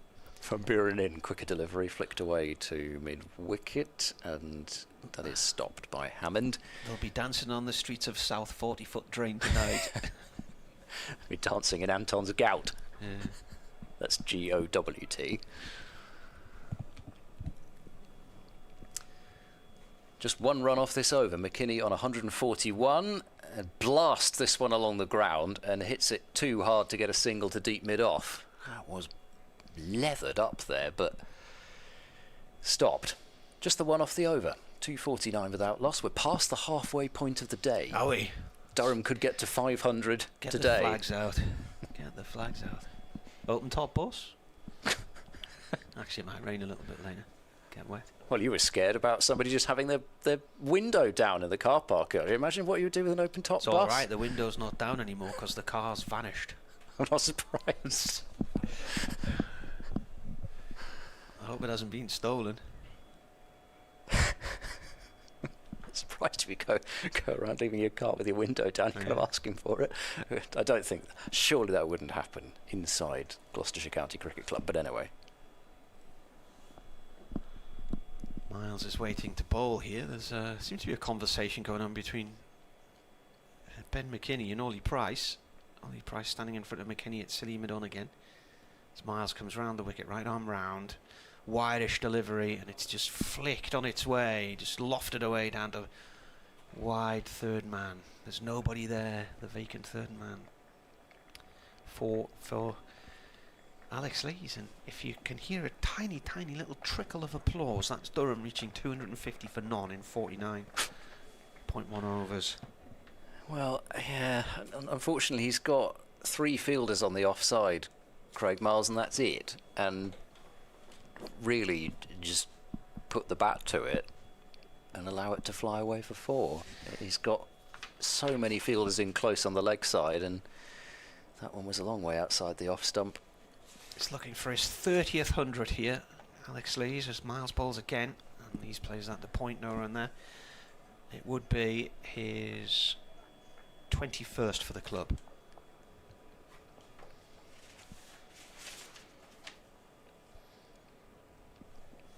Well, there's a cunning plan now, though, with these 3 fairly short mid-wickets. Well, there's 2 and then a short straight mid-on. He's on 96 from 156 balls. Bowler comes in and he guides that down to vacant third man for his century. And having just put a 4 there, they didn't decide to plug the gap, so he makes 100. And gets a pat on the back from Ben McKini. 100 in 157 balls and 16 fours. Yes, and I'm afraid that was handed to him on a plate They had 3 fielders on the offside and nobody in the slip cordon, nobody at gully. And they got another ball outside the off stump, and again all he had to do was just run it away for 4. But well batted Alex Lees. He was, as I say, I think he was content just to let McKini go about his business, and Lees knows that he'll score his runs. They have now put a fielder back on that boundary as Craig Miles is in and bowls and striking Lees on the pad, but going well down the leg side, so not much of an appeal. And the boundaries continue to rain 41 4s and 3 6s, and we're not through 50 overs yet. This has been a chastening experience for Gloucestershire, and their home opening parade has been rained on by Durham, and Ben hasn't even got going yet. This is a full ball, and that has been creamed for 4 through the covers by Alex Lees. Just a fraction over pitched, and again it seems just as easy as leaning on it and allowing the ball to whistle away to the boundary. So that's 3 4s in this over. 261 without loss. And we might be moving towards some more records other than just Durham records if this keeps going for too much longer. Miles bowls to Lees, who will just defend to Hammond at cover. He's got 104. McKini has 141. And Durham 261 without loss after 50 overs. And Kent have managed a wicket at Canterbury now, as Vasconcelos has just been dismissed for 127 there. So Northamptonshire are 224 for 1. Still probably with about 9 batters left. Actually, they're playing Weatherall this game, so they don't quite have Kimber coming in down at 9 and then 10 with a night watchman. Lancashire have lost a 3rd wicket at Old Trafford. They're 186 for 3. Shoaib Bashir has bowled Josh Bohannon for 73. Marcus Harris 92 not out. And Worcestershire 158 for 8 at Lords. New over, and that is defended by McKini. So at 261, Durham are now 4 away from what would be their 3rd highest opening stand in a first-class match against county opponents. This one by McKini out through deep mid-wicket. In fact, I mentioned county opponents. There was a record which had Oxfordshire on it, but that's gone away down the list now.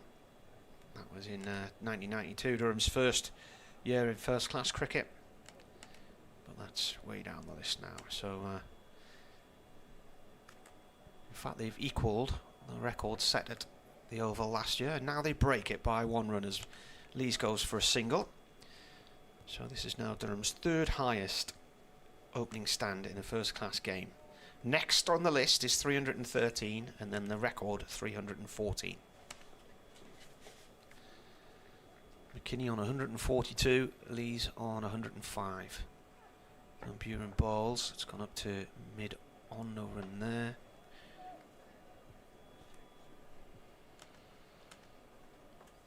We've still got a way to go to break the highest opening stand against Gloucestershire. Next ball is just played short on the leg side, no run there. 391 is the mark for that one. Next ball whipped off the legs by McKini behind square leg, and he's going to get 2 runs here as the ball rolls off down towards long leg. Picked up and fielded by Matt Taylor. McKini on the 144. That's the end of the over. Durham 265 for none. The innings last year, Alex Lees and Emilio Gay. Lees made 100. They put on 262 as Durham followed on against Surrey at the Oval. And on that occasion, I think Lee's finished on 100.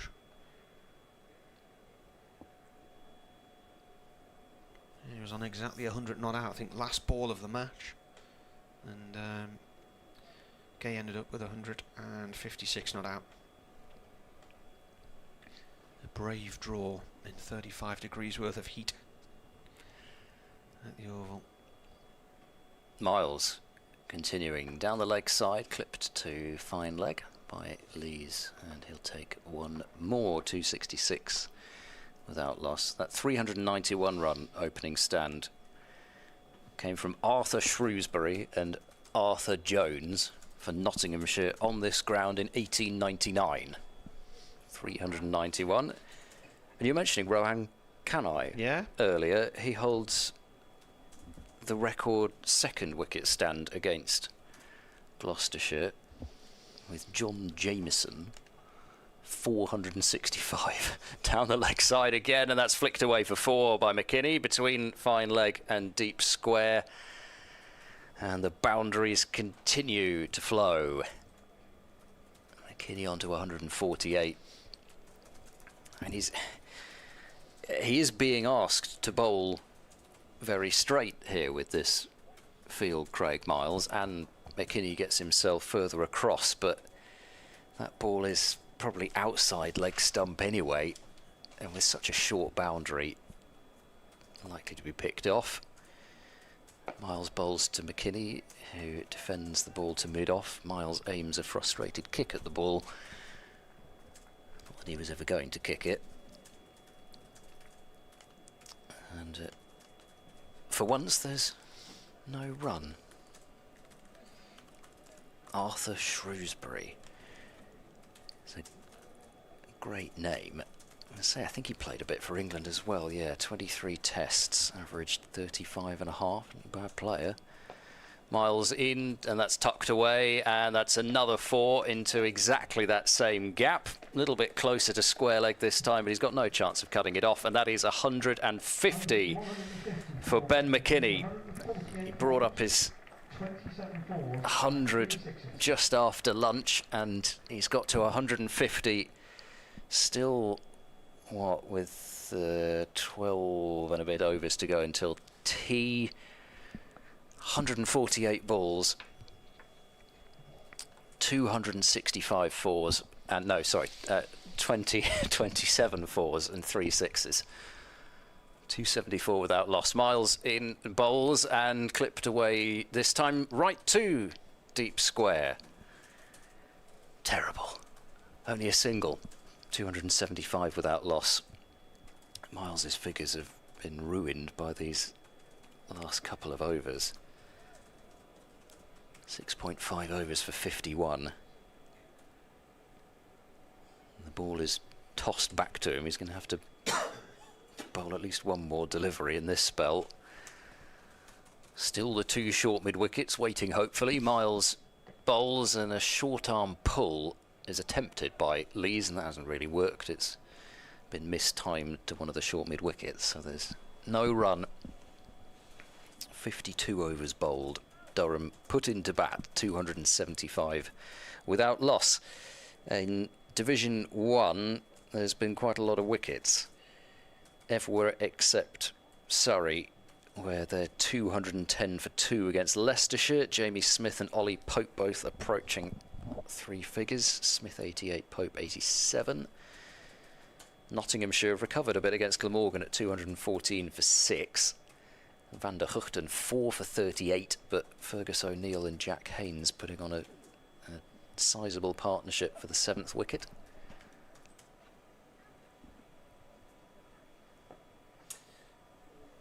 Van Buren bowling here to McKini, who plays that out through mid-wicket, no run. Warwickshire 153 for 6 against Sussex.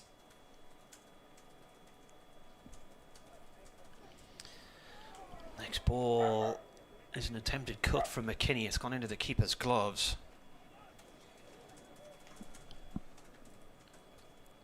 And I was shocked because he'd missed the ball.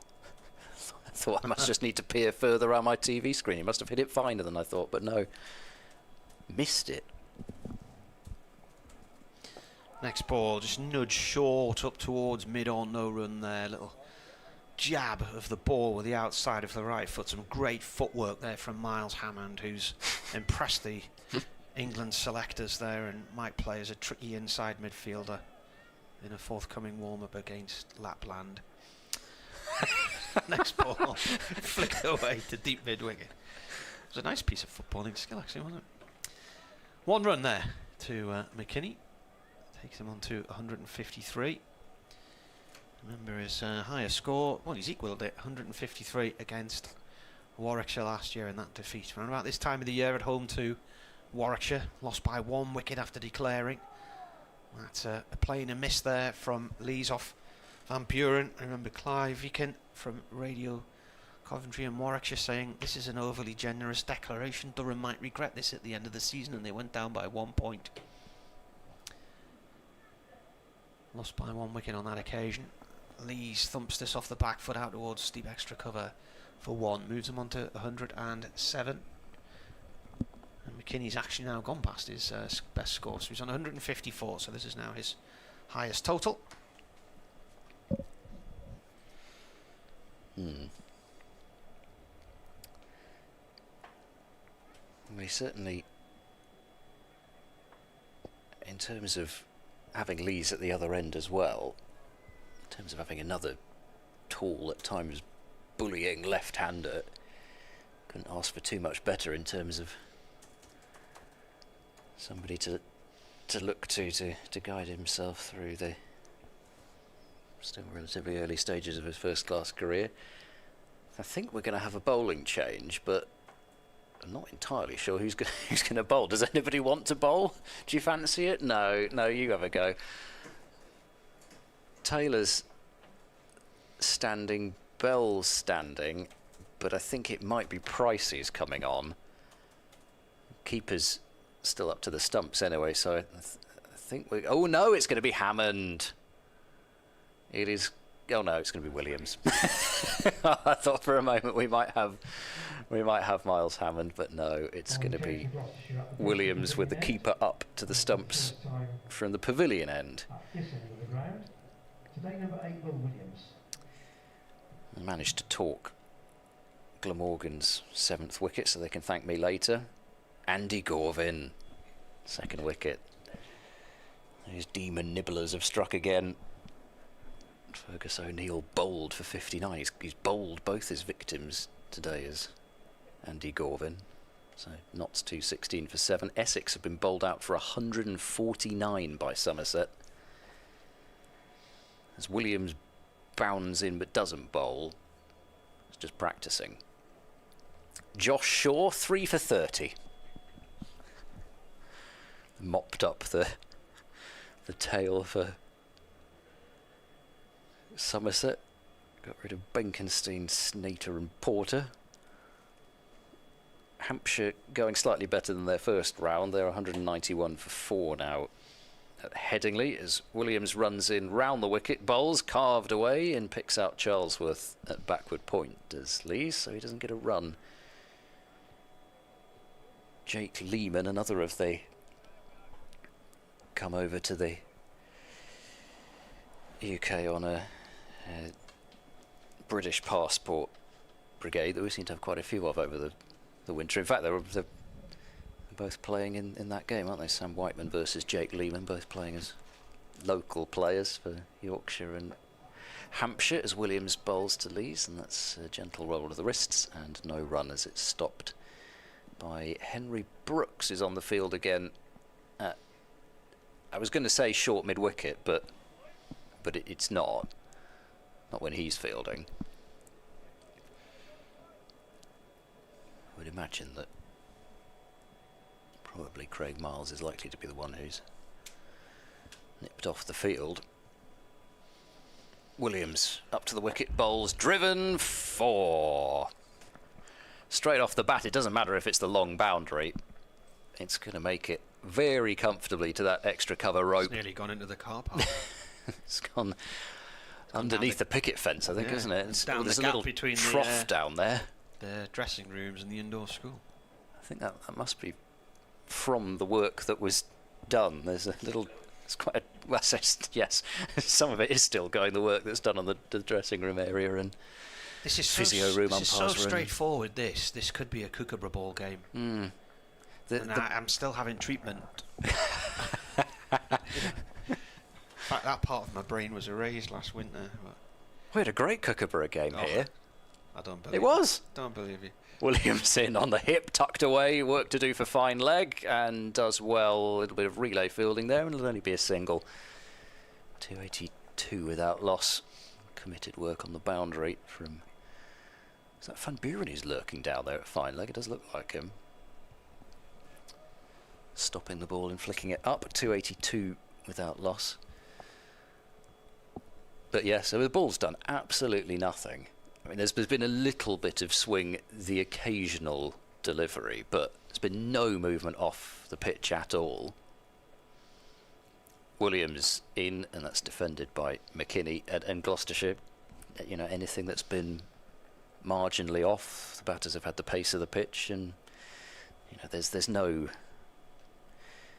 you know, there are no demons in this pitch, and there's not any demons in the Gloucestershire attack, really. They kind of rely on control, and they haven't really had that today. And if the ball's not nipping about a bit, trying to keep a batting lineup, I say a batting lineup like this, we've only had 2 so far, but trying to keep these Durham openers at bay is going to be tricky. Williams to McKini, who drives the ball to mid-off, and again there's no run. Still 10 overs to go until tea, with Durham 282 without loss. Williams' spells have been a bit shorter today, and Gloucestershire are bowling spin a bit earlier than they did at Lord's, but it's still going to feel a very long day in the field once again for Gloucestershire. Taking 20 wickets has been such a problem for them in recent times, and I don't think that they'd have thought that all the problems would be fixed, especially losing bowlers and only bringing a few in, but 10 looks a way off at this point. Van Buren to Lees. Lees plays the ball along the ground to Hammond at mid-on. No run. Van Buren bowling from the Ashley Down end. Left arm over. Comes in again. Lees pushes this one off towards point this time and goes for a quick single. The ball is fielded out there by Will Williams, and his throw towards the bowler's end sees the ball bounce over the stumps, and it's backed up eventually. So a single for Lees takes him on to 113. McKini on strike on a career best 154, 283 for none. Next ball is whipped off the legs by McKini out the deep mid wicket. It's got a bit gloomy now. There's a breeze just starting to build up. Just see the nets that have been pushed off the field in the corner there, billowing. I think there's gusts of 30 to 40 mile an hour tomorrow. Van Buren in again, a little bit of a floater that one, and it's flicked off the legs by Lees. It's missed at a short fine leg, and it's going to trickle over the boundary rope just to our right hand side. Just makes it over the rope and comes to stop about a foot beyond that rope. Durham heading towards 300 without loss, 288 for none. Yeah, I've had that high altitude cloud all day, but just a few more greyer lower level clouds coming across. Might see the floodlights on it. Well, yeah, I was just going to come on to that after the ball. This one's played away by Lees out towards deep point for 1 run. Moves him on to 118, 289 without loss. And the great news for Gloucestershire supporters is that with the change in regulations, that the floodlights can be turned on at any time now, I believe. So play will be kept going. And off again. Best possible amount. Last ball of the over is played back to Van Buren by McKini. Dot ball, end of the over. Get the maximum amount of play today.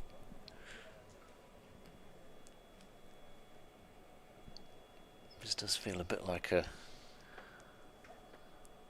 sort of day where at some point you will end or have a lengthy spell with double spin, just to at least make sure that you're not out on the field past too much past 6 o'clock.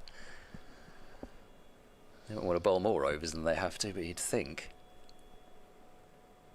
that that may be how this day ends.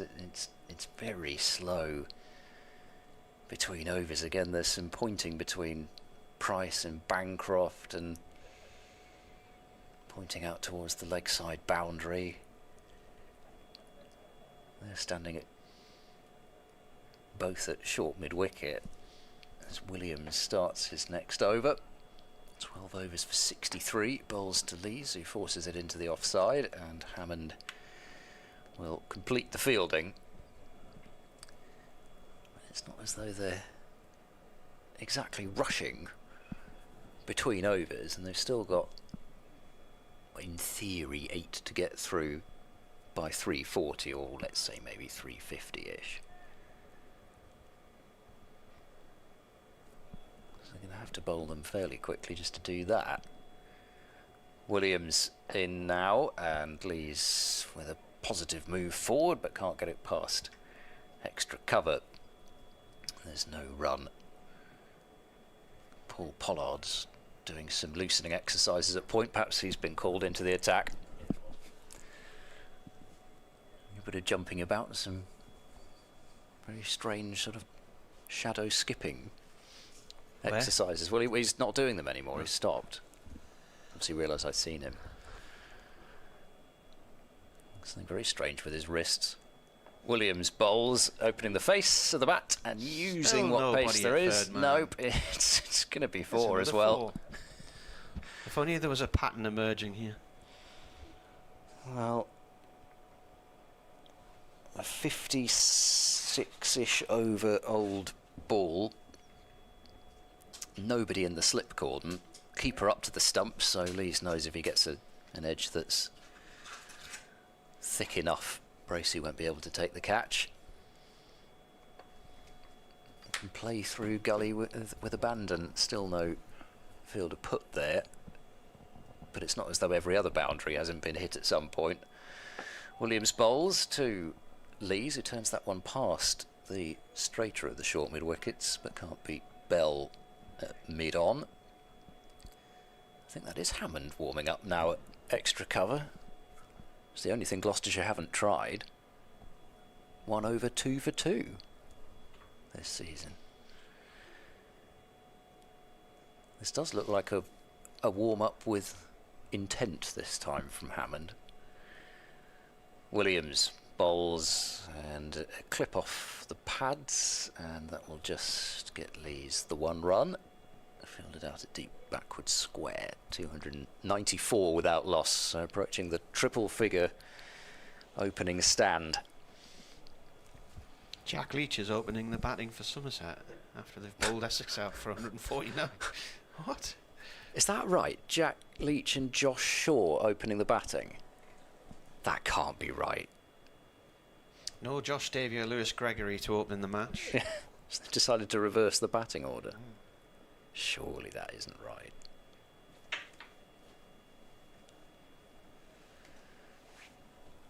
Last ball of this over. Williams runs in. He bowls now, and that will not get past Bancroft at short mid-wicket. He does well diving across to his left.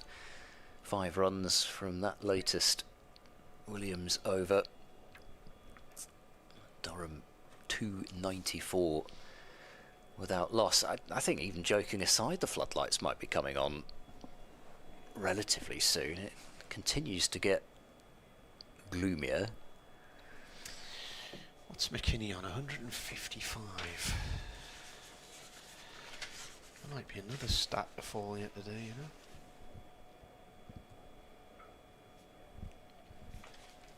I'll allow you the pleasure of finding that.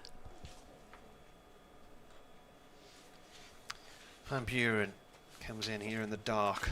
The ball to Lees. It's really got gloomy out there now. Yeah. Are the lights starting to flick on or not, or is it just an optical illusion? Don't think so. I didn't see the walkie-talkie come out to order they're putting on. Next ball played back to Van Buren by Lees.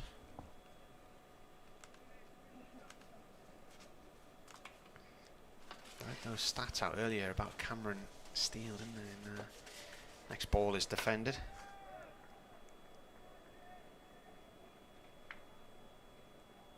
Ah, right, so it is Leach opening, but it's not Josh Shaw, it's Josh Thomas who's opening with him.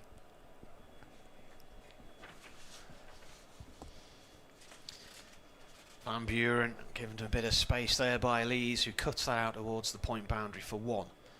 So he now has 124, Durham 295 for none.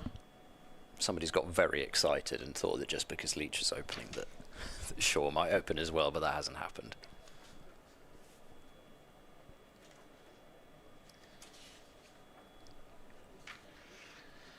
Bowler comes in, that's pulled hard by McKini, and that's gone flying up towards cow corner along the floor for 4. He's on 159, that takes Durham up to 299 for none. Well, he hasn't bowled many of those, Van Buren, but that was a drag down. Right, though, so there you are. Ben McKinney's 21 years old and 188 days. At 21 years and 328 days, Cameron Steele became the youngest Durham double centurion. So that's on the cards. If McKinney can get up to 200, he's on 159 now, so still a long way to go, but he leaves this one. Durham are about to reach 300 without loss for only the 3rd time in an opening stand. Well, it would be the opening stand if it's without loss, so I'll take them a lot without loss back out of it. Yeah, so I was trying to think, even in a situation where somebody got injured, that's one of those things where it's a waste of words, isn't it? That I always complain about, you know, first ever and last ever and all that malarkey. Oh yes, I haven't managed to get one of those in yet. Just to annoy you. I just wouldn't do it if I was you.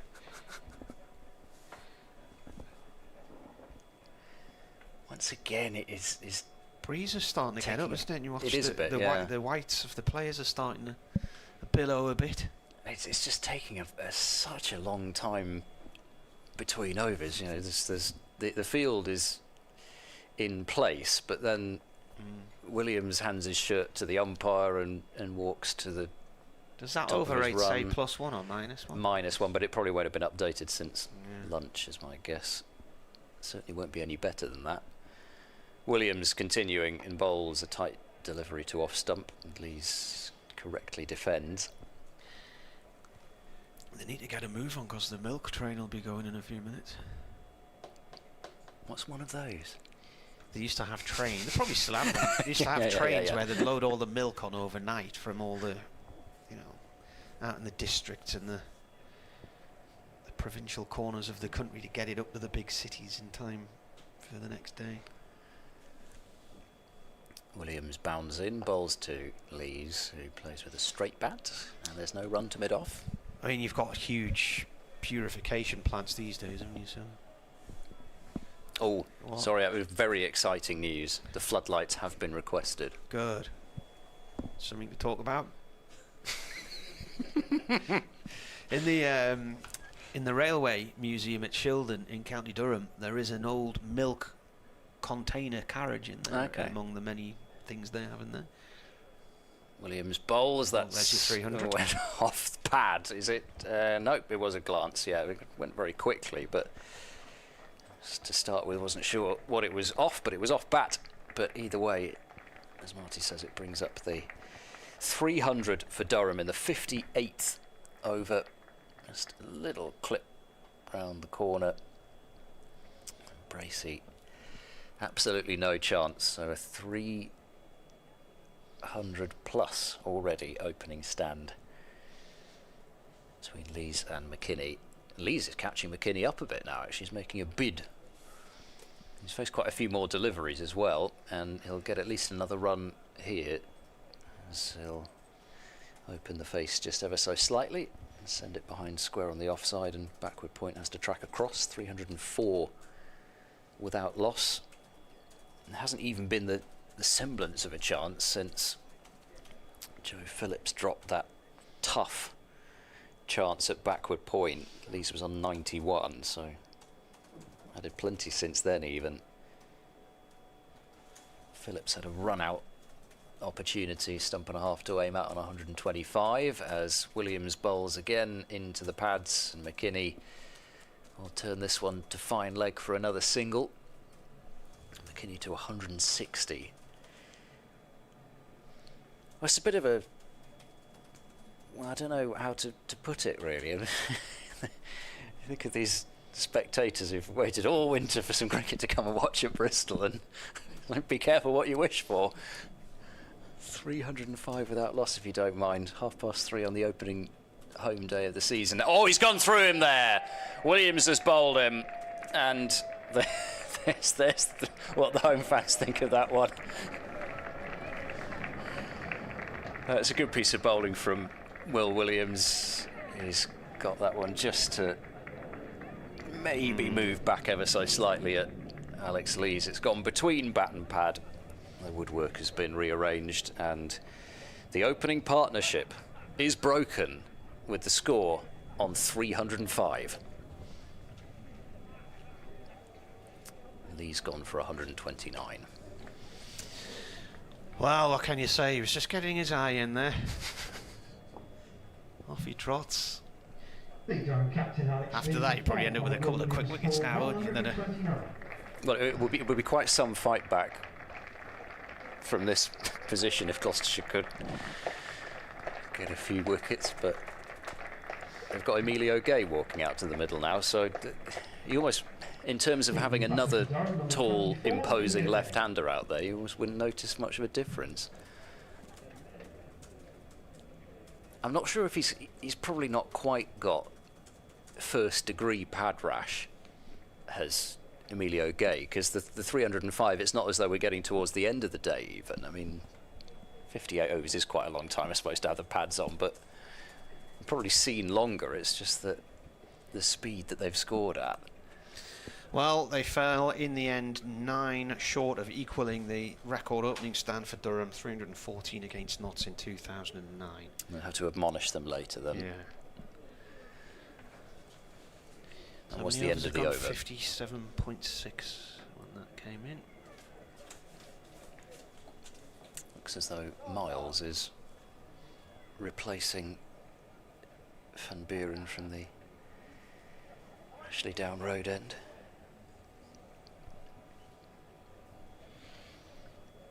Well, I suppose Gloucestershire will hang their hats on the fact that, well, as I say, Emilio Gay's been sitting there in the pavilion waiting to come out for quite a while, and quite often with these large partnerships, you see one go and the other follows. That's what they need to do.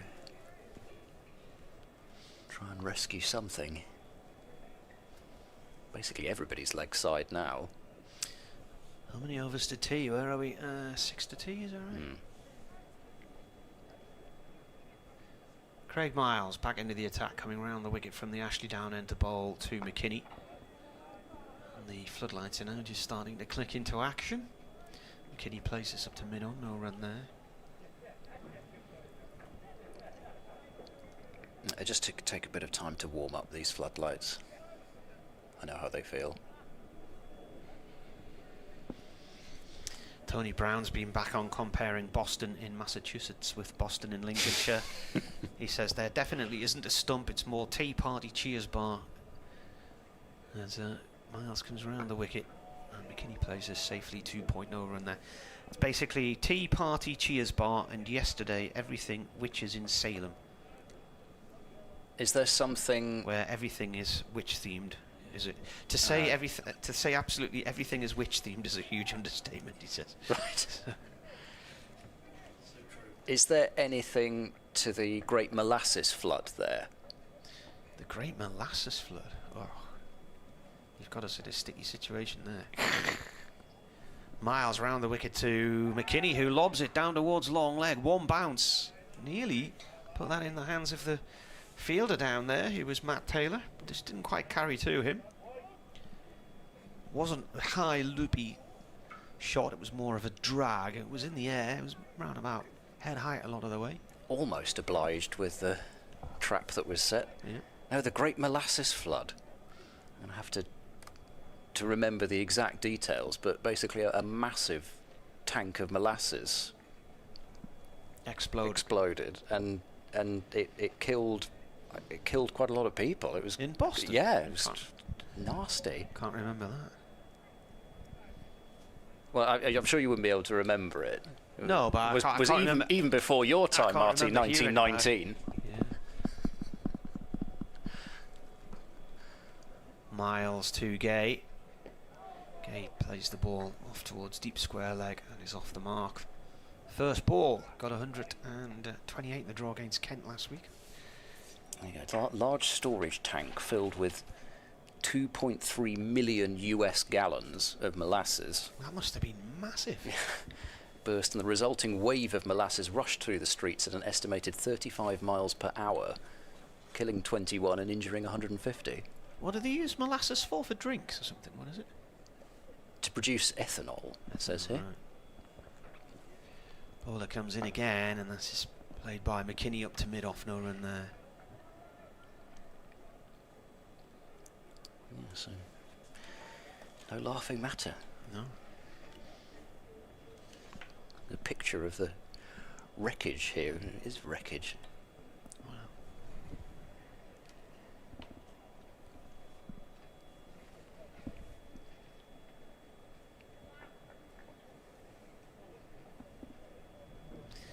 Leach is out for 6. In comes the bowler. It's lobbed off to the leg side by McKini, but doesn't carry anywhere near any of the fielders. End of the over. Durham are 307 for 1. Not too many more wickets there, and the pitch inspectors might come calling. 11 wickets already.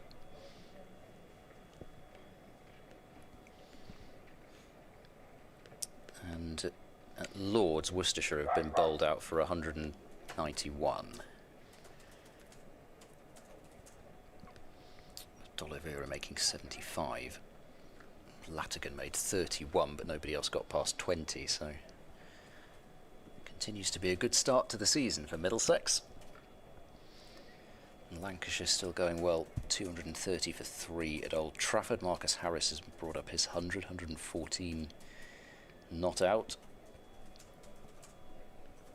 Northamptonshire 273 for 1, with Luke Proctor approaching 100. Vasconcelos the only man out for 127.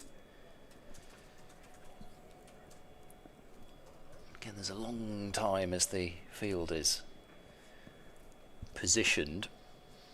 The straighter of the two short mid wickets has just moved a bit closer as Williams bowls, and McKinney flicks that one into the onside, and it's stopped by the wider of the two mid wickets. That's in terms of position, that's not in terms of physique. See, Somerset are 11 for 2 now. They decided to put Tom Lammonby in at 3. Perhaps they should have put Josh Shaw in instead. 11 for 2, plays 149 all out. A high scoring game for Chelmsford. Williams bowls to Gay, and this is driven to cover, and there's no run. Gloucestershire seem to be trying to inject some energy into the field, with James Bracey coming out from behind the stumps to do a bit of arm whirling. Nottinghamshire's recovery continues against Glamorgan, 245 for 7. Jack Haynes is 7 shy of 3 figures. He's got Brett Hutton for company. Williams bowls to Gay, who, I thought for a moment he might have been stumped there. He got squared up, trying to work it into the leg side. It looked as if he was overbalancing. Bracey removes the bails, but in the end he must have just about kept that back foot down. It was a strange one, because to start with I thought it had gone straight through him, but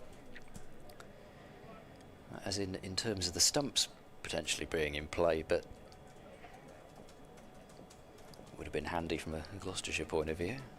And how many stumpings Will Williams has had off his bowling in first-class cricket? He's not going to get one there because that's tickled down to fine leg for 4 by Emilio Gay, so he gets his boundary account up and running.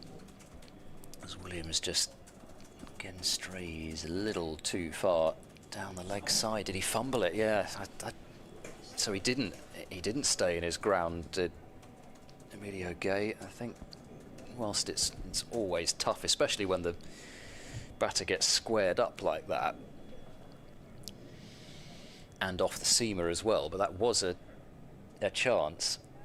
I think if it had been fielded cleanly back there, that's been edged and caught low down at first slip. Hasn't carried, I don't think. Is it? All right. Yeah. Is the umpire giving it? Yeah, he's walking, is Emilio Gay. So 2 wickets in 2 overs for Will Williams. You've got to feel a bit for Emilio Gay, because you sit there for so long watching 2 batters whacking the ball to all parts, and you finally get out there.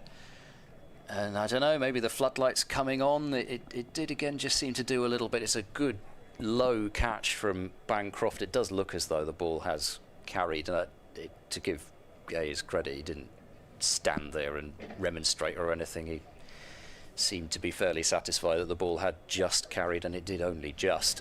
But 2 wickets for Williams, and Durham 311 for 2 as Emilio Gay goes for 5. So the potential missed stumping has only cost Gloucestershire 4 runs. So another batter's going to have to come out before the tea break. And the new batter for Durham, number 5, David Bedingham. Just who you want to see walking to the crease at 311 for 2. David Bedingham.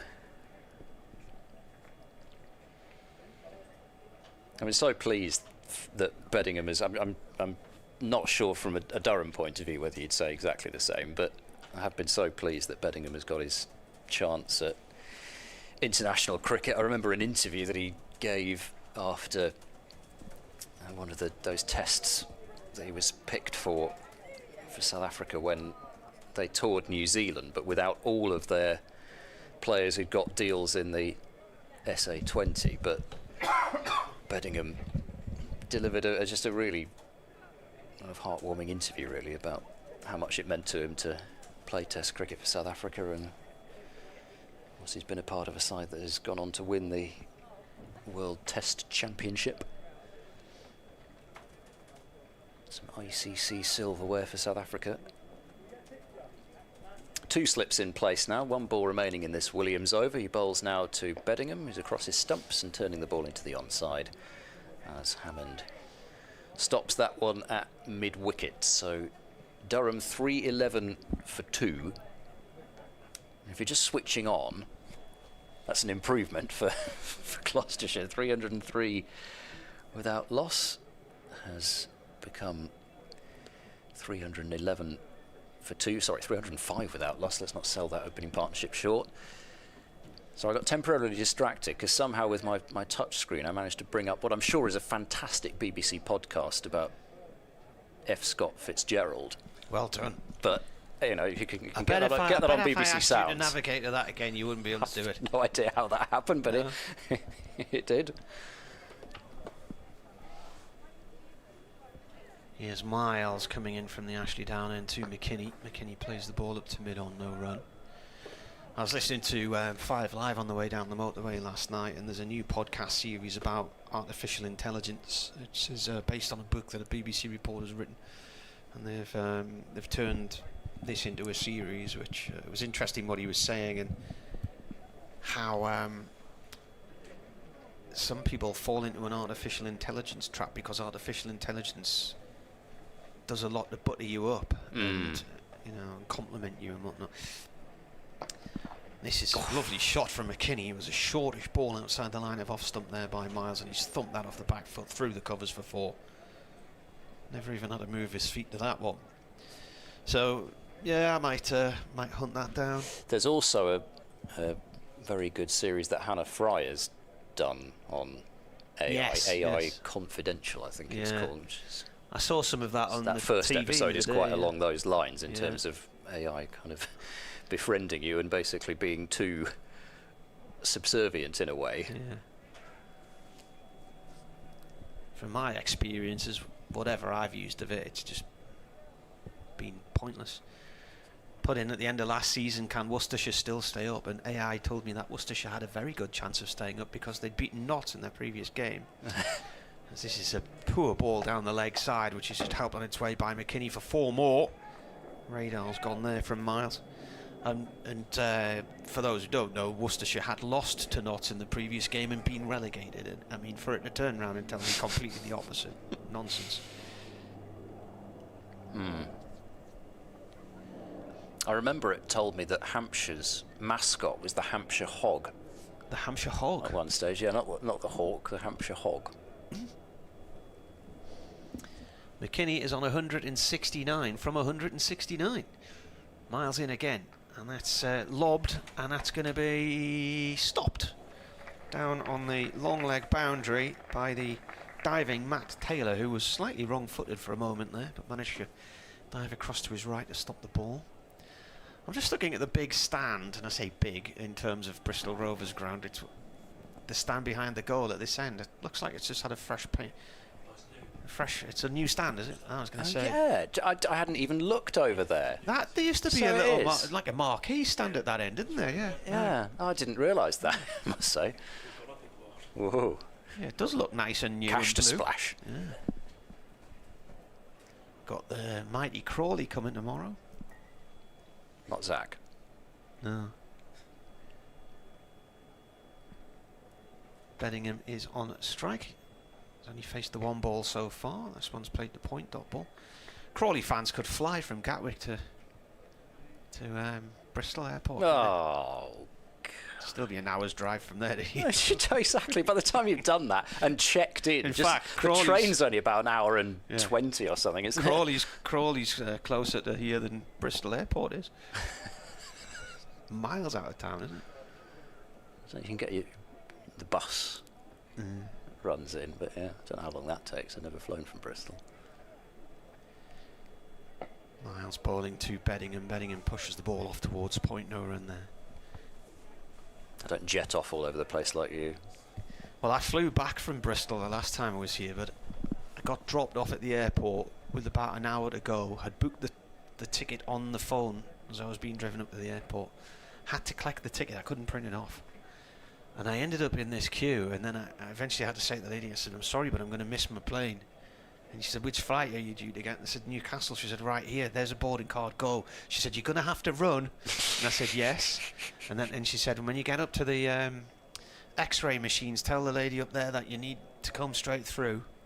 So I told the lady in the big queue that I needed to come straight through. She said, no, you're going to have to ask everybody in that queue if they'll move out the road for you. Here comes Will Williams.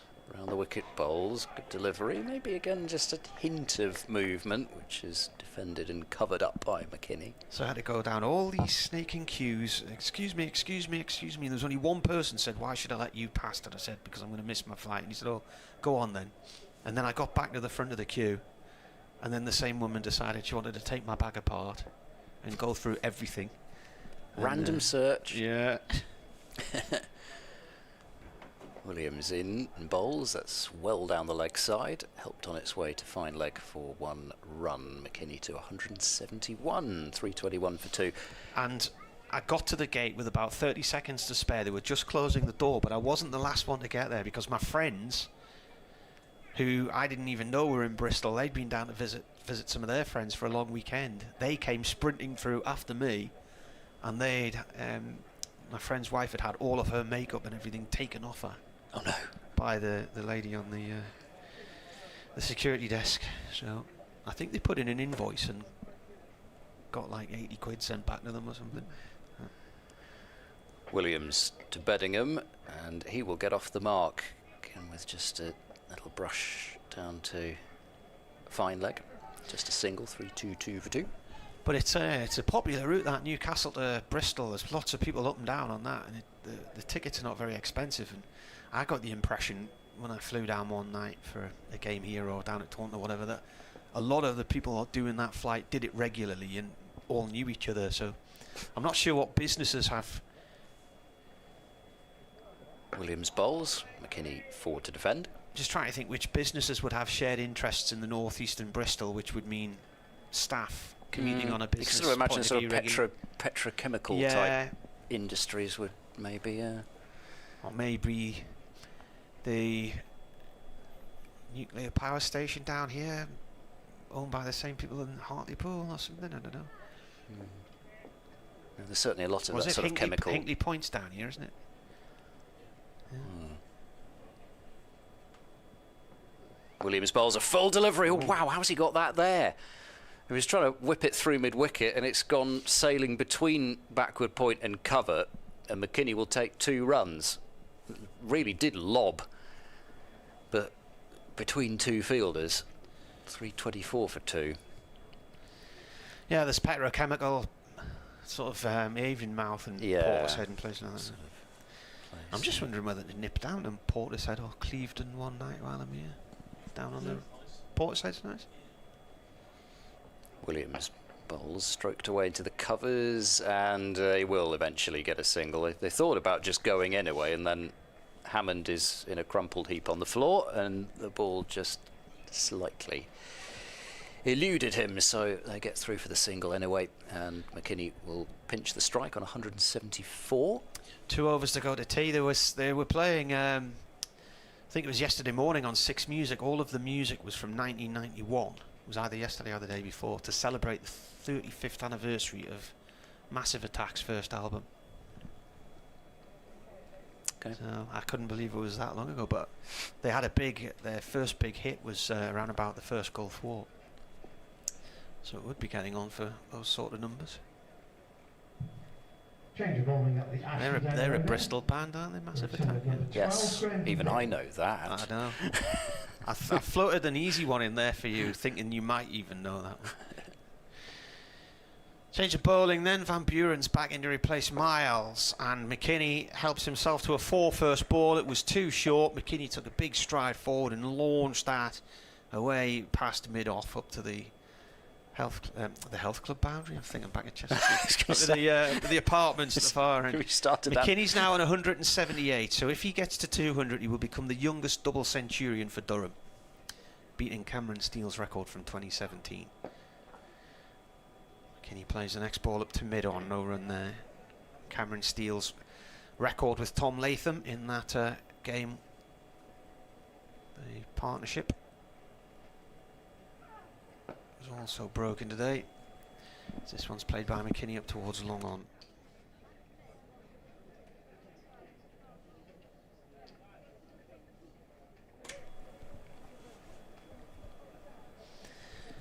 Latham and Steele put on 234 that day. Durham's opening stand today ended on 305. They were put in by Cameron Bancroft this morning, and it's basically been a very straightforward day from a batting point of view. Lees was out for 129. McKini has 179. Gay went for 5. A brief interlude before tea. Next ball is bowled by Van Buren to Beddingham, played up to short mid-on, no run there.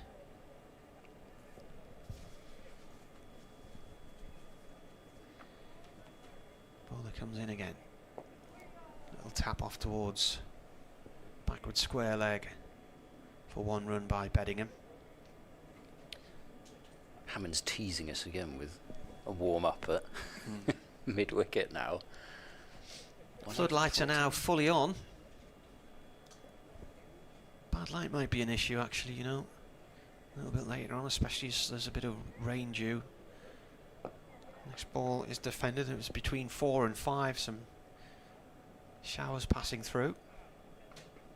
End of the over. 1 to go to tea. Yeah, he's going to get it as well, Miles Hammond. There's no bluffing this time. They're going to have to try and survive an over from Hammond. And, you know, joking aside, he does bowl the ball much slower than the likes of Van Buren and Ollie Price, and might just catch somebody by surprise.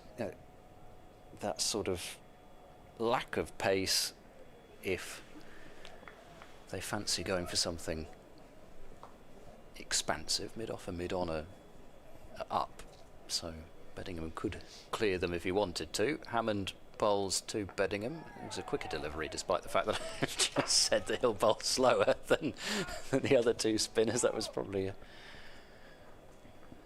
quicker delivery to start with from Hammond. Steered to backward point for no run. 5 balls remain in this second session of play. Hammond bowls a very quick short delivery. There's some hesitation here. Van Buren will shy at the stumps at the non-striker's end and won't hit them. From Beddingham, excuse me, was home anyway, I think, but it was McKinney's call, but Beddingham didn't seem too sold by it. They get through anyway. 332 for 2.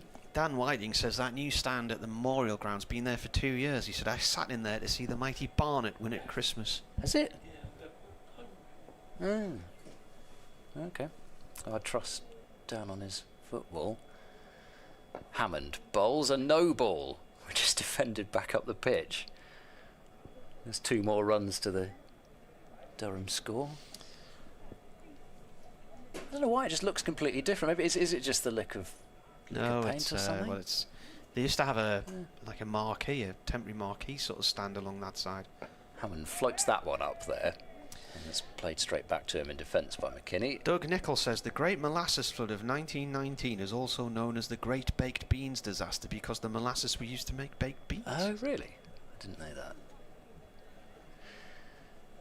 Hammond bowls a wide ball which is flashed out through extra cover, wide mid-off by McKini, and they're only going to get a single for that. He's hit it very hard, but weren't exactly hustling back for the second run, but it's good fielding from Matt Taylor. He's done a couple of good bits of work down to our right. 335 for 2. McKini to 180. Defended by Beddingham. Next offering from Hammond. There's 1 ball to go in the afternoon session, with 2 wickets at least to put some sort of gloss on the scoreline. For Will Williams, leaves for 129 and Gay for 5. Hammond bowls an over-pitch delivery which is driven, and there's a little bit of a hand maybe on that from extra cover, but it won't stop it from flying away to the boundary for 4, and a fitting end possibly to the second session. Durham have nearly scored 200 runs in that session, just 4 runs shy of that mark. 339 for 2 with McKini on 180, Beddingham on 7, and Will Williams taking the only 2 wickets to fall for Gloucestershire. We'll see how many of the remaining 32 overs we get as it gets a bit greyer and a bit darker here. But whatever overs there are, Martin Emerson and myself, Ed Seaborn, will be here to bring them to you. 20 minutes or so for tea. Here at Gloucestershire, 13 years as a player, and Natalie as a coach. He of course won both the Royal London One Day Cup and the Vitality Blast, and he's now moving on to be an assistant coach for England women ahead of their World Cup campaign. So please show your appreciation for Tom Smith on his time at Gloucestershire.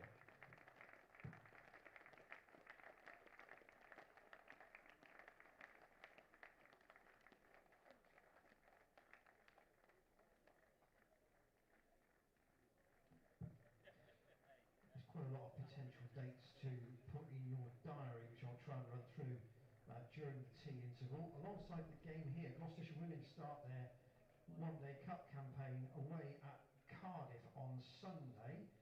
If you can't be here but would like to be there, then I'm sure the team would appreciate your support. Otherwise, full match coverage will be on the Gloucestershire women's social media pages on Facebook, on X and on Instagram. It's a 10:30 start at Sophia Gardens. Here at the Seat Unique Stadium, of course, plenty of cricket, particularly in the T20, where there are 3 double headers, with the women's game ahead of the men's game.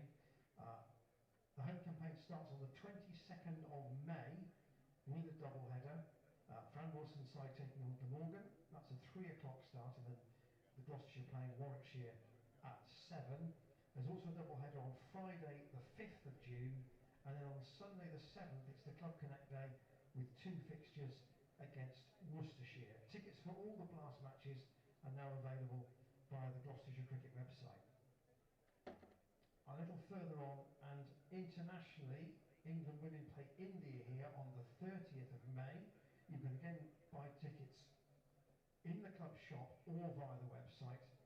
And then in June, it's the Women's World Cup with a week of matches here, 6 of them in all, starting on Sunday the 21st of June and the last one on Saturday the 27th. Tickets start from just £15. All the details again on the Gloucestershire Cricket website.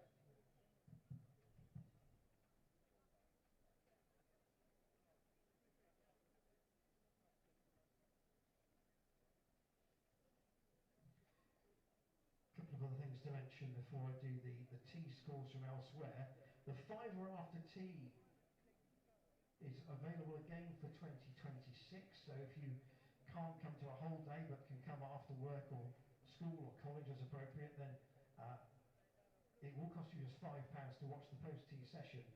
And there is also a limited membership, an associate membership available for just £32, which covers all the championship cricket after tea for the whole season. That's available again online, or speak to Chloe on that in the club shop.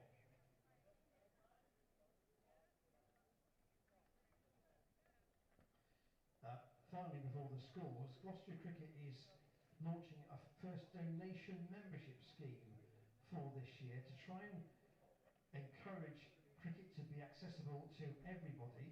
It allows businesses, sponsors or individuals to purchase a season's membership, which will then be gifted to a deserving local recipient. For every membership donated, Gloucestershire will match it, so it doubles the impact of your generosity. Again, if you want to get involved with that, you can speak to a member of the staff in the club shop.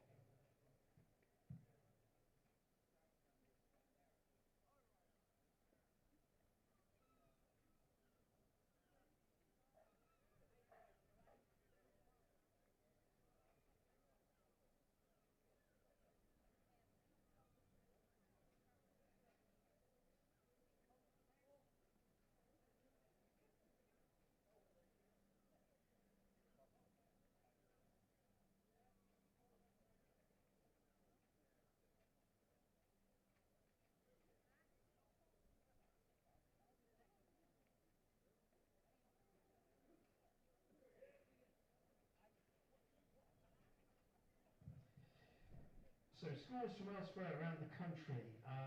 Quite a few of these games are in play after tea. Division 1 at Chelmsford, Essex, 141-149 all out against Somerset, who are 28 for 3 in reply.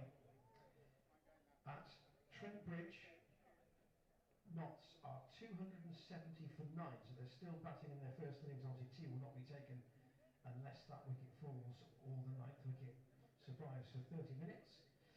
It is tea at the Oval, Surrey, 263 for 3 against Leicestershire, and they're playing after the resumption at Hove, where Sussex playing Warwickshire, who are 222 for 6.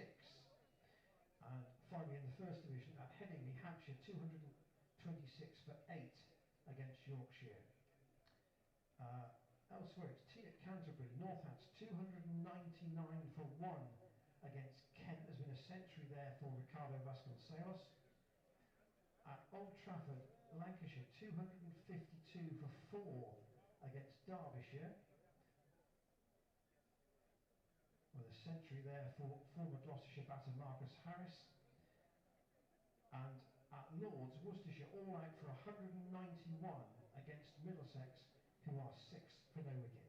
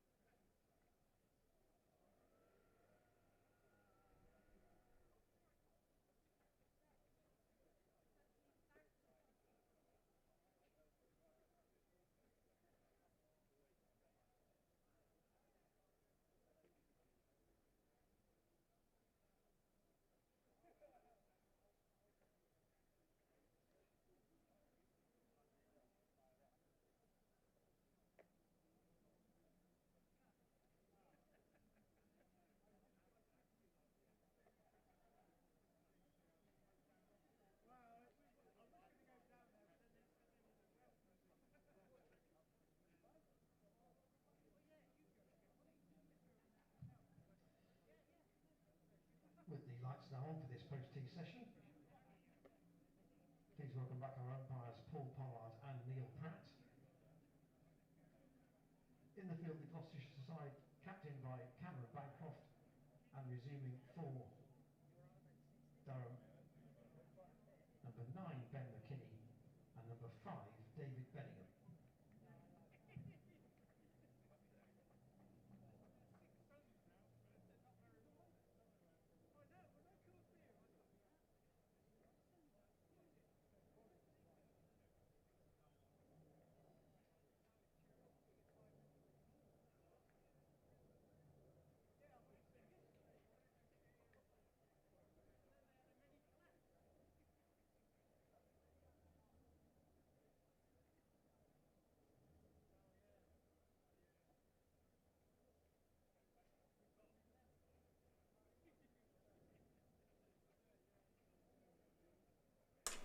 Hello, welcome back. It's the evening session of Gloucestershire versus Durham Rothesay County Championship Division 2 clash here at Seat Unique Stadium in Bristol. It's a rather gloomy outlook as far as the weather's concerned.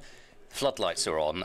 They're certainly taking pretty noticeable effect now, and the forecast, which was for the possibility of a little bit of rain, that doesn't seem to have materialised yet. Although, as I look now, 80% is forecast at 5 o'clock, but we may be in a little bit of trouble with the light before it gets to that time anyway. I'm starting to lose the the pylons over there. No, the shape of Bristol Rovers ground is disappearing into the gloom. That bright blue stand's gone a bit sort of gloomy blue. Right on the hill in the distance, you can see car brake lights. Gabe Bell bowling the first over after tee. Ooh, that's going to interest the umpires straight away. Yeah. Oh, he couldn't see that. They're going to have to get him off. Too dangerous. I'd like trying a bumper first ball. Bell, who's got through 12 overs for 67 before this, hunting his first home. The main road wicket. that runs up through Ashley Down and up onto the top of the hill before you drop down into Filton. You can see the traffic lights at the top, bright red. Bell bowls way down leg, and McKini has a flick at it, misses it. And they're standing out quite considerably in the distance, as well as the car brake lights. There they are, just going back on a red now. Can you see them at the top of the hill? Yeah. I saw them as yeah. They keep changing though. They keep going from red to amber, then to green, and then for some reason they go back again. I don't know what that's all about. Oh dear. We've just had a break as well. Here comes Bell. Bowls short and down the leg side. It's pulled round the corner.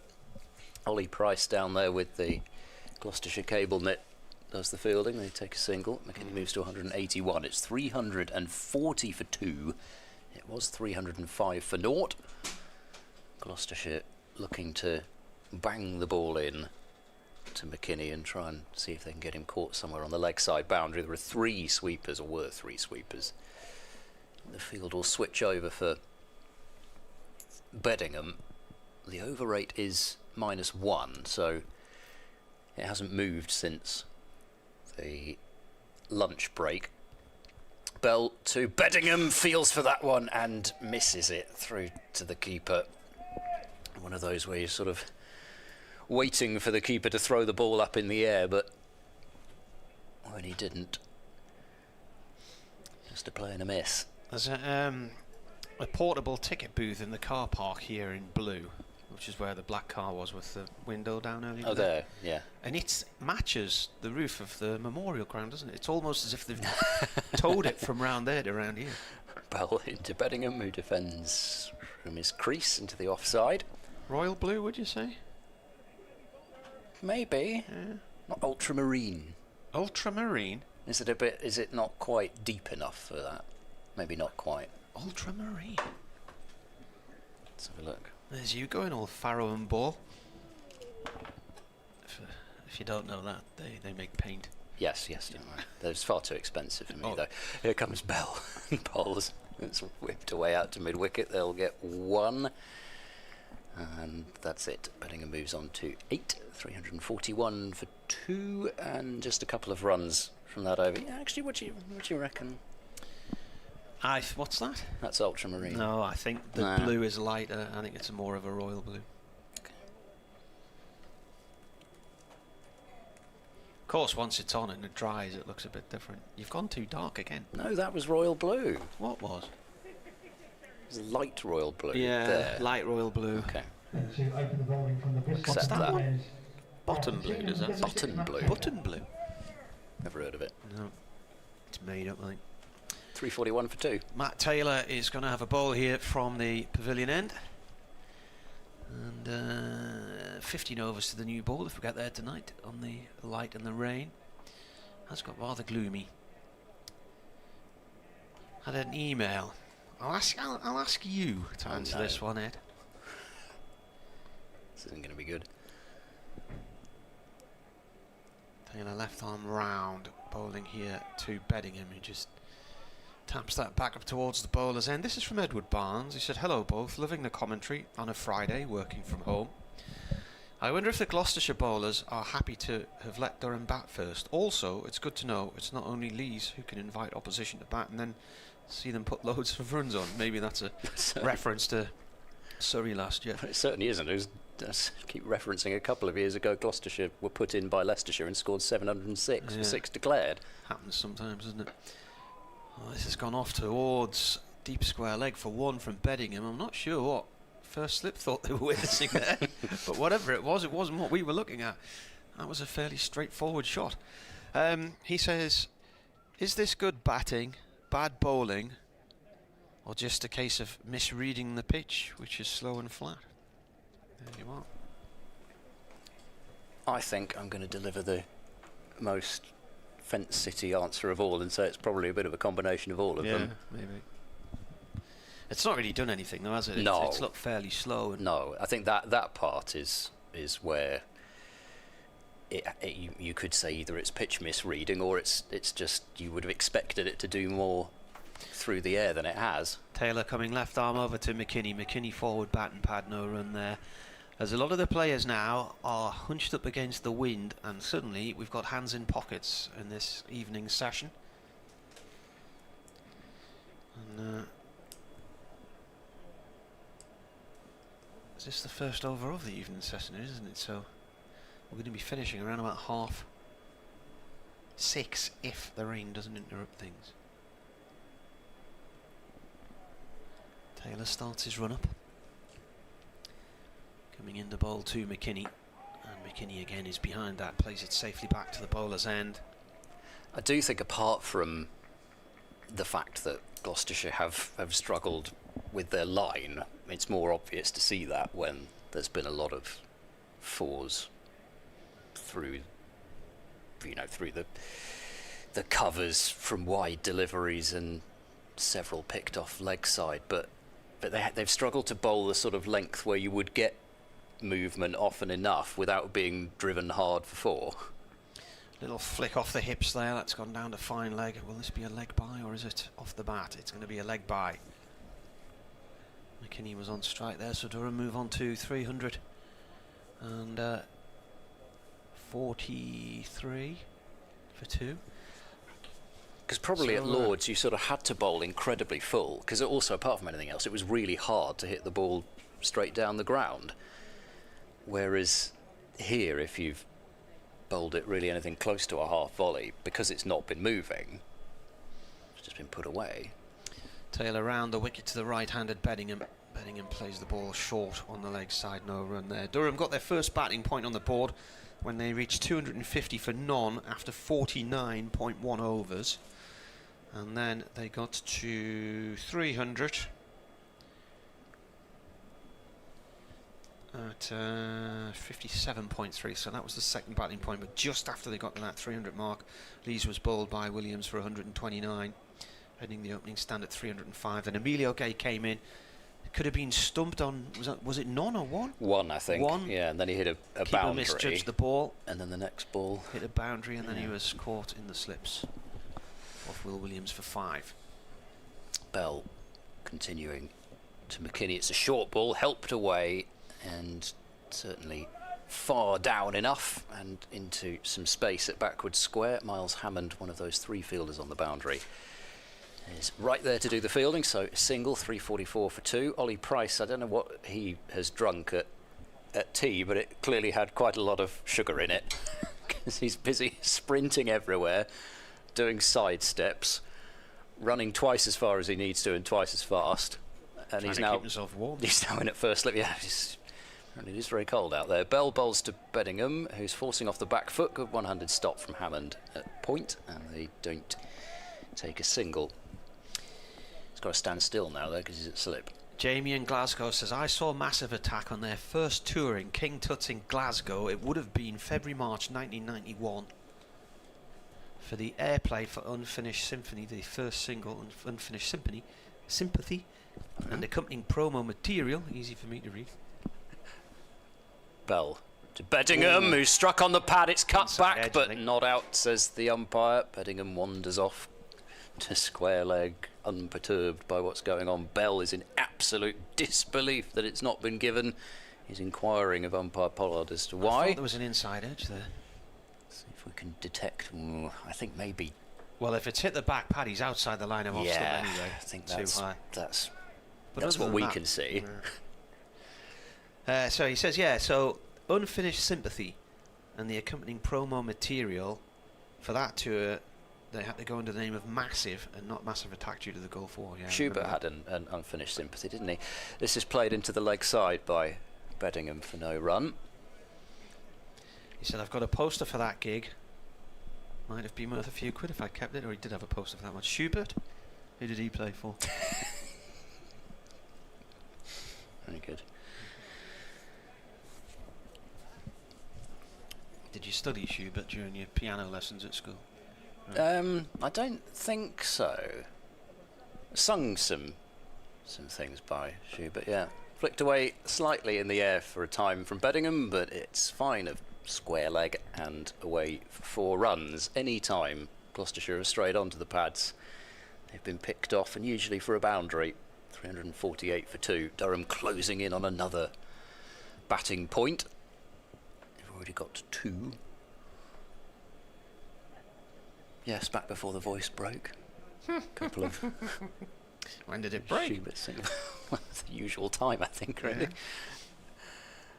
Bell bowls across his stumps and working this one firmly to mid-wicket, who fields, and there's a no run there. So Beddingham 13, McKini 182, Durham 348 for 2. Wickets continuing to fall elsewhere. There have been 12 already at Lords, Middlesex 16 for 2 in reply to Worcestershire's 191, and 13 at Chelmsford, where Somerset are 43 for 3 in reply to Essex's 149.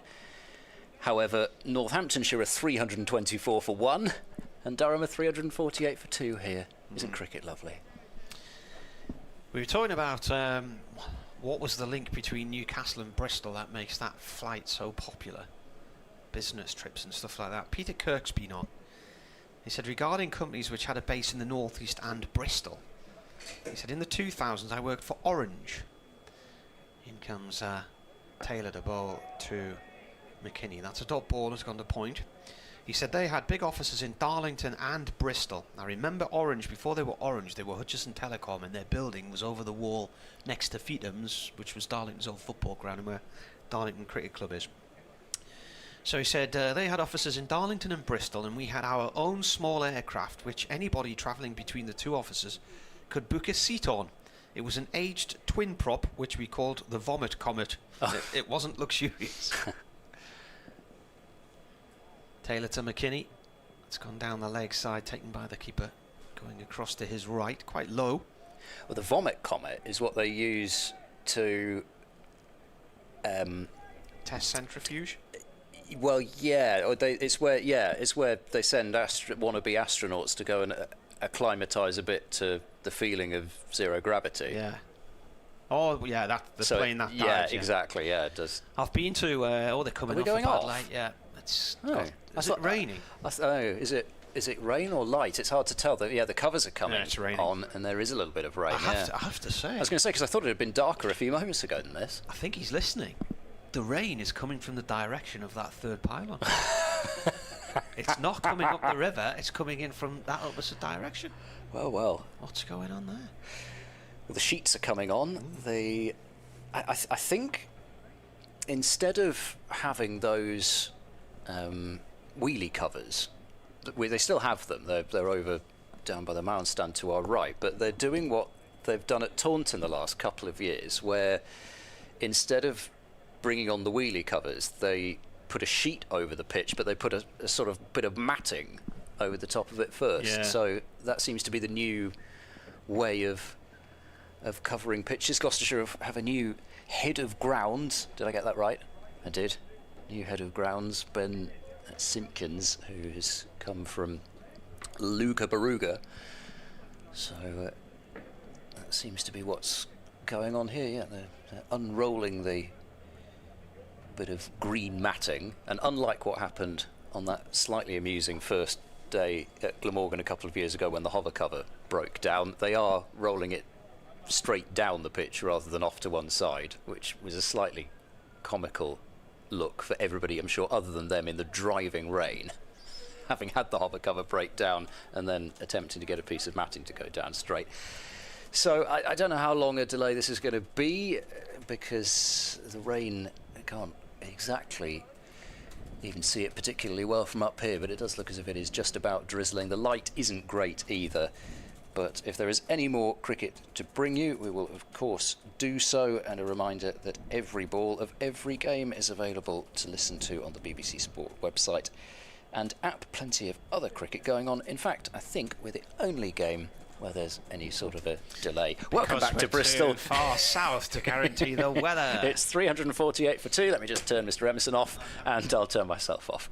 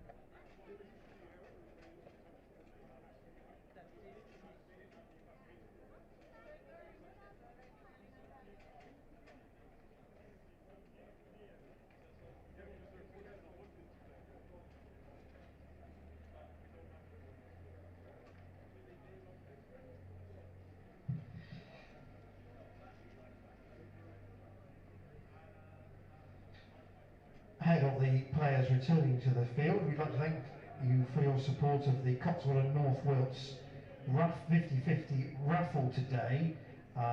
Richard was the winner.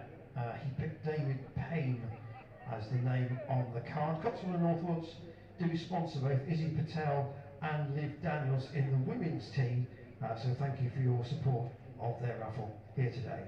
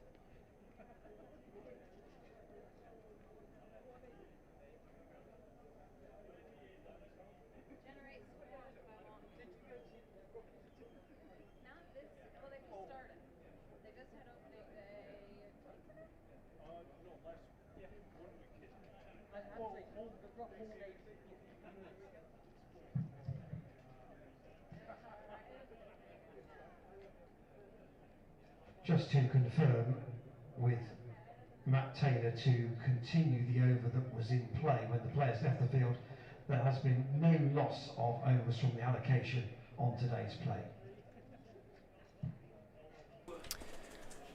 Well, there you go. I'm sure you heard the PA announcement that there has been no overs lost. It is still very gloomy out there, but we are ready to resume after that brief shower, with Durham at 348 for 2, McKini on 182, Beddingham on 13, Ed Seaborn and Martin Emerson.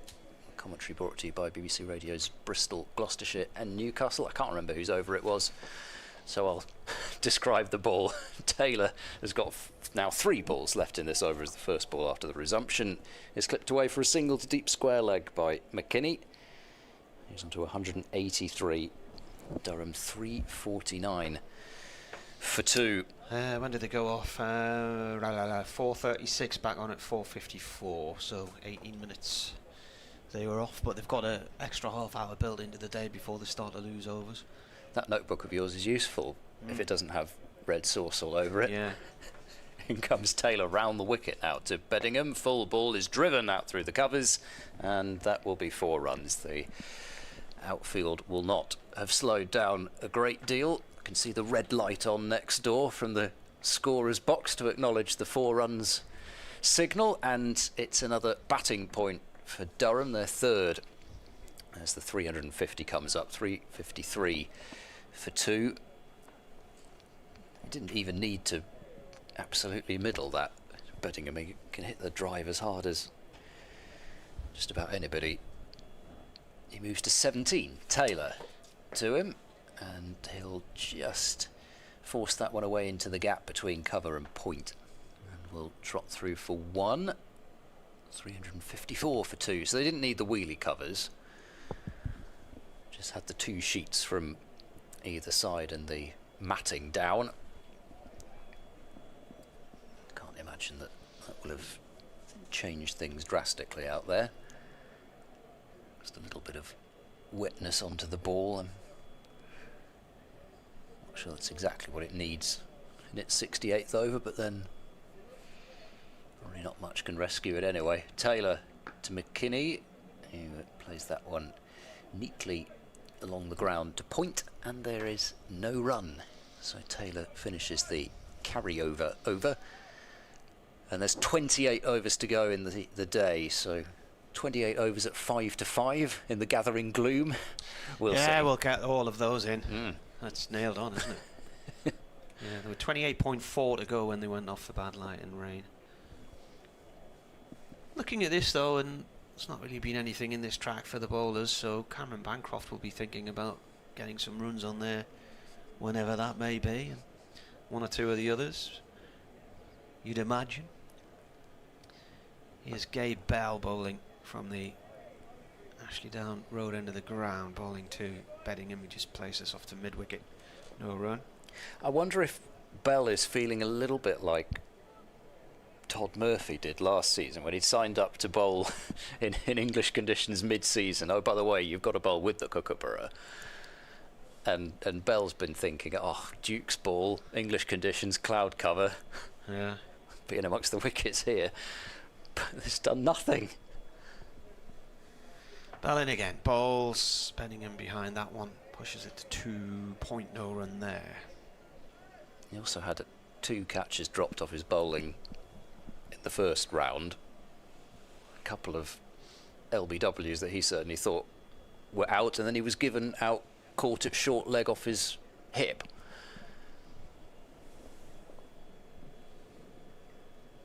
That was a good introduction.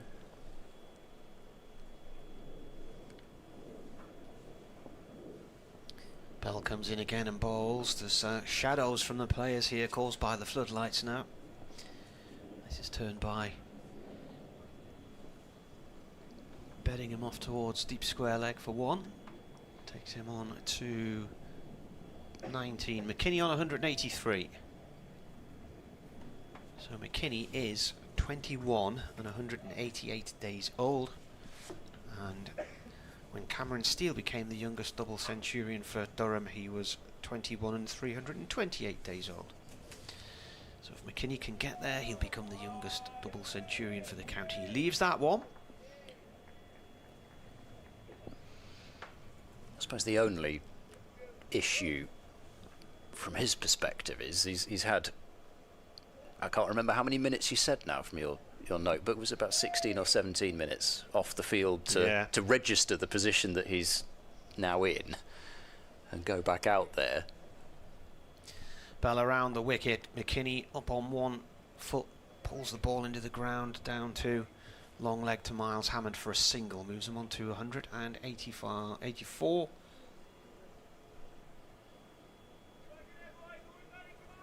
There's not many left in the ground. It's sort of quite ethereal, isn't it? It's, exit stage left, I think, for most of them after that rain delay. I think that was the final. I wonder if it's still drizzling a little bit, because there's some people underneath the overhang at the apartments at the far end. I think it might be. Bell to Beddingham, that's gone down the leg side. End of the over. 356 for 2. Now, of course, having not been able to see the rain earlier, I'm now convincing myself every time I look over at those trees that there's a little bit of rain. No, there's nothing at the minute. No.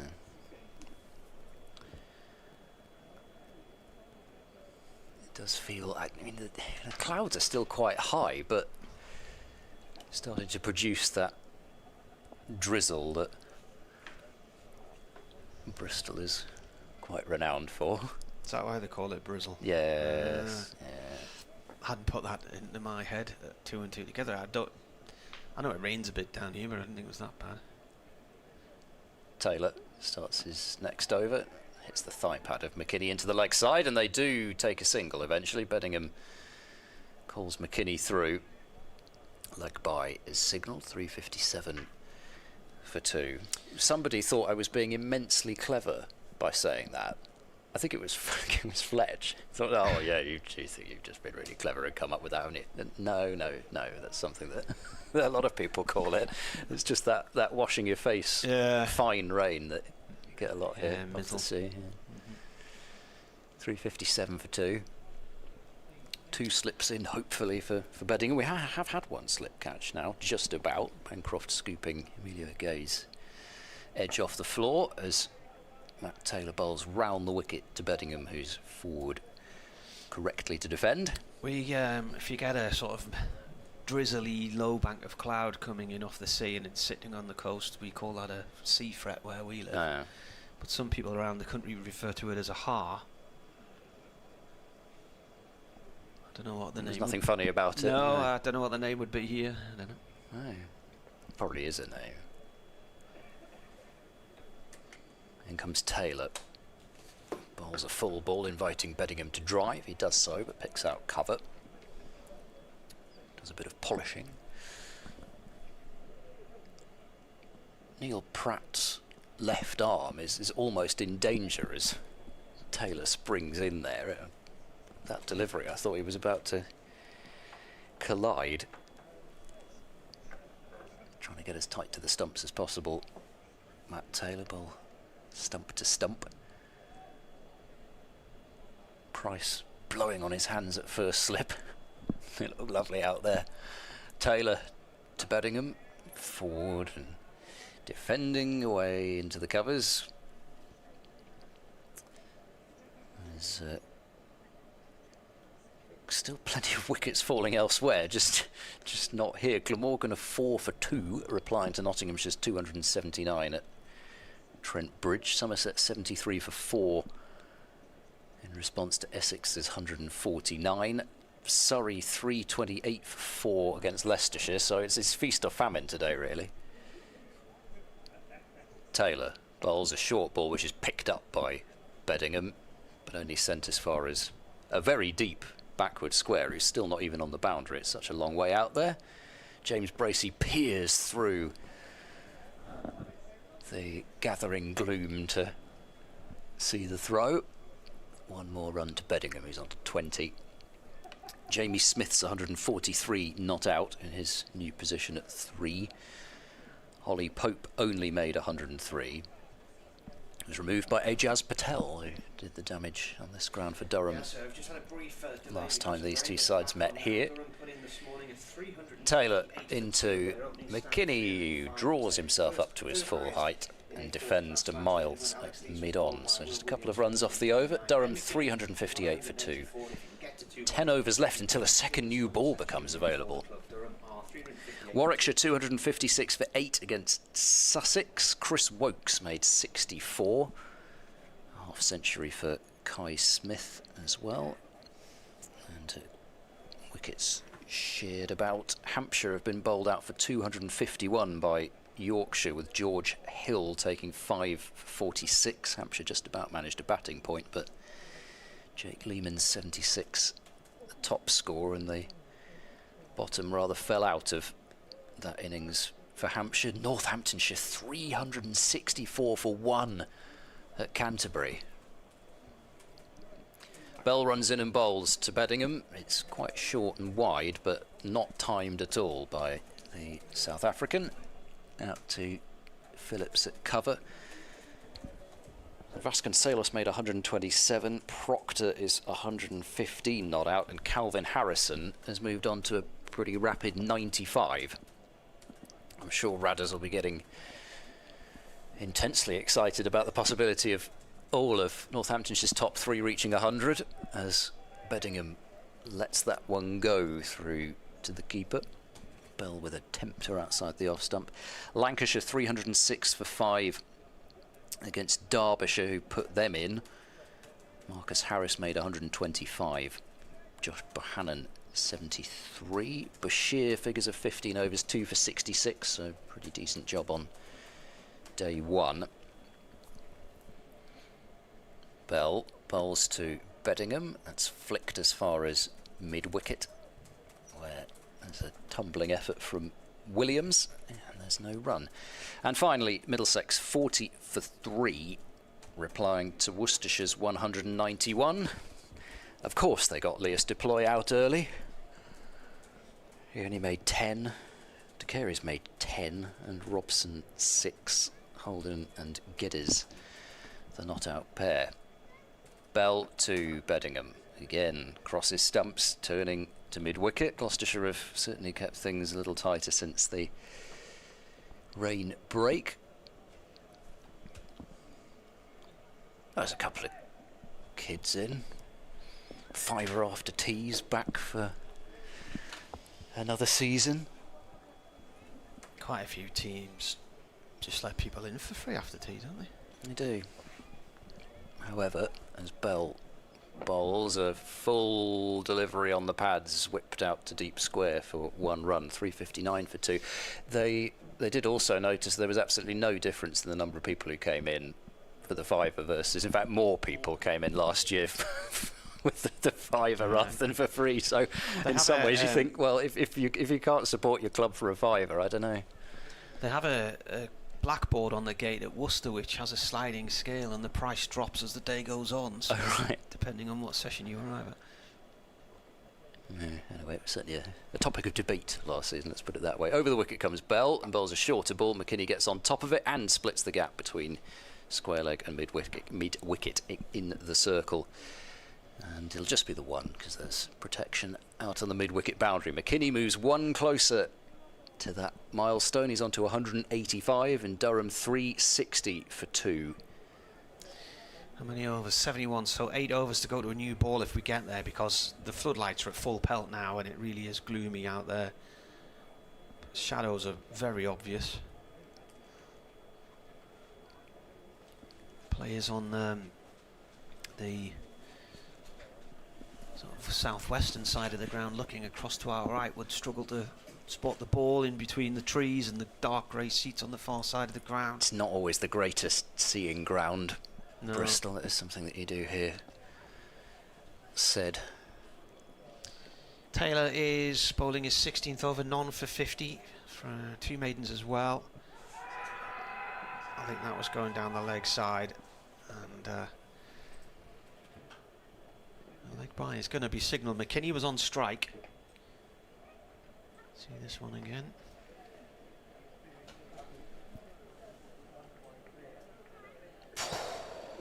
Well, he's stepped quite a way forward, hasn't he? And it's hit him. It's that, and Taylor's especially frustrated because that's exactly the same problem he was having with Lewis Deploy last round. And he sort of feels like, well, if any batter just gets a bit down the pitch and across their stumps, then they can't be given out LBW, because if you can't strike him. McKinney's 6'7", and that's hit him on the thigh guard. So to me, that's going over. Taylor comes round and bowls a short one, which is left alone. I mean, I'm probably not as tall as his thigh guard. So. No, I'm not. I didn't really get a great look at it, but I'm just saying from the point of view of that sort of a shout. Taylor had a couple that was struck in line. And looking at it again, I think you'd be extremely lucky if that was going to clip the bail on the leg stump.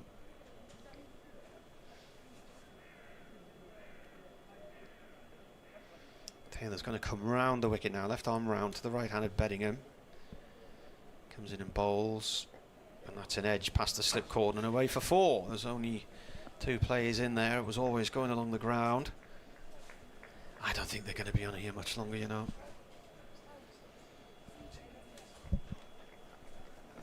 It's the sky's just filled in. It's grey everywhere. Well, we're still only just started the hour where they said there was an 80% chance of rain. Cause is that coming from the pylon direction or not? Don't know. I'll look at the radar, see what it's predicting. Beddingham's on 25 with that 4. He's faced 38. Durham 365 for 2 in the 72nd over here on the BBC. Taylor comes around the wicket again and bowls. That's defended by Beddingham. Rolls back to the bowler. You have a rain app of choice. Well, I use the Met Office app, but it gives you a live radar. Ah. So. Well, I don't know if they've forecasted it early. No, they're still sticking with their 80% according to the... Well, there's a big band of rain right over us at the minute, but it's not falling. So that's good. It's the not falling rain that's a cloud. Yeah.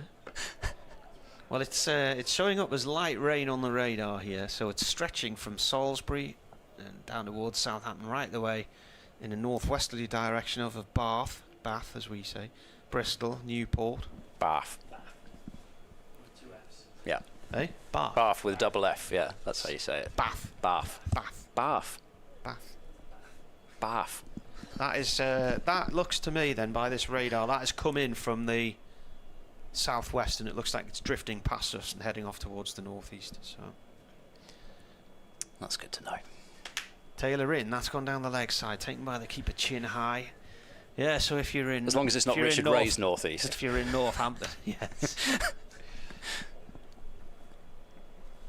Richard Ray's the only guy I know who goes north to get to Spain.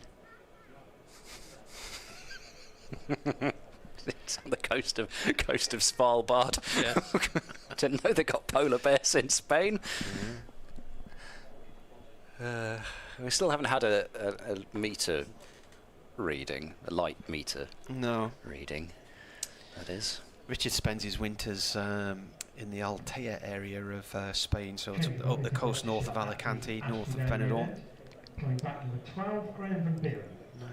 Nice spot around there, the hills just inland from the sea. Well, he's probably wishing he was there, given Surrey a 346 for 4 at the Oval.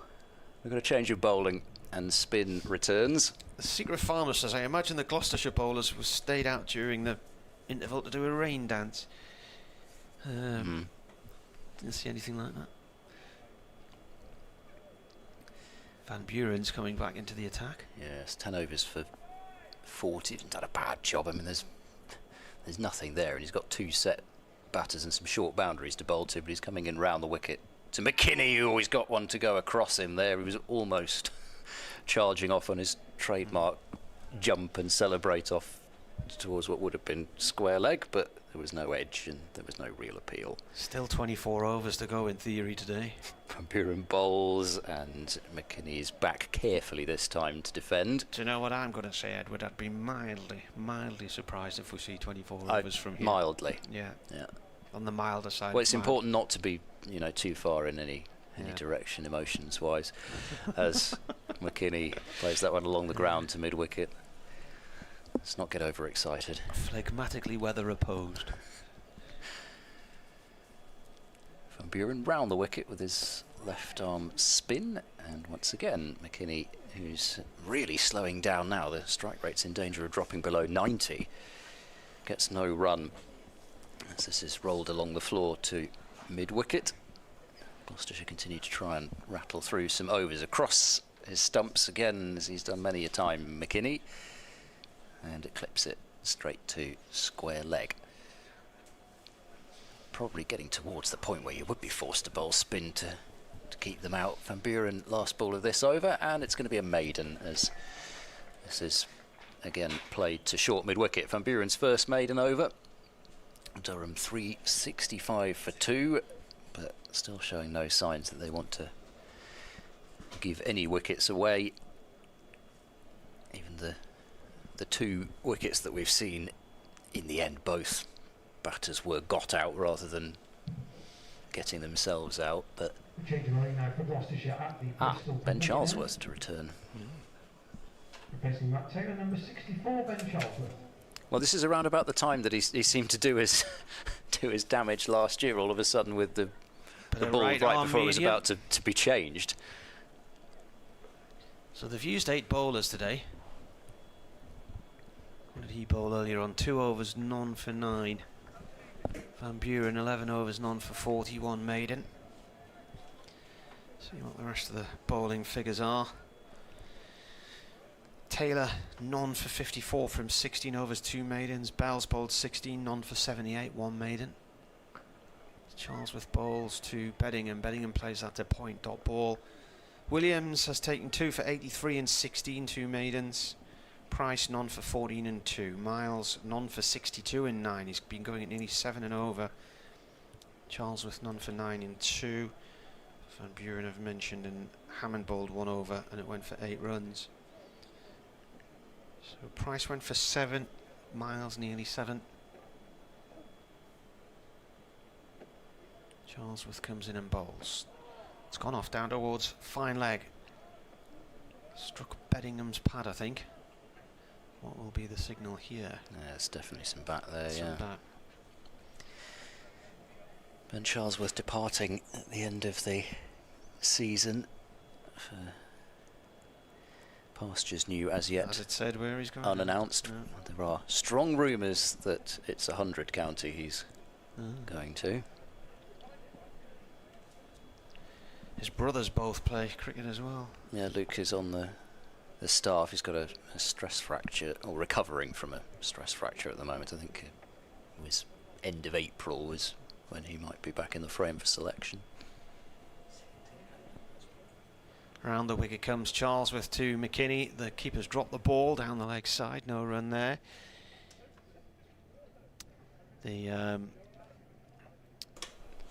Charlesworth's played for Oxfordshire, schoolboy levels, and then in the minor counties. Played for Clevedon in the West of England Premier League. I thought it was quite nice. Luke Charlesworth's first class wicket of Rishi Patel was caught at slip by his brother. Comes round the wicket again to McKini. McKini defends. He is on 185 from 207 balls. For the majority of the day, he's roughly been a runner ball. He's being a lot more watchful and studious in these conditions. Overhead cloud cover and the floodlights on. 2 balls left of the over. Charlesworth in from the pavilion end. McKini flicks that off his legs down to Ward. That's a lovely shot. There's 2 fielders, sort of long leg and deep backward square leg. There wasn't much between them in terms of distance. Maybe 15 yards, and he still put it between the 2 of them for 4. Takes him on to 189. It's a short boundary, but then the speed that the ball's come off his bat all day, he just has not given fielders chances. It's the crispness of the striking all day. And I say striking, but I mean it's along the ground. He's barely hit a ball in the air. So impressive. Of the over. Charlesworth in. McKini plays it back to him. Charlesworth tries to snatch it with his left hand. It bounces out of his palm. End of the over. I'm looking at the far end of the ground there. Those 2 fielders who were on that boundary trying to cut off the ball down towards long leg, and you can't see the definition in their faces anymore now. They're just sort of out of focus splodgers. I'll pass that on to them. Well, they are, aren't they? I mean, Graham, you're an out. There's no sharpness in the definition of the players anymore. Yeah. No, you'd have to think it's... Well, it's felt as if it's been on the borderline for the last couple of overs. I'm sure they'll be carrying on for this over with the spinner bowling, but it is less the batters, it's more the fielders when it gets into this sort of situation, especially when you've got the ball being crashed about like these 2 can. Beddingham will face on 26, and Van Buren in round the wicket to him. Slides that one into the right-hander who's forward to defend. Eric the Stanmore Mackham's come on email. He says, after last week and the storm, he said, Storm's D, Dozy, Beaky, Mick and Titch will probably roll in overnight and scupper any chances of victory. Very good. Van Buren to Beddingham off the back foot. He'll take a single to a deepish mid-on. Not quite on the boundary, but far enough back that they can come through. 371 for 2. I think we've only had 4 storms that have been named by the Met Office, so we've only got up to D. There was Storm Goretti, which the French named, and there was another one which I think the Irish named. Van Buren into McKini, who dabs into the leg side for no run, mid-wicket to field. But when they published the list of storm names last September, technically going into the stormy season, and I noticed Storm Marty was on the list. And is it? That would be number 10, I think. If we got us that far, then we're in trouble. Van Buren, short ball dragged into the onside. It's burst through the hands of Hammond at short mid-wicket, but it'll only cost a single. Deep mid-wicket, well, deep square more like, gets around. It's a bit fortunate to get away with that is Van Buren, because that was a real drag down. McKini onto 190. Van Buren bowls to Beddingham, who drives to deep mid-off this time, so 3 singles in 5 deliveries this over. Storm Marty. Well, surely it will stay up in the northeast, won't it? This one. Van Buren in, and McKini forward to defend back up the strip. 3 off the over. 373 for 2 for the first time in about 30 overs or something. The run rate for Durham has dropped below 5, even though it still says 5.0 on the board. It's 4.97, thank you very much. Wow, well noted. Little victories. Yeah, I think Storm Marty's more mobile during the summer. Tends to do more motorway miles. Coming to a county cricket ground near you.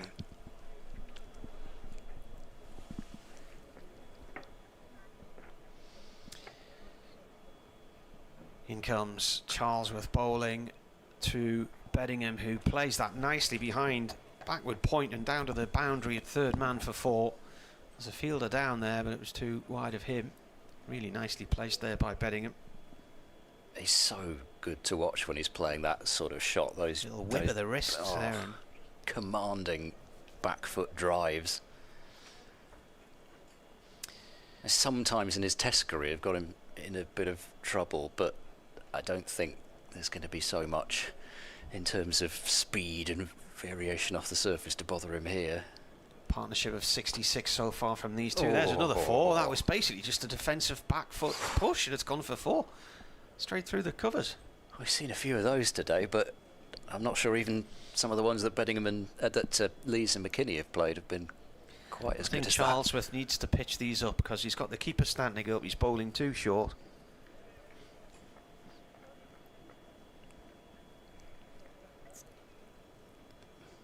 Hasn't been much mileage for short stuff. Beddingham moves on to 36. Durham 381 for 2. 19 away from the 4th batting point. And it's defended by Beddingham. Around about middle and off. Plays it out in the offside. So where are we now? 70 partnership from these two. They really could, if Martin Emerson is mildly surprised, they really could push 500 in a day here. I need to score a run a ball or so, but could do it. Charlesworth comes in once more, and Beddingham turns the ball across towards deep square leg for a single. 382 for 2. Northant's 378 for 1. Harrison's brought up his 100 as well. Have any of the Kent players gone off injured today? Doesn't look that way. Tawanda Muyega's bowled 12 overs. Not sure I've ever seen him bowl before. I've seen him, no, maybe I have. A couple of overs last year. Charlesworth round the wicket now to the left-handed McKini, who plays that down to long leg for a single. There's cars, a couple of cars at the far end of the car park have just turned their engines on and the lights have come on, and the lights are really bright. We've got the floodlights on here at full pelt. They've been on for quite some time now. This Merc is just sitting over us. Not really going anywhere fast. Charlesworth, last ball of the over. And played by Beddingham to backward point. Dot ball. End of the over. 10 from it. 383 for 2. 4 to go until a second new ball becomes available, but I think it's one of those new balls that you're not exactly queuing up to catch the captain's eye and say, I'd like to bowl with this, please. Can't see Van Buren being changed. Gloucestershire have got a... You'd imagine they've still got to try and whip through the overs to try and get to that new ball under cloudy skies, but that's flicked in the air for a moment by McKini, and another slightly untidy piece of fielding at mid-wicket allows the ball to get underneath, and they take a single that I'm not sure they would have got. It had been fielded cleanly. Durham 384 for 2. McKini to 182. Beddingham surveying the field, seeing where he can do some damage. Mid-off and mid-on are still a little bit back towards the boundary as that's played late behind square on the offside. Another misfield allows a couple of runs as Durham continue to pile on the runs here at Bristol, with Gloucestershire having won the toss and elected to bowl first. I don't think too many people at the time batted too much of an eyelid there because the pitch was quite green. It was cloudy to start with as Van Buren bowls to Beddingham. That's cut away for a single into the point area. 387 for 2, and Bristol has tended to be a bowl first venue in recent times. The feeling is that the live grass goes and it gets harder both to score runs and take wickets later on, but you've got the chance of the pitch maybe doing something early on. McKini goes back into his crease and defends, but as much as Gloucestershire have been quite profligate today, McKini has been chanceless and nothing short of imperious at times for his 192. He won't quite add to that there, despite a short ball from Beddingham, and there is a good piece of fielding from Miles Hammond at mid-wicket to get down quickly and stop it. They'll be feeling that because it's not warm out there. It's gloomy, the floodlights are on, but McKini has been the highlight of the day on 192. He goes back and carves that one away, and there's another cracking stop at short extra cover. It was into the ground, bounced up at a height, and Ollie Price fields it, launching himself away to his left. So the end of the over, there are 3 to go until a second new ball is available. Only Will Williams has struck today for Gloucestershire. He bowled Alex Lees for a very well compiled 129. Emilio Gay fell very shortly afterwards, caught at slip by Bancroft for 5.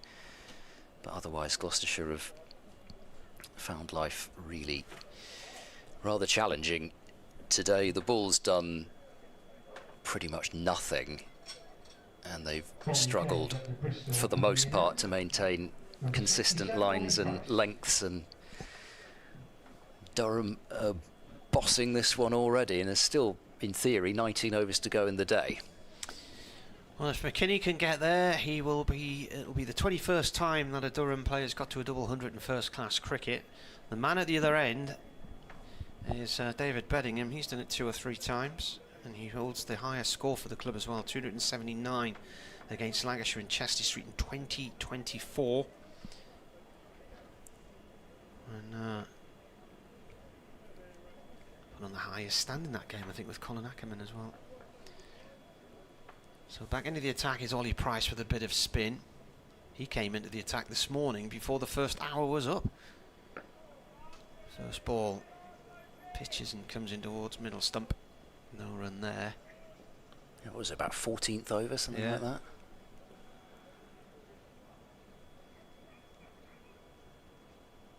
McKini hit him for a huge 6 into the car park and another one straight down the ground. Beddingham on strike, turns this out towards square leg. He'll get a single. So Beddingham on 41, Durham at 388 for 2. Reminder, if you're just joining us, 5 Live Sports Extra with us. Durham were put in this morning.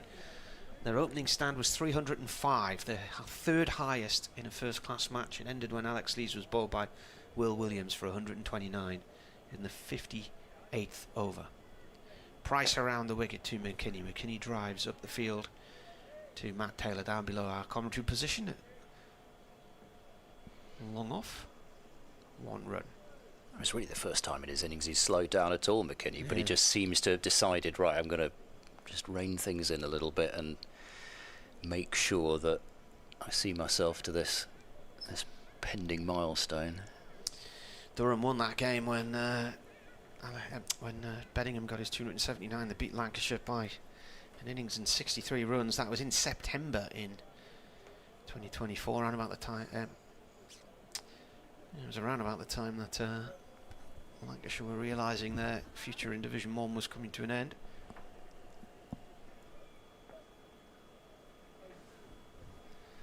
Price comes in and bowls. Beddingham plays the ball into the ground. It bounces back towards the bowler. No run.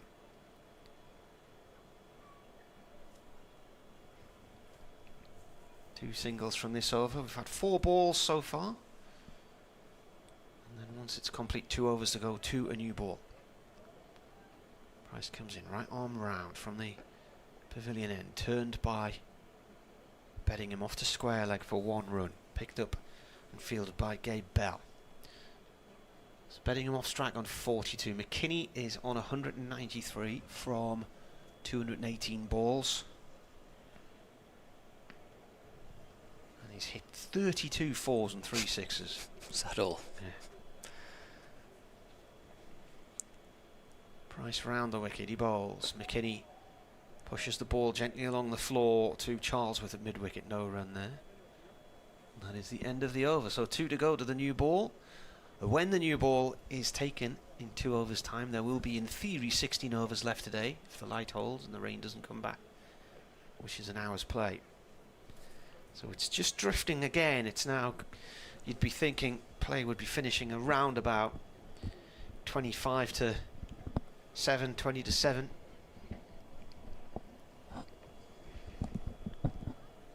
What has happened to this bank of rain that was sitting across the entirety of Bristol, seemingly apart from here? What's gone on with it? It's dissolved. It's just sitting there. Van Buren, 79th over of the innings, forced away off the back foot by bedding him out to Hammond at cover, who misses out on a rare opportunity to slide and dive on the floor. Yeah, it's heading over towards the M4 corridor now. Look out, Swindon. Buren bowls and it's defended into the covers. Yeah, that'll make the magic roundabout even harder to navigate. 10 mile an hour and you're doing a 360. Get dizzy. Beddingham waits. Van Buren bowls to him. And driven off the outer half of the bat out to backward point. There's no slip in place, so it would have to be a very thin outside edge to bring about his demise. Van Buren trying to rattle through this over as breezily as possible as he delivers one into the pads of Beddingham, and I think it just caught him on the pad but going a long way down the leg side. Ball will be tossed back to the left arm spinner, businesslike as ever. In and bowls, loops that one up a bit more, fuller delivery, driven out into the offside. Miles Hammond dives. Well, I say dives, he sort of rolled past the ball as the ball rolled past him. We're always taking a single anyway. 391 for 2. It must feel like a very long day in the field, even though actually we haven't even had 80 overs yet. Van Buren to McKini, whipped away and straight to square leg. So just the single off the over from Van Buren. That may well be the last of him for a little while. The umpires are moving towards each other. Yeah. Yes. Still 17 overs to go today. It's funny, sometimes almost just with the time as much as anything else. If you had this sort of level of light at 4:30, they'd keep playing, but just because it's 5:30, somehow it feels worse. Staying they're out going there. to stay on, yeah? Not even going to take a... Well, I suppose there's no point taking a reading, because they only take the reading once they've decided to go off for the first time. Just mentioning the weather heading towards Swindon and the Magic roundabout. You've got the county ground where Swindon Town play. You've got the cricket ground next door over the fence. Gloucestershire have played it. Played it there? Played at Swindon, yeah. Have they? Yeah. You got there's a cricket ground out the back of the away end at Burnley. I think in Darlington, of course, Feethams. They had the cricket ground and the football ground together. Northampton. Northampton Town used to play at Wantage Road. Here's Price, right arm round, bowls. It's gone off to mid-wicket no run there. Once went to see Sunderland many years ago, early 90s, and we parked in the cricket club and we were trying to climb over the fence. And do you remember those long managers' coats, the padded managers' coats that went right down to your shin? They were trendy in the early 90s.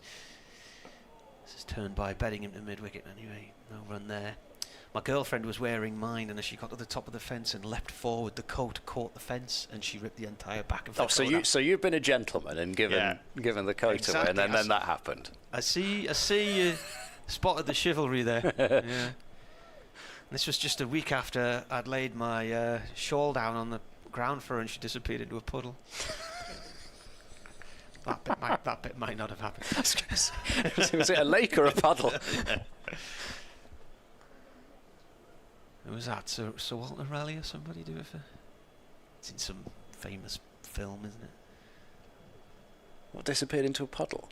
Well, it was this story about somebody laying a coat across a puddle for a queen. This is away by McKini. Oh, the fielder can't see it. Nearly went for 4. Taylor said, I didn't see that.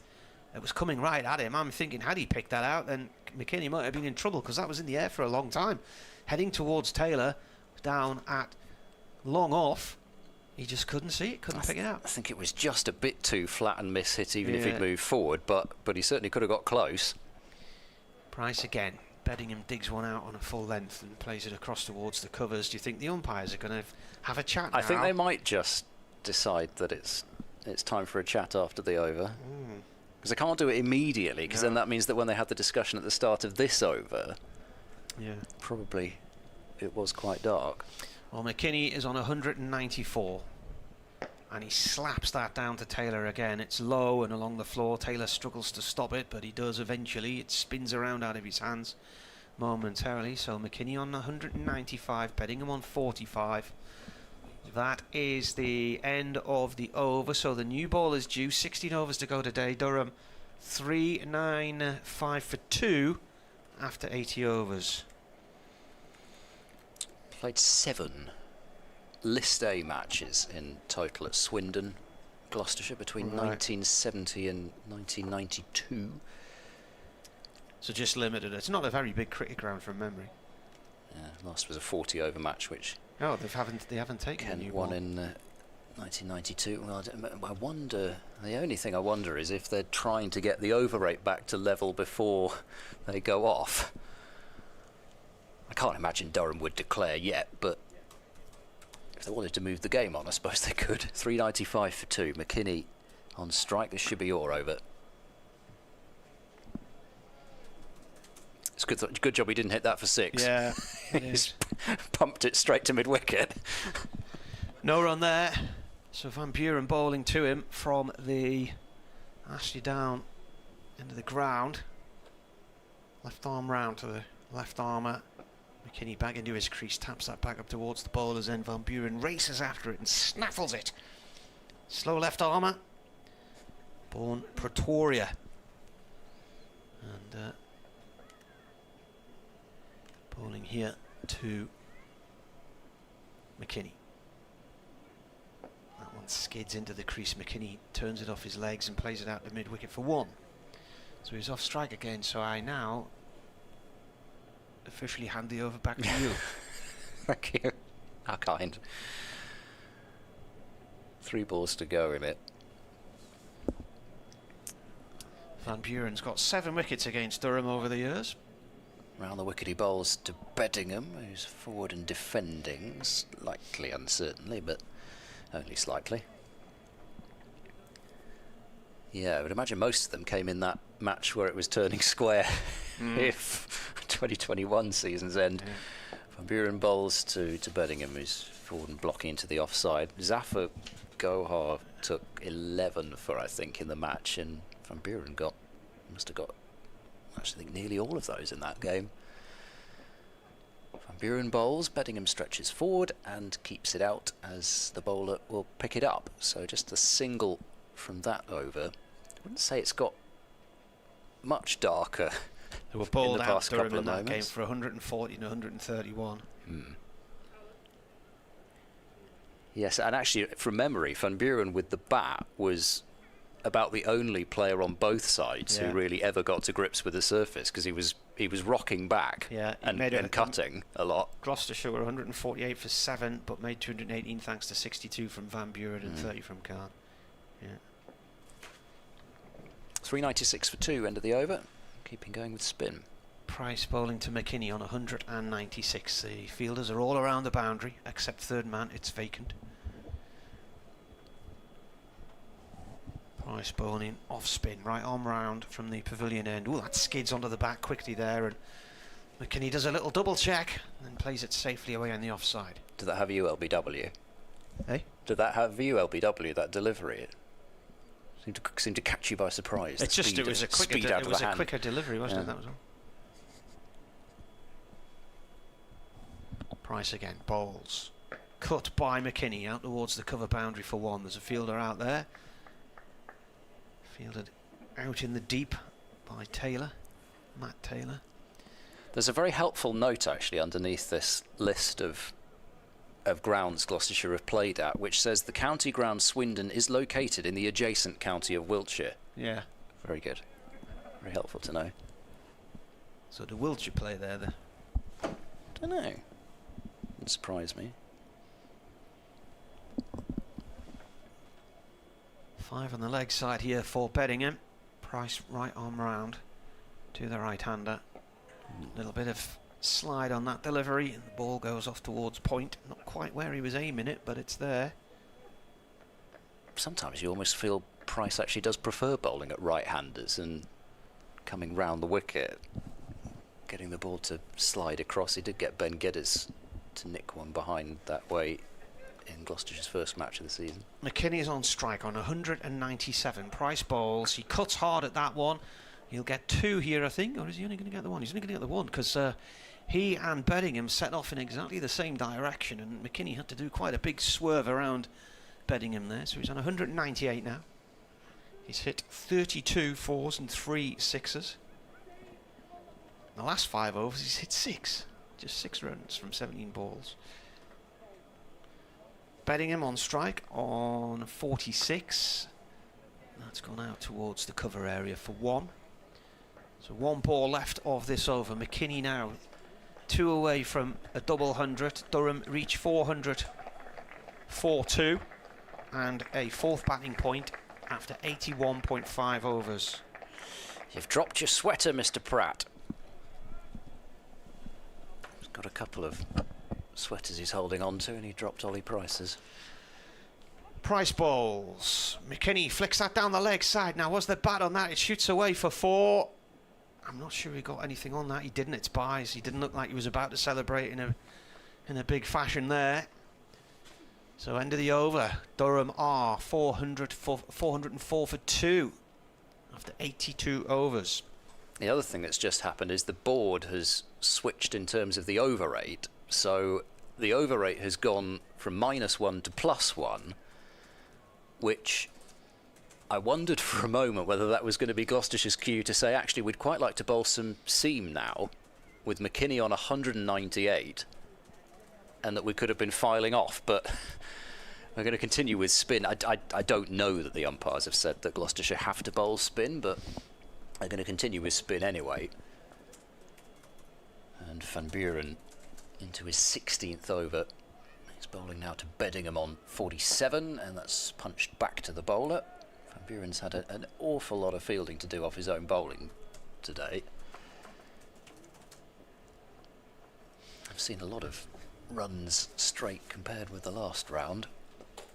This is flicked at by Beddingham, but he can't get it past the fielder on the 45 on the leg side. So there's a no run.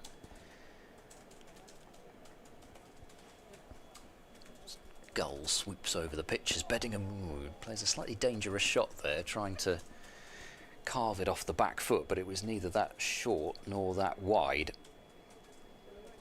Instead of dragging it on his stumps, it thudded off into the offside. Bancroft fields at backward point.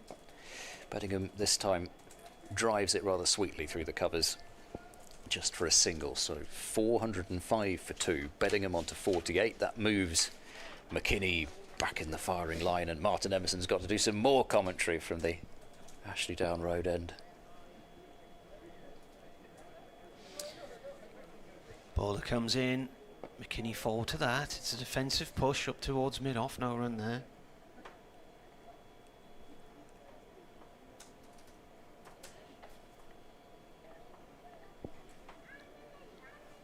Balls again. Oh, McKini back into the crease there and jabs the bat down on that one quite late. That's skidded in low, end of the over, so he's still on 198. This is very determined, very watchful, methodic cricket from Ben McKini. No risks being taken here as he looks at his first double 100. It's within touching distance, but it has been for a few overs now. It's almost like a completely separate innings within the innings since he's got to about 180. That rain break probably didn't help him, but you know, to his credit, even if he's not scoring that quickly, he's done a good job to reset and not just go out and give it away straight after that break.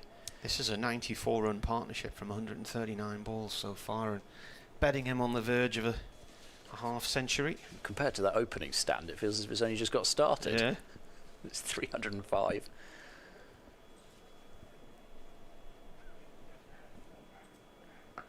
Bellingham plays this from Price out through to the covers. That might go all the way for 4. It is going to go all the way for 4. That's a half century for him. Comes in 76 balls. Half century for David Bellingham, 76 balls and 7 fours.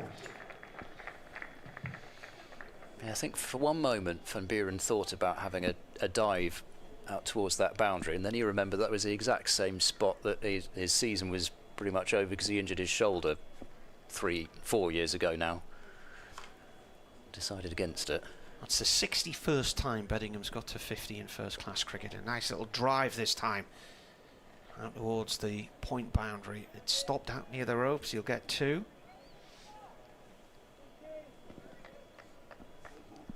All the while McKinney's off strike. That's the 100-run partnership. It's coming 142 balls. Yeah, McKini only 37 of them as well. They've still got Graham Clark to come, who seems to score 100 every time he bats against Gloucestershire. Ollie Robinson. Haven't even got to the crease yet. Clark got a century here, didn't he, in 2023? It was his first in quite a few years.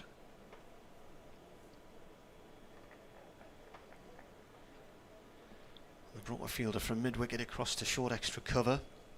Brought a long leg up the square leg. Beddingham defends this one. Had 6 runs from this over so far with 3 balls into it. Looking at the scoreboard, it looks like it's drizzling across there, but that's with the naked eye. I don't know if it is through the binoculars. No, it's not. Dirty windows. Are they the ones Tina Turner sang about? Ball played up by Beddingham, up to a long on for a single. So McKini back on strike then. 231 balls he has faced. He's on 198. They bring slip out. Cameron Bancroft brings himself out. He's gone into a cover position. Got an extra cover in there as well. Hammond's coming off the long off boundary to mid off, and Miles has dropped down a long on. Price bowls. McKini launches this up and over where Hammond's just been, and that is going to go for 4, and that is his 200. An excellent knock from Ben McKini. I can't really think of any moments today when he's been in peril, to be honest with you. He raises his helmet towards the pavilion, and he has got there. 202 not out, and he's hit 33 fours, 3 sixes, and at 21 years and 188 days, he becomes the youngest double centurion for Durham, beating a record set by Cameron Steele in 2017 at Leicester, when Cameron Steele was 21 and 328 days. Next ball from Price is blocked, and that is the end of the over. 12 overs to go here tonight in Bristol, with the floodlights blazing away. Gloomy skies, and history made by Ben McKini, who spent part of the winter with the England Lions in Australia and then a spell in the UAE. And the new ball is now taken. Well, he does look a real talent, does McKini. First time I've got to see him facing the red ball live that I can remember anyway, and what a show he's put on. Yes, he's had some deliveries to feast on. Yes, there's not been a great deal in the pitch, but you've still got to go out and score a double 100, and at this sort of pace and with this sort of quality as well. It's been a treat to watch, and probably the 233 balls that he's faced, his biggest moment of alarm was when he edged his first one between third slip and gully. That's pretty much as close as Gloucestershire have come. You wouldn't have thought that when that edge went flying off his bat. He looked round in concern, but that's as close as it's got. Williams is going to take the new ball. He didn't take the first new ball, but he's going to come on and see if he can, well, by himself at least give Gloucestershire a point out of today. So they're still sitting on 0 with only 2 wickets taken. 2 slips in place for the new ball. In comes Williams to Beddingham, and he's on the back foot and hitting this one slightly in the air for a moment, but only a moment out into the covers, and there's no run. So late in the day, second new ball. Williams hasn't got through quite as many overs as he did at Lord's in this situation. Gloucestershire were certainly tiring at that stage. Joe Cracknell, Elias Deploy put the second new ball to all parts. Beddingham flicking at this one off his thigh and finding the hands of Van Buren at mid-wicket. There is no run. There's the one thing today without a great deal of sunshine is the pitch does still look fairly green, but it's only an indication of there maybe being a bit more pace in it than there actually being anything great in terms of seam movement. That's prodded to mid-off by Beddingham, and there's no run. Bad light has stopped play at Canterbury with Northamptonshire 409 for 1. Proctor and Harrison together, 3 centurions there. In fact, everybody scored between 124 and 131. Quite the day for Northamptonshire. Williams bowls to Beddingham, who drives to mid-off. There's some hesitation from McKini, but Beddingham's running to the danger end. And the throw from Taylor misses anyway. 417 for 2. Lancashire 347 for 8 against Derbyshire. Shoaib Bashir's figures went from good to excellent. 20 overs, 4 for 76. Paul Coughlin's playing for Lancashire, 29 not out at the moment. And Middlesex recovering a little, 82 for 3 in response to Worcestershire's 191. Ben Geddes and Max Holden leading a bit of a recovery there after losing some early wickets. In Division 1, Somerset 122 for 5, replying to Essex's 149, so despite being 122 for 5, they're only 27 runs back with 5 wickets in hand. Short mid-wicket, just the one wide-ish slip as McKini faces up to Williams, and that's tucked to square leg on the boundary. Miles Hammond gets the throw in, just a single, 418 for 2. Glamorgan 45 for 2 after they bowled Nottinghamshire out for 279. Both Tim van der Huchten and Ryan Hadley took 4 wickets for Glamorgan. Jack Haynes made exactly 100. Williams comes in now and bowls to Beddingham, who plays a punchy back foot drive out through the covers. It's going to the long boundary, but the ball is still running and not quite getting there. Sliding stop made by Hammond just inside the boundary. Some relay fielding will save 1 run, so 5 off the opening over of the second new ball. Beddingham's got 59, Durham 421 for 2. Surrey 398 for 5 against Leicestershire. Jamie Smith has just been dismissed for 166. Pope having made 103 earlier. Ben Folkes continues his good form early season, 58 not out. Not that the selectors are likely to take the blindest bit of notice of that. Sussex 13 without loss. They dismissed Warwickshire for 267. Tom Price and Henry Crocombe got 3 wickets apiece. And Yorkshire 8 for 1. At the end of the 12th over, replying to Hampshire's 251. Oof. He's thrown everything at that as Beddingham. I've forgotten whose end. This is your end, isn't it? Yeah, I'm just doing a quick update for BBC Online. Just all of the stats that have just happened in the last couple of minutes. Okay, I'll continue. It was a very wide ball from Bell, and Beddingham threw, I think, not just the entire kitchen, but most of the most of the lower floor at that one, and it flashed away for 4 over deep third. And that is another short delivery which sits up. Beddingham pulls it for only a single to deep mid-wicket. Perhaps McKini is just feeling it in the legs a little bit at the end of a lengthy stay at the crease for him. He hasn't had to do a lot of running though, because mostly he's been just staring as the ball's been dispatched to the boundary. 426 for 2. Beddingham has, well, I mean, given what we've seen earlier with Lees and McKini, 64 feels somewhat dwarfed, but he's moved on to that 64 with a minimum of fuss. And Bell runs in over the wicket, bowling to McKini, who cuts at that one, and he'll get at least a couple, I would think, through the covers. Again, Hammond herring off in pursuit. And 428 for the loss of 2.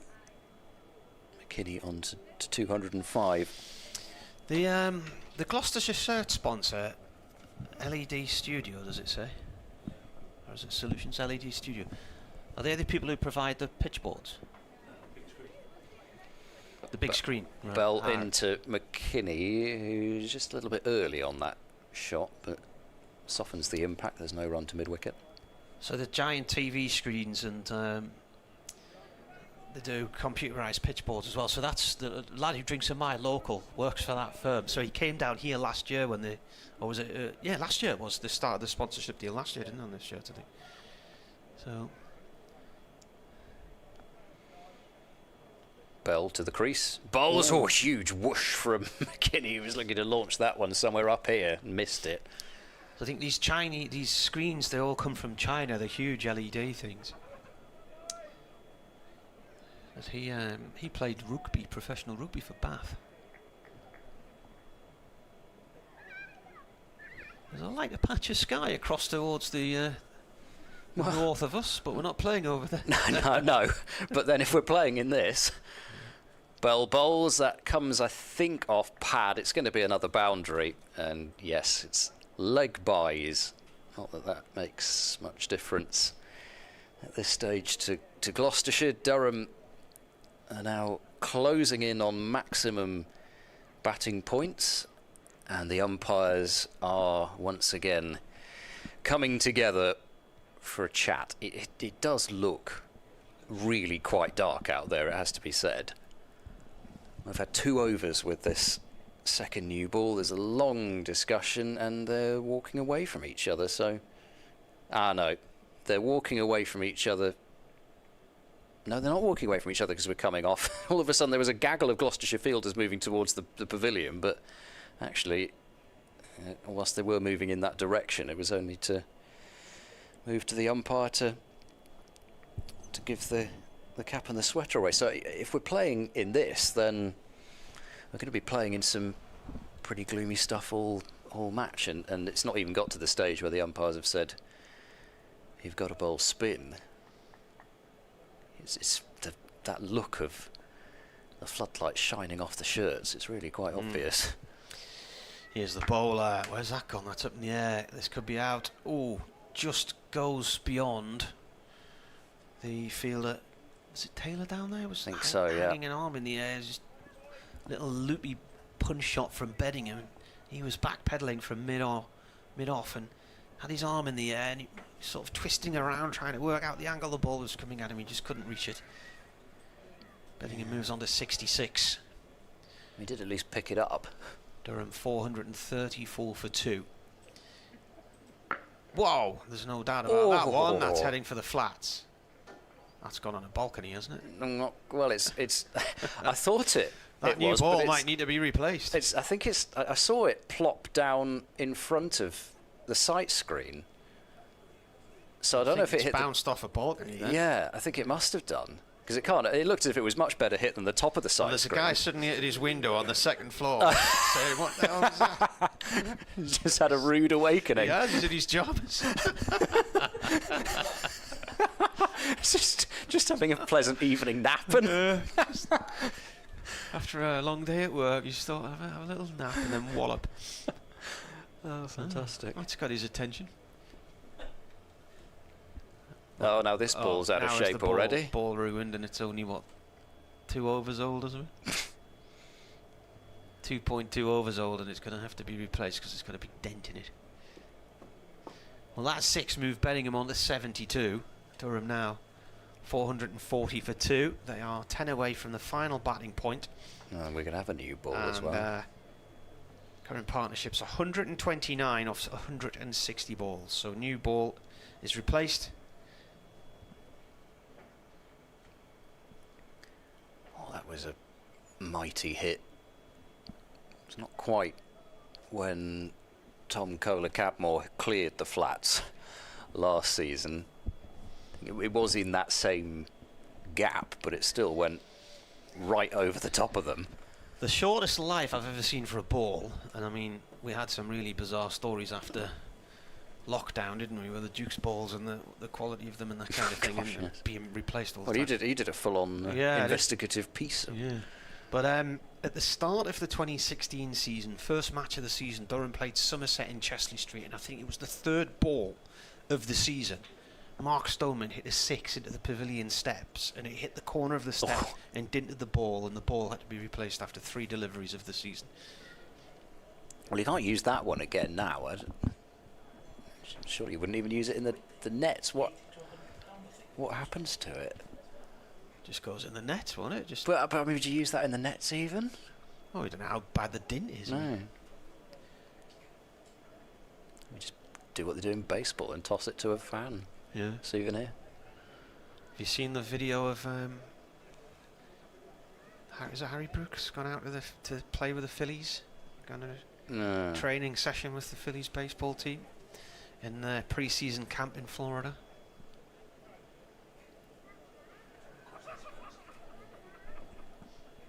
Yorkshire mustn't be playing at the minute. In comes the bowler. That's gone off towards mid-on. No run there. I think he's coming back for them in May. Oh, is he? He's playing a couple of. I think they've announced he's playing a couple of games in May.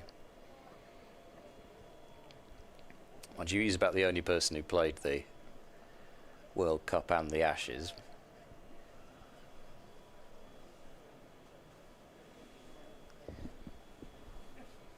Bedingham on 72 as Williams is coming in here halfway through his 18th over. That's turned towards fine leg for 4. Fielder couldn't get round. Bedingham moving on to 76. Does feel as though they've been clipped leg side an awful lot. I know that they've been trying to bowl very straight, but pretty much all the seam bowlers feels as though there've been so many runs scored. Fine leg, long leg, backward square. Williams again comes in and bowls. And that's where's that gone? So it's looped in the air. He's trying to paddle it around the corner. Or has it come off his pad? I think, and the leg by has signalled it. Has it hit the keeper's helmet? Nothing at all. Nothing. By.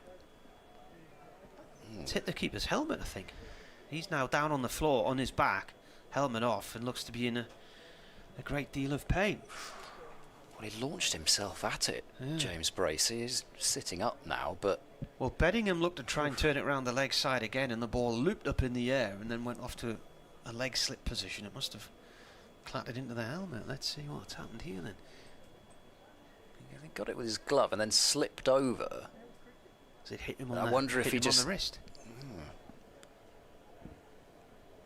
His helmet was a slightly awkward angle. I wonder if it just as he was falling over, it just got into an awkward place. This is Beddingham's 63rd first-class match for Durham. He came into this with 4,689 first-class runs for the club. First player to score 300 in a match for them, with 257 and 53 against Derbyshire in 2021. It was a no ball as well. I thought I saw the arm out, but then I wondered whether it was the pre-signal, but no ball plus by, so 3 runs onto the board. He's currently on 76, so he's so far got his he's on his 14th 50 for Durham, but can he convert that? Has the ball gone away from McKini here, flicked off down towards long leg, and that's gone for 4. So McKini moves on to 209, and Durham go past the 450 mark, 450 maximum points in 80 6.5 overs. So Beddingham looking to turn what would be, or what is his 1450 into his 1700 for the club. And another boundary to add to the collection behind square on the leg side. I know there have been runs scored everywhere. Wasn't too far off Ollie Price, but another ball down the leg side. Next ball is defended on off stump by McKini. Throw almost hit him. He's still got a bit of life left in the legs for a quick single and a dodge of the throw. Well, I think we're gonna finish off here. Amazed. It is amazing. I mean, it's 6:05. The floodlights are blaring out. We've got the 4-pointed shadows.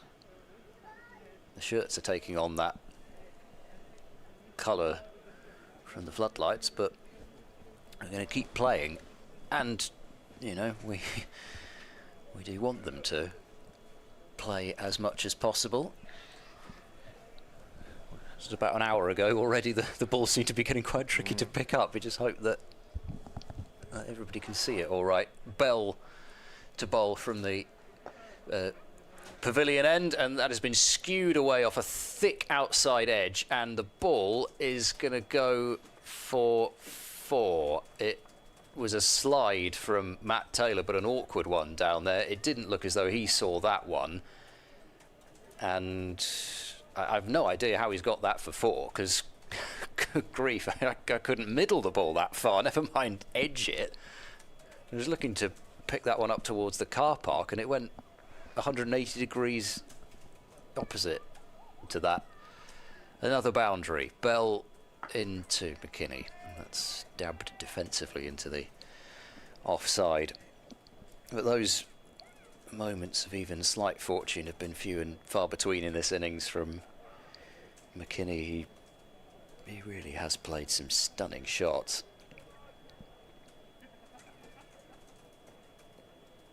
He stands there with his bat raised, standing tall, staring at the bowler. He looks an intimidating figure to bowl at. Bell into him, and there's no run as that's defended to point. I mean, let's face it, Gabe Bell is one of the, consistently over the past few years, has been one of the top wicket takers in the Sheffield Shield. This is not, this is, for all the decimation of Gloucestershire's bowling attack, even somebody who's had that amount of success playing in the Sheffield Shield, none for 89. He bowls round the wicket to McKini, and he's in behind that one. Textbook back foot defensive shot, and there's no run. And still only Williams reaching the wickets column, but he has unfortunately brought up his 100 for the day, 2 for 107 after that expensive last over. Here comes Bell, and guided away off an open face of the bat. Tumbling stop made by Phillips at backward point, and there's no run. It has almost reached that stage where you start to count the number of people remaining in the ground. A few people have stayed. I imagine some must have travelled down from the northeast. 4:56 for 2. Bell bowls, and that's bashed off the back foot by McKini and straight to mid-off. And there's a dot ball to end the over.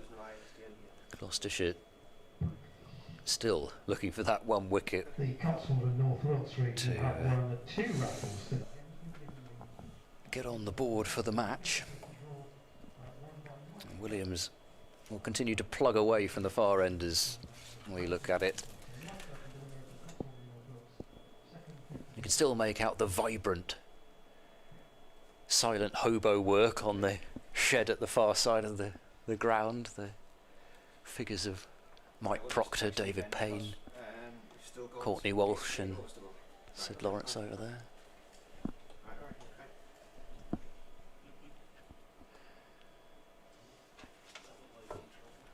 Just about beaming a lengthy pause as Williams gets ready to bowl. Here he comes. Keeper standing up. Beddingham plays out towards the cover area. No run there. Speaking of David Payne, his Sunrisers Hyderabad will be in action tomorrow at 11 o'clock. You just punched your laptop there. No? That's touchscreen. Ah, I thought you were slapping it for some reason. The umpires are having a chat here. They've spotted some violence towards a laptop in the media centre, and they're taking the players off in sympathy. Surprised they could see all the way up here. Yeah. Right, so 8 overs remaining. I said we didn't think we'd get the full lot in. Well, I didn't believe it would. It's sort of murked over again now. It is much lighter out towards the M4, but that's a few miles away and we're not playing there. In fact, towards the north, I can actually see a little sliver of blue sky, which we haven't seen any blue sky, not since this morning, I don't think. Is this the end of the day's play, or will they come back out tomorrow? Not sure. Sorry, will they come back out again today, or will we see them tomorrow? One of those they might things, not come back out one of those tomorrow. things will definitely happen. Will my brain get back into gear? That's the big one. Well, the umpires haven't pulled the stumps out yet. They're taking a light reading, but this is it's not raining. It's bad light. They do like to wait until the last possible moment, but if that is the end of the day, well, I don't know, Marty, have Durham had too many more dominant days like that? I'm struggling to think of them scoring as many runs in a day, and we haven't even had the full day, have we? 456 for 2 after, is it 88.1 overs? Somewhere along those lines, yes, that's right. Yeah, and from a Gloucestershire point of view, a day where they started off winning the toss and deciding to bowl first, and it took them 58 overs, well, technically 57.5 overs to strike for the first time. 2 wickets in 2 Will Williams overs. Saw the back of Lee's Ngay, but for Gloucestershire, the first round, when Middlesex scored 445 for 9 declared, it felt as though it shouldn't have been. Gloucestershire generated enough chances that it shouldn't have been that many.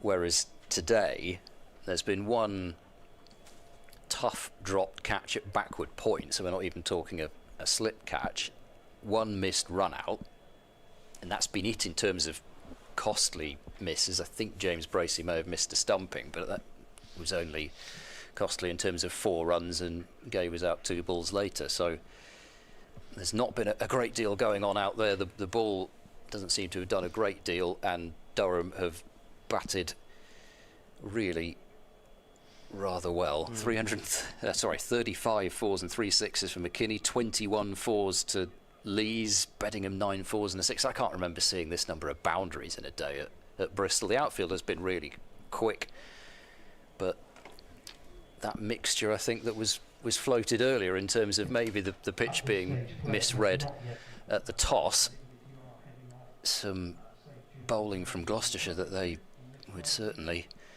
like to have been better, and also some very good batting. So we will take our leave, I think, given the umpires, they're still out there having a chat to the ground staff, but it does look as we go on as if that may well be the end of the day. If there is any more cricket, we'll bring that to you, but otherwise, thank you very much for your company today. Durham close, if that is the close, on 456 for 2. Martin Emerson and myself, Ed Seaborn, will be back with you tomorrow if there is no further play today. But for now, bad light has stopped play at Bristol.